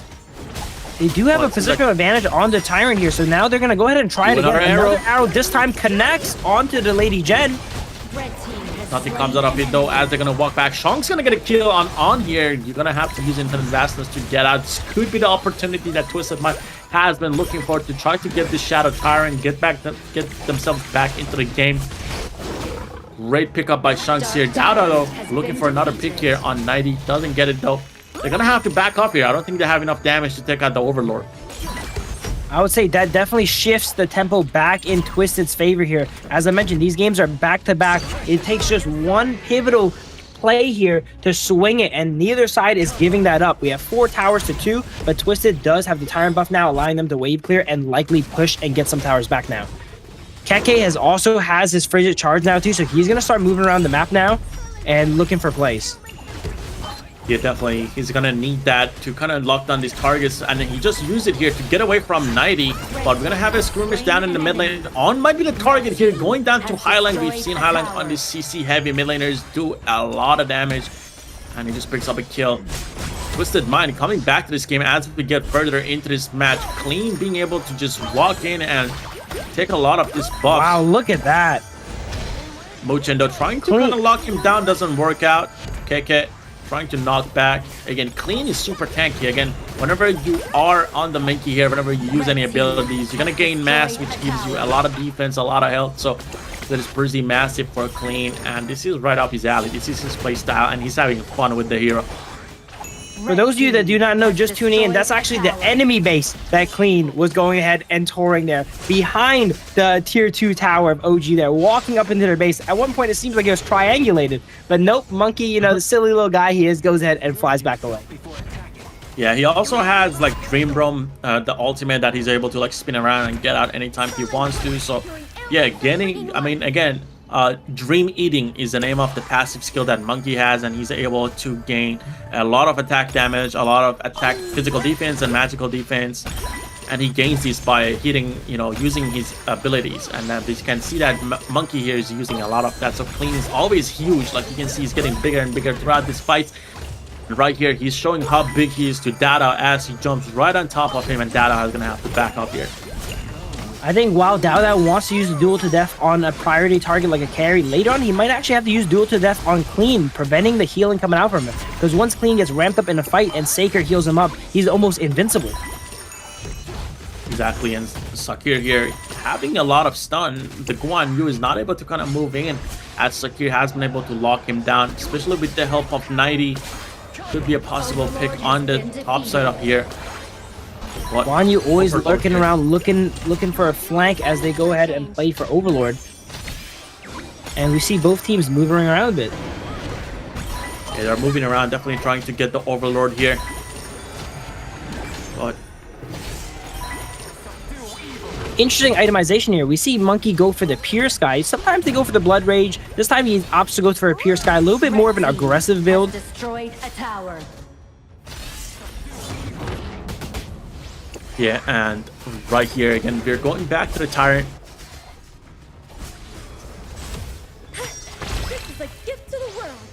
All right, it seems like not much has happened on either side there. The Overlord does go through for the side of Twisted, and they're trying to make this 2-2 right now, YikeZ, as they go ahead and push down the high ground tower for OG side. And wow, look at that, the tower goes down instantly. Clean is able to front line here, and they cannot take him out. Clean is in perfect condition in these fights. Yeah, he has been doing a lot of Dream Eating. He has gained a lot of mass, and we can see him frontlining throughout again and again. And, you know, they were able to secure the Overlord, then take down this inner high grounds. And now they have one inner high ground. It seems like the second one is going to be, you know, in the mid lane here. When here, though, might have to use the World's Map Board to try to kind of protect the tower. It doesn't really happen, though. Clean is going to walk up here. Musashi Dowd goes in. Dowd gets a kill with the help of Keke here. They're going to pick up high rank. big ultimate coming out from KK. Clean crowd control. 90 though is going to pick up a kill on Dowda. Dowda going to kill out 90 here. Great play by the side of OG, holding their own here. Being able to pick up this kill even though they had Shadow Vanguards on the side of Twisted Mind. That's exactly what OG needs there. Even though it was just a 1-for-2 there, they get themselves some breathing room. Twisted will kite back and get the Tyrant here. The gold looks pretty even as you 47.9, 48 versus 48. But the side of OG has lost all their towers, even a high ground now though, so they've definitely lost the map. KMW going back with the help of that. They're going to be able to get a kill on top of Clean. CT Boy is going to get a pickup kill on as well. There's a lot of back and forth, but it seems like the Tyrant did go to the side of Twisted Mind. This is going to be the closest match we've had so far. Look at the kills. It's 6-6. The gold is pretty much even. 49,000. It's dead even almost, yeah. But, you know, there's a lot of towers missing on the side of OG. They don't have a high ground, so they're going to have to utilize the power of Guan Yu, try to push out some of these waves. But it is a bit risky as 90 exists in this match. And Dharma has a lot of CC and might be able to catch out Keke here as he's going to go fully on and might be able to knock him back into the wall, but Keke is going to use his abilities to just walk away here. Yeah, Guan Yu able to cleanse it with good timing here. Cleanses the truth mantra, does not let himself get hit into the wall. This next fight is probably going to decide the game. It looks like Twisted does not want to give OG the chance to, you know, win a fight though, as they play really safe, just casually pushing in all the waves. They know they have the towers and the map advantage here. They might look to play it out until Tempest Dragon here now. Exactly. I mean, when we hit the 20 minutes mark, the Tempest Dragon is going to come out. But right before that, we're going to have another Overlord. So they might actually try to get that on the Twisted Mind side. Try to push that this high ground towers. The only one kind of standing now is the top one. The middle one is really low here. Could possibly be just one hit from Shanks here on the Loong. And again, they have the Loong to go into late game. And Twisted Mind, seems like they have the control of this match. This should be their game.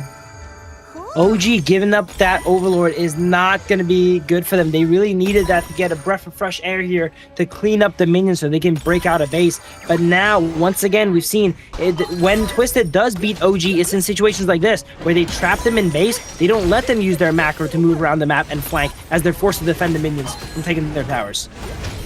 Exactly, and again, these towers are being taken down. Keke is not going to be able to protect it. When it goes in with a flash, lands a big ultimate. Hoi ultimate comes out from On.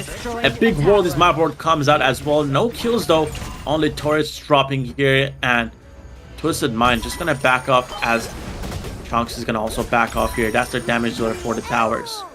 Had to use Infinite Vastness to get out. Highline also had to use the ultimate though. Just going to get it back. The Shadow Vanguards are coming in though. Once again, so this might be another fight coming up soon. I don't even know how, but OG is actually up in gold in this game. That they're down 4 towers and 5 objectives. So very diligent farming on the side of OG. Another Hoyo comes out, catches out Clean here. Shanks gonna go down here. Might be another kill. OG staying in the game as they pick up a double kill here on Clean and Shanks. That double kill is likely going to convert into a Tempest Dragon here as they go ahead and break out of base. 2 people on the side of Twisted are going to be down for the spawn of Tempest Dragon. And I don't want to call it a comeback, but that Tempest Dragon might be what OG needs to do to go ahead and seal up this game. Yeah, the timers are definitely going to hurt for Twisted Mind side. They're going to have a couple of seconds actually on the side of OG to try to get this Tempest as Clean and also Shanks are dead. But it seems like they're going to spawn a little bit faster before the objective comes out. So OG here seeing the opportunity, they're just going to go ahead here, try to get some control and also push out the waves. We can see all the waves are pushed out as they want to focus and try to go for these objectives. 8 seconds on it, coming back up. Clean though, running right down to the Tempest Dragon. He knows that he's going to have to fight for this as OG already starting it, trying to get it low with the power of Hoi here, using the multiple auto attacks here. Clean trying to go in. Ultimate comes up from Hoi, doesn't land on anyone. This is going to be a big fight. Yeah, this fight's likely going to decide the game as we see the Tempest Dragon is being done here by Dowda in the pit. Feels like he's kind of trapped in the pit here. He doesn't want to reset. Duel to Death comes out. One shot shank. Dowda and gets a kill on Sakira as well. Dharma here trying his best to get a kill. Gets a kill on the win. But Clean here, he's the only man standing here. Is he going to be able to kill them here? Actually, no. He's clutching up. He's actually alive. Oh my god, he was clutching up there, but it looks like the Tempest went over to the side of of OG, I think, as it gets smited over by Masashi. Clean here, still chasing down On. On is actually able to kill him with the very last second. Now they're gonna have to protect against his minions. Dada though is gonna be able to end the game, I believe here. Yeah, I think this ends. It depends if Keke can go ahead and hold the base, and it looks like he does. Wait, can he hold the base? He cannot hold the base. He could not hold the base. That was the win for OG. Oh my god. Oh my god.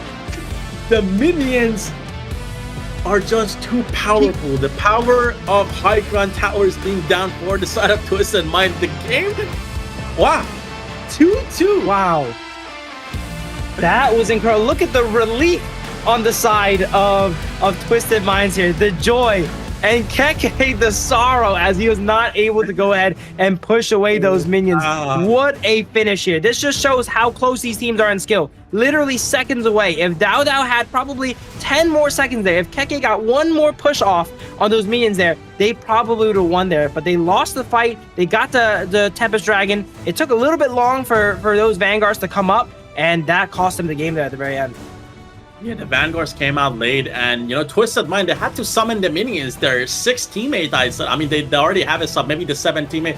They summoned the super minions, their 7 teammates here, pushing in from both lanes here into the tower. Obviously, as a Guan Yu, you're not going to be able to clear these lanes, and I believe Keke went towards the top side, didn't really see the minions pushing down in the bot side, which cost him the game. But again, that was playable. That actually happened because of the play that we saw from the Monkey, and also Thailand being able to utilize the Lady Jin and being able to kind of hold them and stopping them from recalling here. So Twisted Mind keeping themselves in the game and making things even. 2-2. Clean was not only stalling on the Monkey, he actually almost took out Hoi as well. I think he took out someone else there. That's why we saw the Churning Tides 1% there show up on the map. But he was able to stall them just long enough so that they're not able to recall and protect their base. And then Guan Yu, 3-0-4. Amazing Guan Yu game for Keke there, but unfortunately he's limited by, he can't protect all the lanes, right? He has elite minions coming in from top, from middle, from bot, so he has to go ahead and push them one at a time. And wow, that must be heartbreaking for OG.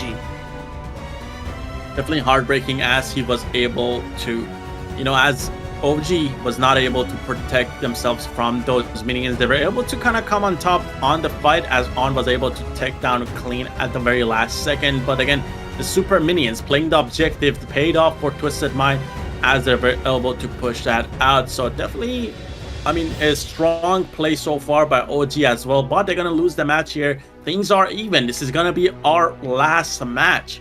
Whoever wins here is gonna go to grand finals. Whoever loses is gonna go lower bracket, and they're gonna have to play against Virtus.pro tomorrow. Yeah, looking at those numbers there, I didn't get much time to talk about, but we'll probably see him again in the MVP. Clean has some of the craziest numbers I've ever seen. Highest damage on the team, 150,000. Highest damage taken on the team, 200,000. 100% team fighting. You cannot ask for more than that from a jungler. Definitely, and we can look at the goal charts here. We can see most of the match it was kind of even, but then the tides turned around, and then we saw OG on top once again. I mean, we saw OG keep themselves in the game. I mean, there was a couple of times we looked at the gold during the match, and we saw that OG at sometimes was even ahead when they were losing. So definitely a great macro by the side of OG, but the MVP here is gonna go to Clean on 246 KDA, damage taken 52%. Have we ever seen that before? 52% on this graphic here.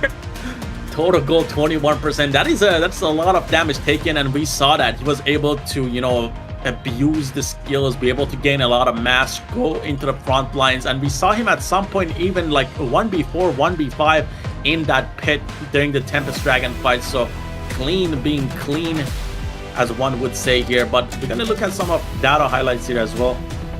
Clean using yeah, this was a great fight for OG. They started off one-shotting Shanks before he can get off Infinite Vastness and get out, from my understanding here, and they actually win the fight. Let's go ahead and look at the map here, because that's when I noticed things were going bad for OG. When I saw on the map that Crystal jumping down in health, how did they play from here on? This is going to be really important here. We see Clean stalling on here, and does On end up going down? No. Okay. Oh no. Oh no. Look at those 2 minions at the bottom. Oh, he needs to push the bottom one. Oh, he probably could have pushed the bottom one, actually. If he pushed the bottom one, the Tempest Vanguards would have spawned and interrupted the 2 elite minions, and that might have given him enough time. But it's just splitting hairs there as we get into game 5. Let's go ahead and take a break. Both teams probably need a breather after that one, and it's going to be match point for both sides.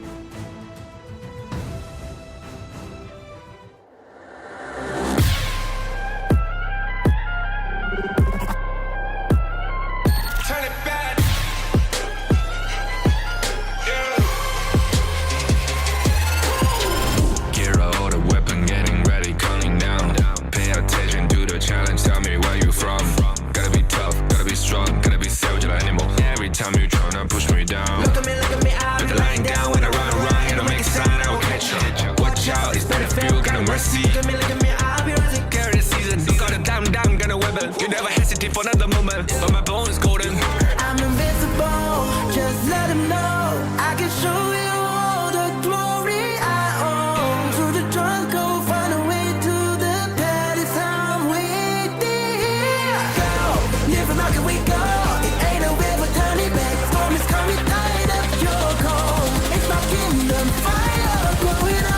We the kings, it's our honor showtime.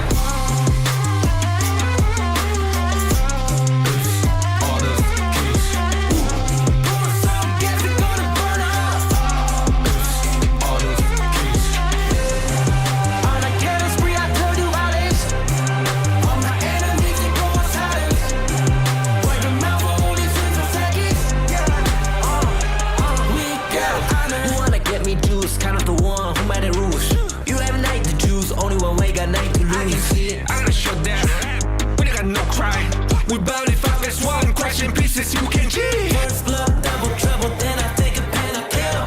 All you do is sweat and look at me stay with the rain. Say. I've triggered my soul down. For my pace. We the champions, screaming, I'm invincible. Just let them know, I can show you all the glory I own. Through the jungle, find a way to the palace. I'm waiting. Welcome back, everyone. It is the ultimate battle now between OG and Twisted Minds. Not a real ultimate battle where they can pick whatever they want here, but it is the game 5 of a best of 5. They've been back and forth literally all day. OG takes game 1, Twisted takes game 2, OG takes game 3, Twisted takes game 4. And that last game was down to the wire here as they were seconds away from winning, and the minions actually ended the game. Minions OP. Yeah, minions were summoned as the 7th teammate for the side of Twisted Mind, but looking at global ban peaks, oh my god, all the heroes on the left side not going to be able to be played by the OG side. All the heroes on the right side not going to be playable for the side of Twisted Mind. This is going to be hard. I mean, they're going to have to come up with some creative drafts. There's not going to be a lot of heroes, the top heroes that are going to be played here. It's going to come down to whoever is going to be able to play some of the heroes that haven't been played throughout the tournament. Played yet. So a lot of marksmen are going to be out the pool. A lot of mid laners out of the pool now. So let's see how these teams adapt. And we're probably going to see one of the most creative drafts yet. Andy and Coach Orange are going to be coming up with, as you know, they're obviously going to have to work around a very tight roster of heroes here that are open here for them to pick. And we can see a lot of players. They're chatting with their coaches here. They're trying to see what they can actually play. I mean, this is the game 5 against, you know, 2 teams that are very strong. They have been strong throughout the tournament. OG chooses red side here, knowing that blue side kind of has no impact. They cannot have a priority pick anymore. Yeah, there's no more priority picks, and they're able to grab 2, so they can pick like a set piece together. You know, a lot of the set pieces like Princess Frost and Liang, Pei Byron have been removed already, but maybe there's gonna be some creative ones that we're about to see coming up. Exactly, and I mean, Pei hasn't been played by the side of OG. Oh, that's right? Gonna be their other ban. Yeah, they're gonna ban Mai and Pei, I'm pretty sure. Yeah, Mai and Pei could be the targets for the side of Twisted, but again, we're gonna probably see an Arlie and a Zhang Fei ban. I don't see OG not banning those 2 heroes. They really don't want to give it to Twisted Mind. They know something that probably we don't know at home here. So I'm kind of curious to see what they're gonna come up with as we get into this draft pretty shortly. I'm personally really rooting for Shuangsu here to come out. One of my favorite picks. I don't know if it is going to come out, but a lot of roams have been off the board. You know, I can always hope that he comes out here and cleanses some crowd control as we go ahead and get into draft. You're going to get into draft. Twisted Mind going to be the first ban here, though. Let's see what they're going to ban. Yeah, they're going to ban the pay, as we talked about it. This is something that OG hasn't played yet, and Dada has been quite strong throughout the tournament with the pay. So banning it makes sense. And he's not going to be able to play it here as both teams have these picks that they will never want to play against. And it seems like it is Zhongfei, Arlie for the side of OG, and that is Pei and Mai for the side of Twisted. Yeah, Arlie. Oh, they actually might leave up Mai. They might leave up Mai. They have first pick. They're actually going to leave up Mai. Twisted gets Mai this draft, I'm pretty sure. I mean, if they want to, I mean, we've seen Highline play a lot of these ranged and kind of CC heavy heroes. Mai is definitely one of them, having a lot of CC and also range, but she's more like an assassin that she needs to get in. So if Mai gets locked in here, it's going to be a completely different playstyle from what we've seen throughout the entire day by Highline. But Zhongfei is going to get locked in. We talked about it. OG didn't ban the Zhongfei this time around, and they're going to ban it straight for City Boy. Yeah, they go ahead and take it up immediately. So that means Mai could go over on the side of OG here. I think OG was planning on actually giving the Mai and taking the Zhongfei here. But Twisted has some other plans here as they go ahead and first pick that. Fade gets locked in, and Channel gets locked in for the side of OG. They got a lot of new characters on the side of OG. Hero, and I don't believe in fate. Yeah, Fade and Chano, they're picking up the most recent released heroes. I mean, obviously, Baichi just came out. I'm not going to count him as he's not playable through in this tournament, but Chano and Fade really recently released heroes. One jungler and another is a farm laner, so strong pickups here. I mean, there's not many options open for the side of OG, so it kind of makes sense. But Twisted Mind gonna pick up Mai as OG didn't pick up the Mai. I'm not really sure why they didn't pick it up. They had the chance. Mai being definitely one of the best, heroes that we've seen when play. Giving that away, it's a little bit questionable, I would say. Yeah, Twisted here drafting one of the strongest dive compositions we've seen today. Zhongfei, Mai, Elaine, and Chano's not really the most durable marksman here. He has a little bit of mobility, but definitely not enough to fend off all the divers on the side of Twisted so far. So OG is going to need to draft something to go ahead and disengage and protect against that, I would say. And Motsu is a good way of fending off some melees with that cannon blast from range. Yeah, Motsu definitely fits Mochen. We've seen this guy play a lot of CC heavy heroes here. And we kind of saw him play Motsu early on in the tournament. Kind of dropped it off a little bit as they've been, kind of just going through trios. He hasn't been able to pull out the Motsu, but it seems like he's gonna go back to a comfort pick that he hasn't played for a while. As Ogren gonna get banned out by OG, and Twisted Mind just gonna ban out the Ganon Mo since Wen hasn't picked up any mid laners yet.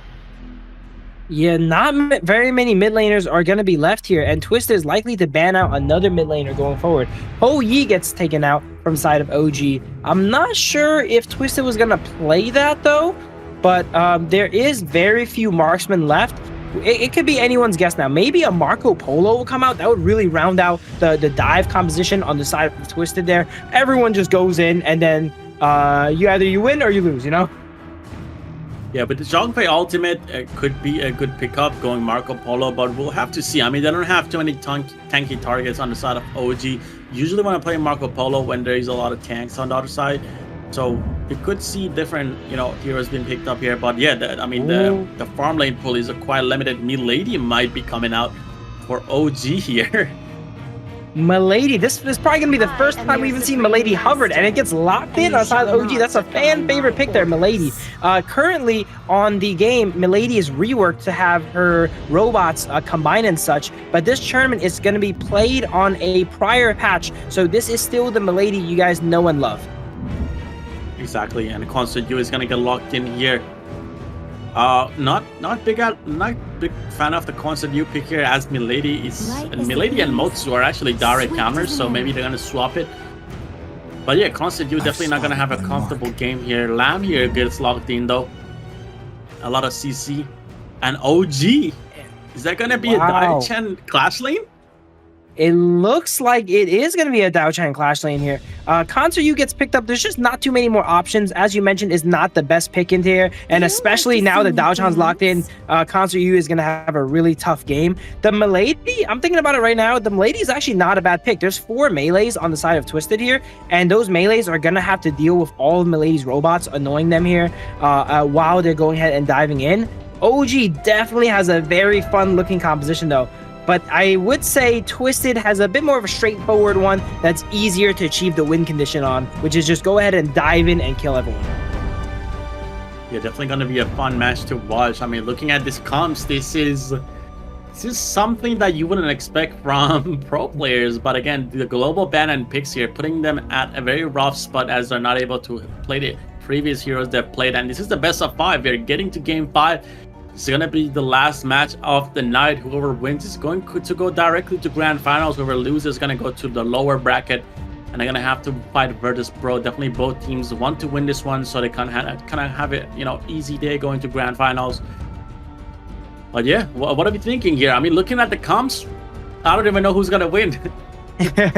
I have no clue who's going to win here. Both compositions has their ups and downs. And while a team is compositionally, in our opinions, you know, a little bit lower tier, they can have the surprise factor. Who on Twisted has played against Milady in competitive recently? Probably not any of them, right? So Wen is being able to bust out the Milady. Maybe that's one of Wen's signature picks, you know, that he likes playing in his spare time. This is a great time to go ahead and bust it out. I'm very curious how they start. Milady can do lots of weird stuff. It can start with an invade. It can start with cheesing you. You know, there's lots of stuff that can happen. Let's go ahead and see what's going on. Yeah, Milady is definitely going to hurt the constant view, which could be, you know, a coincidental pick, because I believe Milady was picked first and then the constant view, so it could be like a counter to themselves here.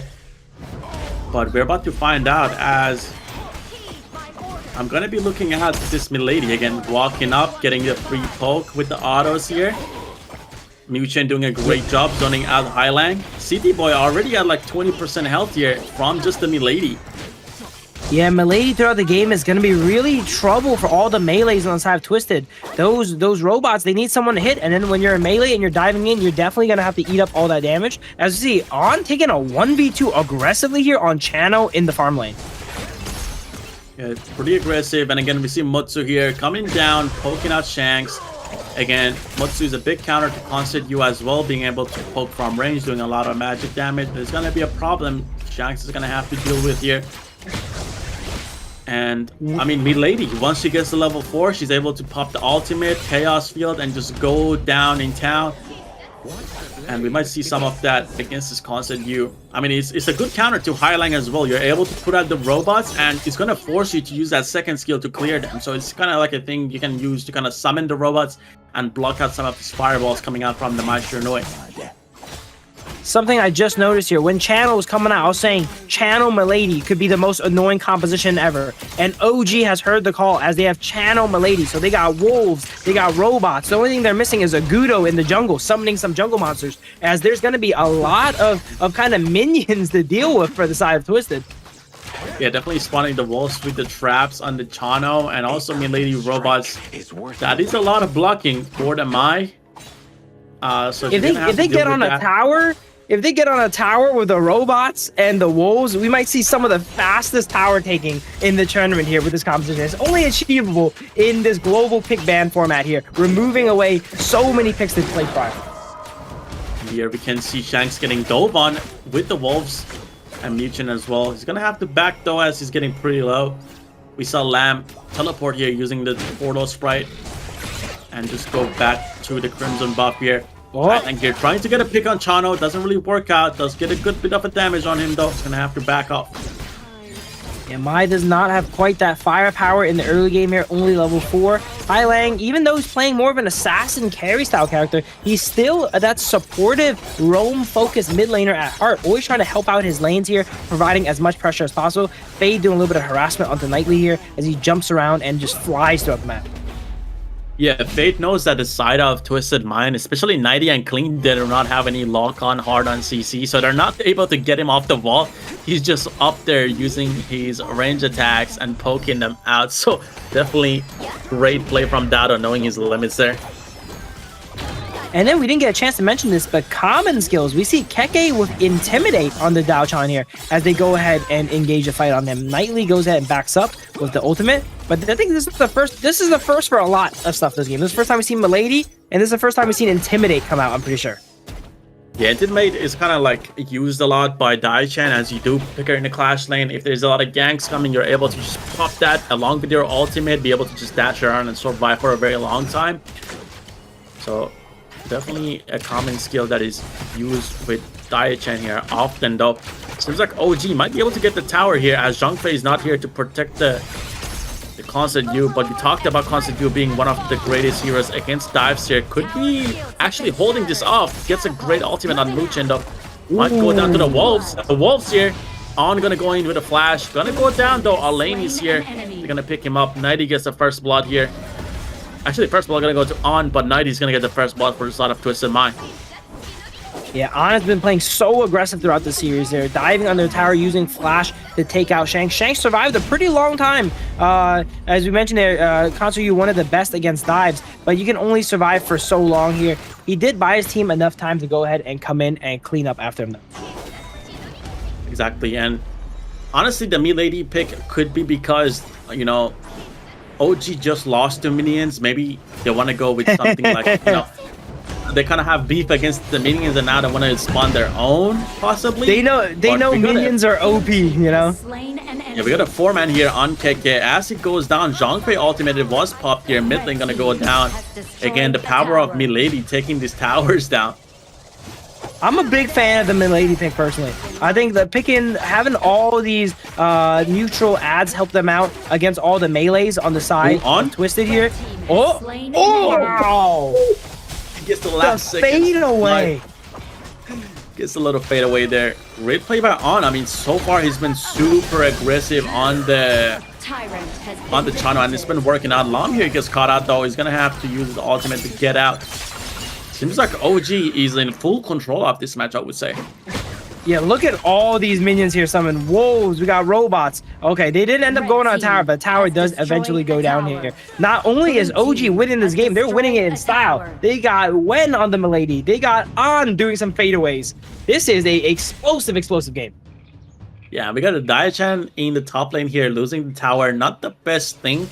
As Daichan, you want to kind of try to hold the tower as long as possible. Now she has to play under the second tier. She doesn't have the best minion clear, so that's going to be a bit of a struggle here. Dada, though, abusing the wall right here, being on top of the wall and just using the range auto attacks. As he knows, there's kind of like no one that can kind of get him off. Maybe Shanks might be able to use the Constant U ultimate to get him off.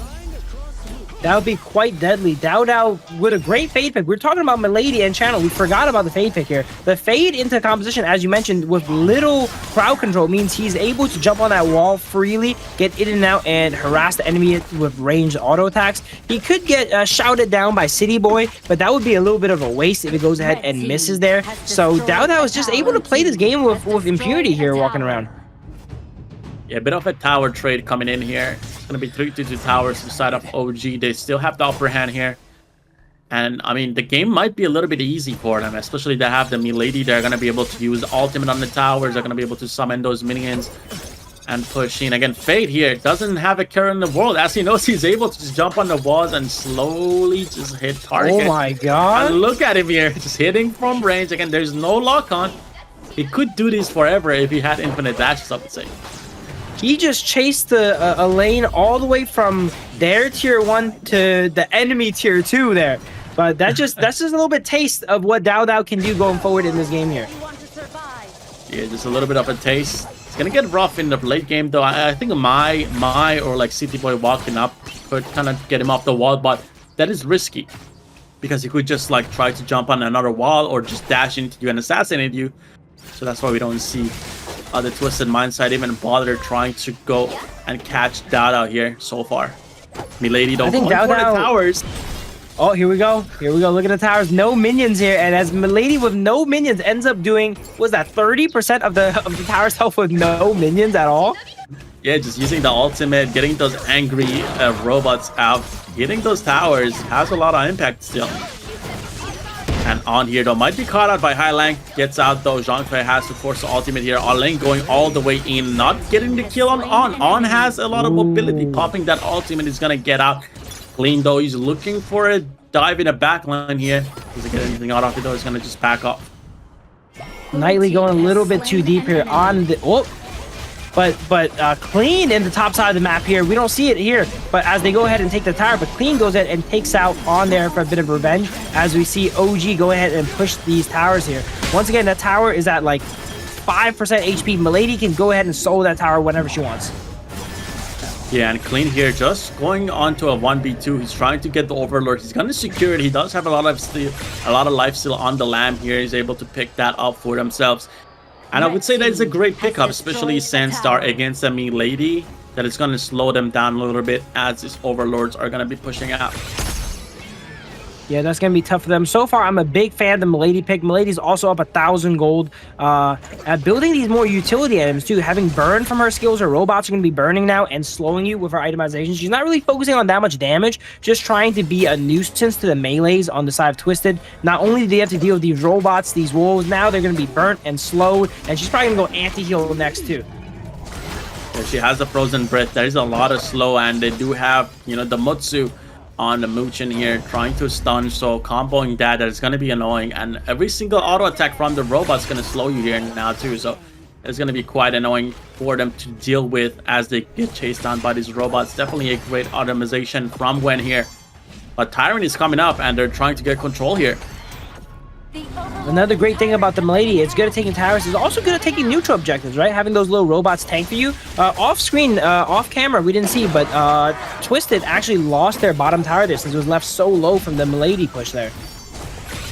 Exactly, and Keke here gonna have to pop the ultimate to try to survive. Seems like Clean wants to go back to that and try to pick up the kill. Doesn't get it though. I mean, I actually don't know what the teams want to go for. Seems like OG, you know, they usually go for the Tyrant here. They're going to try to go for the Tyrant here. Overlord might go to the side of Twisted Mind if Clean wants to go for it. But OG just going to focus on the Tyrant here. Try to secure that here. Fade using the ultimate on it, executing it, and just getting away with that. It looks like they kind of wanted to fight there, but no one really pulled the trigger. So instead of trading, they actually didn't end up getting Overlord yet. OG is debuffed, so they're likely to not get the Overlord. But will they let Twisted take it? I'm not too sure. I would have liked for them to go ahead and just trade objectives there, but they were all kind of sizing up for the fight, but no one really pulled the trigger. CT Boy couldn't find a good engage, and they end up just losing that Tyrant for free. Exactly, and Highland here has not been found yet. Could have a good engage here. He goes in for it, gets a kill on when here. On here though, gets a kill on Clean. Great trade by team so far. 90 on the back line, might be able to get on. He does have flash though, he's gonna pop that and just get out. We got a fight here, Highlang versus Dao Dao. Highlang is gonna survive that. Great little skirmish on the back. A 1-1 trade for both sides.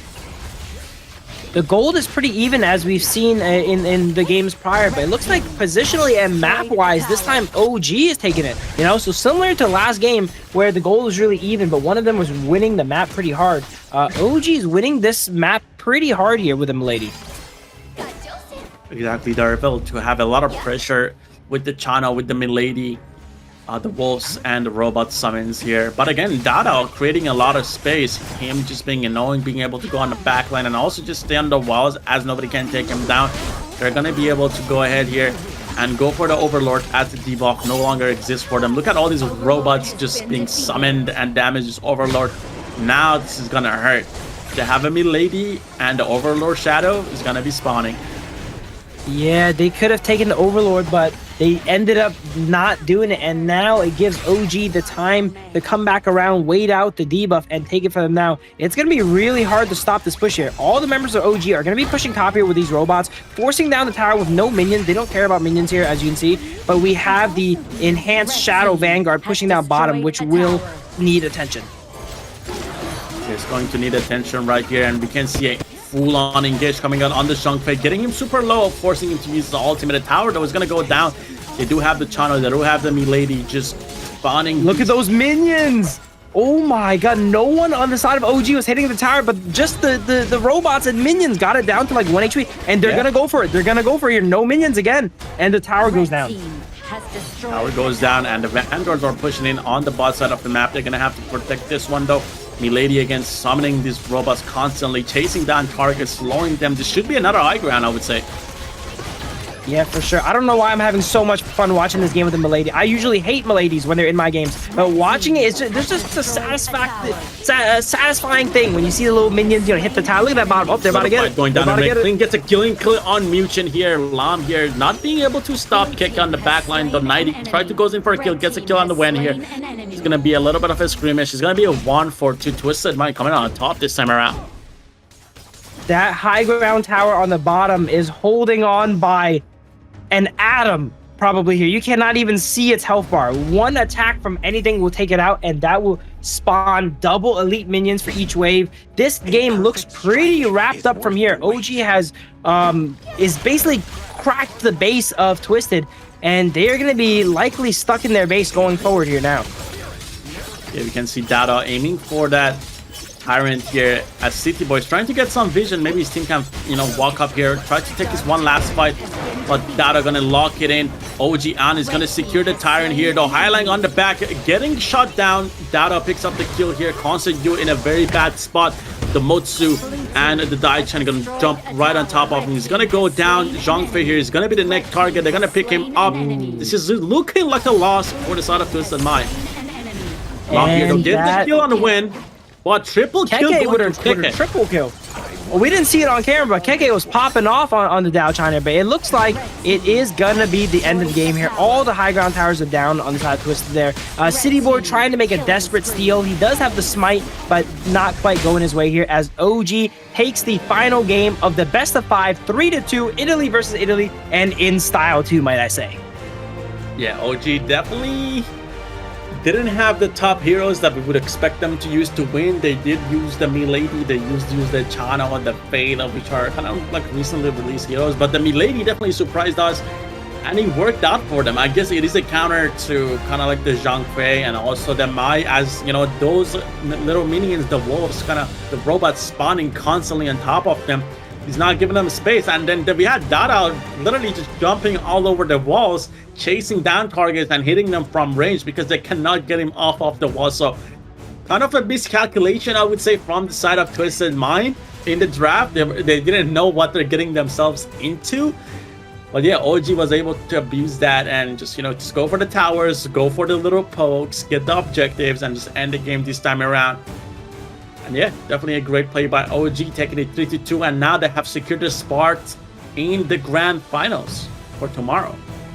That's why it's very important in the global pick ban to have a huge hero roster. Sometimes it could go game 5, in some series in Honor of Kings, not this one in particular, it'll go to game 7, and then we're going to see even crazier picks. You need to have that extended hero pool, all right? Might I add hero ocean, so when the time comes, you can be like my boy Wen here, bust out the Milady in tournament, best of 5 final game. What an amazing game. Do you think the Milady is gonna get an MVP? What are we thinking here? Who's the MVP? Is it On, who was like pretty much 1v2ing? Let me see the scores first. Okay, it is definitely not Milady.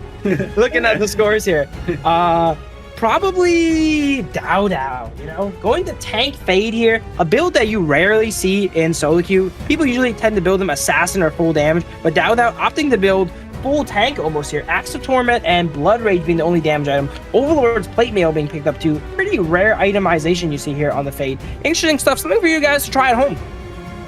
Yeah, definitely a hybrid build. I would say 302. Definitely a great score to be at. And we're gonna see some of the damage charts here. 63,000 damage by the Fade building hybrid. A lot of the damage was from Ando. We talk about On being one of the greatest farm laners here. And we can see he did have a lot of impact, even though he might not have the greatest score, I would say. But OG getting the upper hand here, 3-2, making it to grand finals. Yeah, but while OG did come out victorious once again, they usually do against Twisted Minds. Twisted Minds is catching up. Last time they played, it was 1-3. Now it's 2-3. They're learning. The first time they played, it was 0-3. So every time they've played, Twisted has gotten one more win. So that means, if my math is right, next time they play, Twisted should get 3 wins against OG.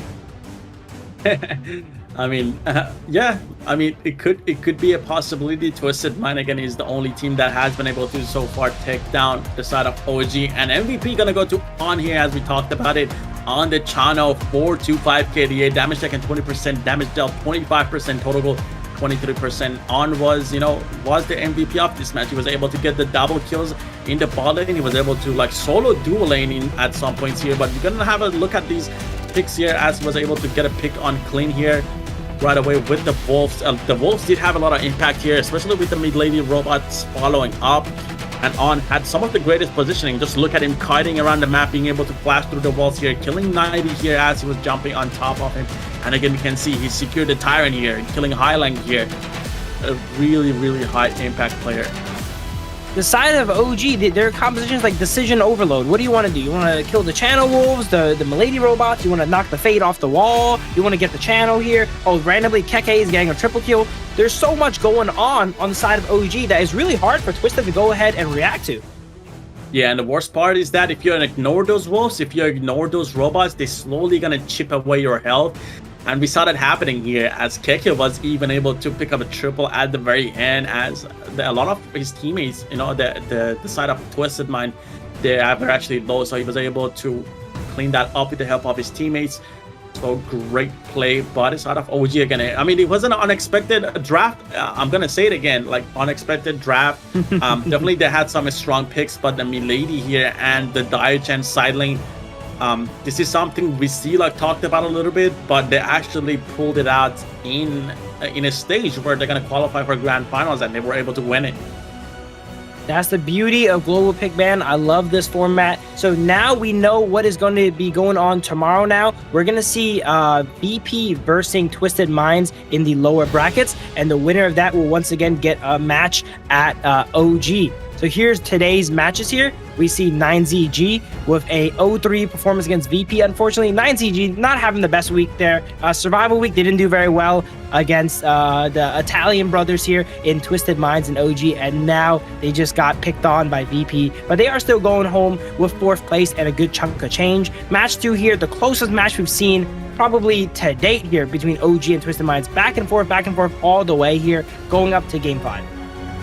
Yeah, looking at the brackets here, winner bracket round 1, OG 3-2, knocking down Twisted Mind to lower bracket round 2 versus a Virtus.pro. We saw Virtus.pro lower bracket round 1 winning against YikeZGG. Definitely a great performance by Virtus.pro. They picked it up a lot. They stepped up as they were able to make it out of Group A and beat the C3, who was YikeZGG from Group S here. So tomorrow they're going to be going against Twisted Mind, who was given a fight to OG. And looking at the event preview, this is going to be the matches for tomorrow. Virtus.pro versus Twisted Mind is going to be the first match, and then we're going to have OG versus the winner of the first match, VP versus Twisted Mind. Definitely going to be fun to watch, so make sure you guys are around and make sure you show up. Again, tomorrow is the grand final. There's going to be a possible upset. I mean, I don't want to jinx it or anything, but Virtus.pro, they've been looking clean today. I mean, Twisted Mind, they did have some clean games against OG as well. Game 5 didn't look the best. But yeah, guys, that's pretty much it for us. This was a great watch from all the teams. These are the top 4 teams, and we're going to watch the top 3 teams tomorrow. So again, as I said, make sure to come back around. And that was it for us. Yeah, thank you guys all for watching, and the players for putting on such great performances. Check out Yikes at YikeZGG and me at PhilUMuse Live. I'm not going to be casting tomorrow, but Yikes is going to be there. Make sure to go watch and support. I know I will be, but that's going to be it for tonight, guys. Thank you guys all for tuning in, and have a good night, everyone. Good night, everyone.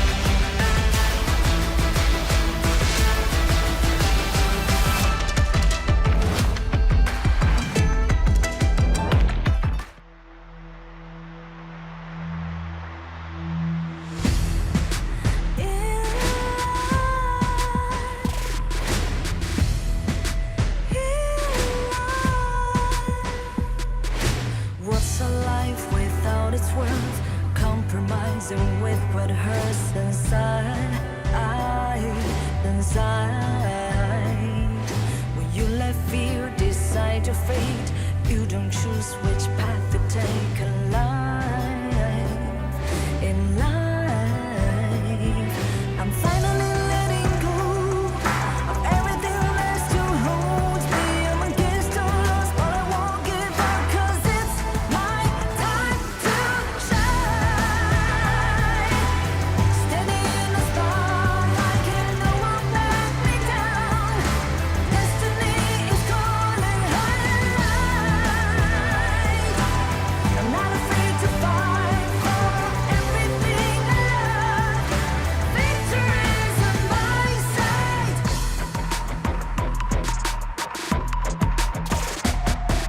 The more we lose, the more we gain. The more that nothing stays the same.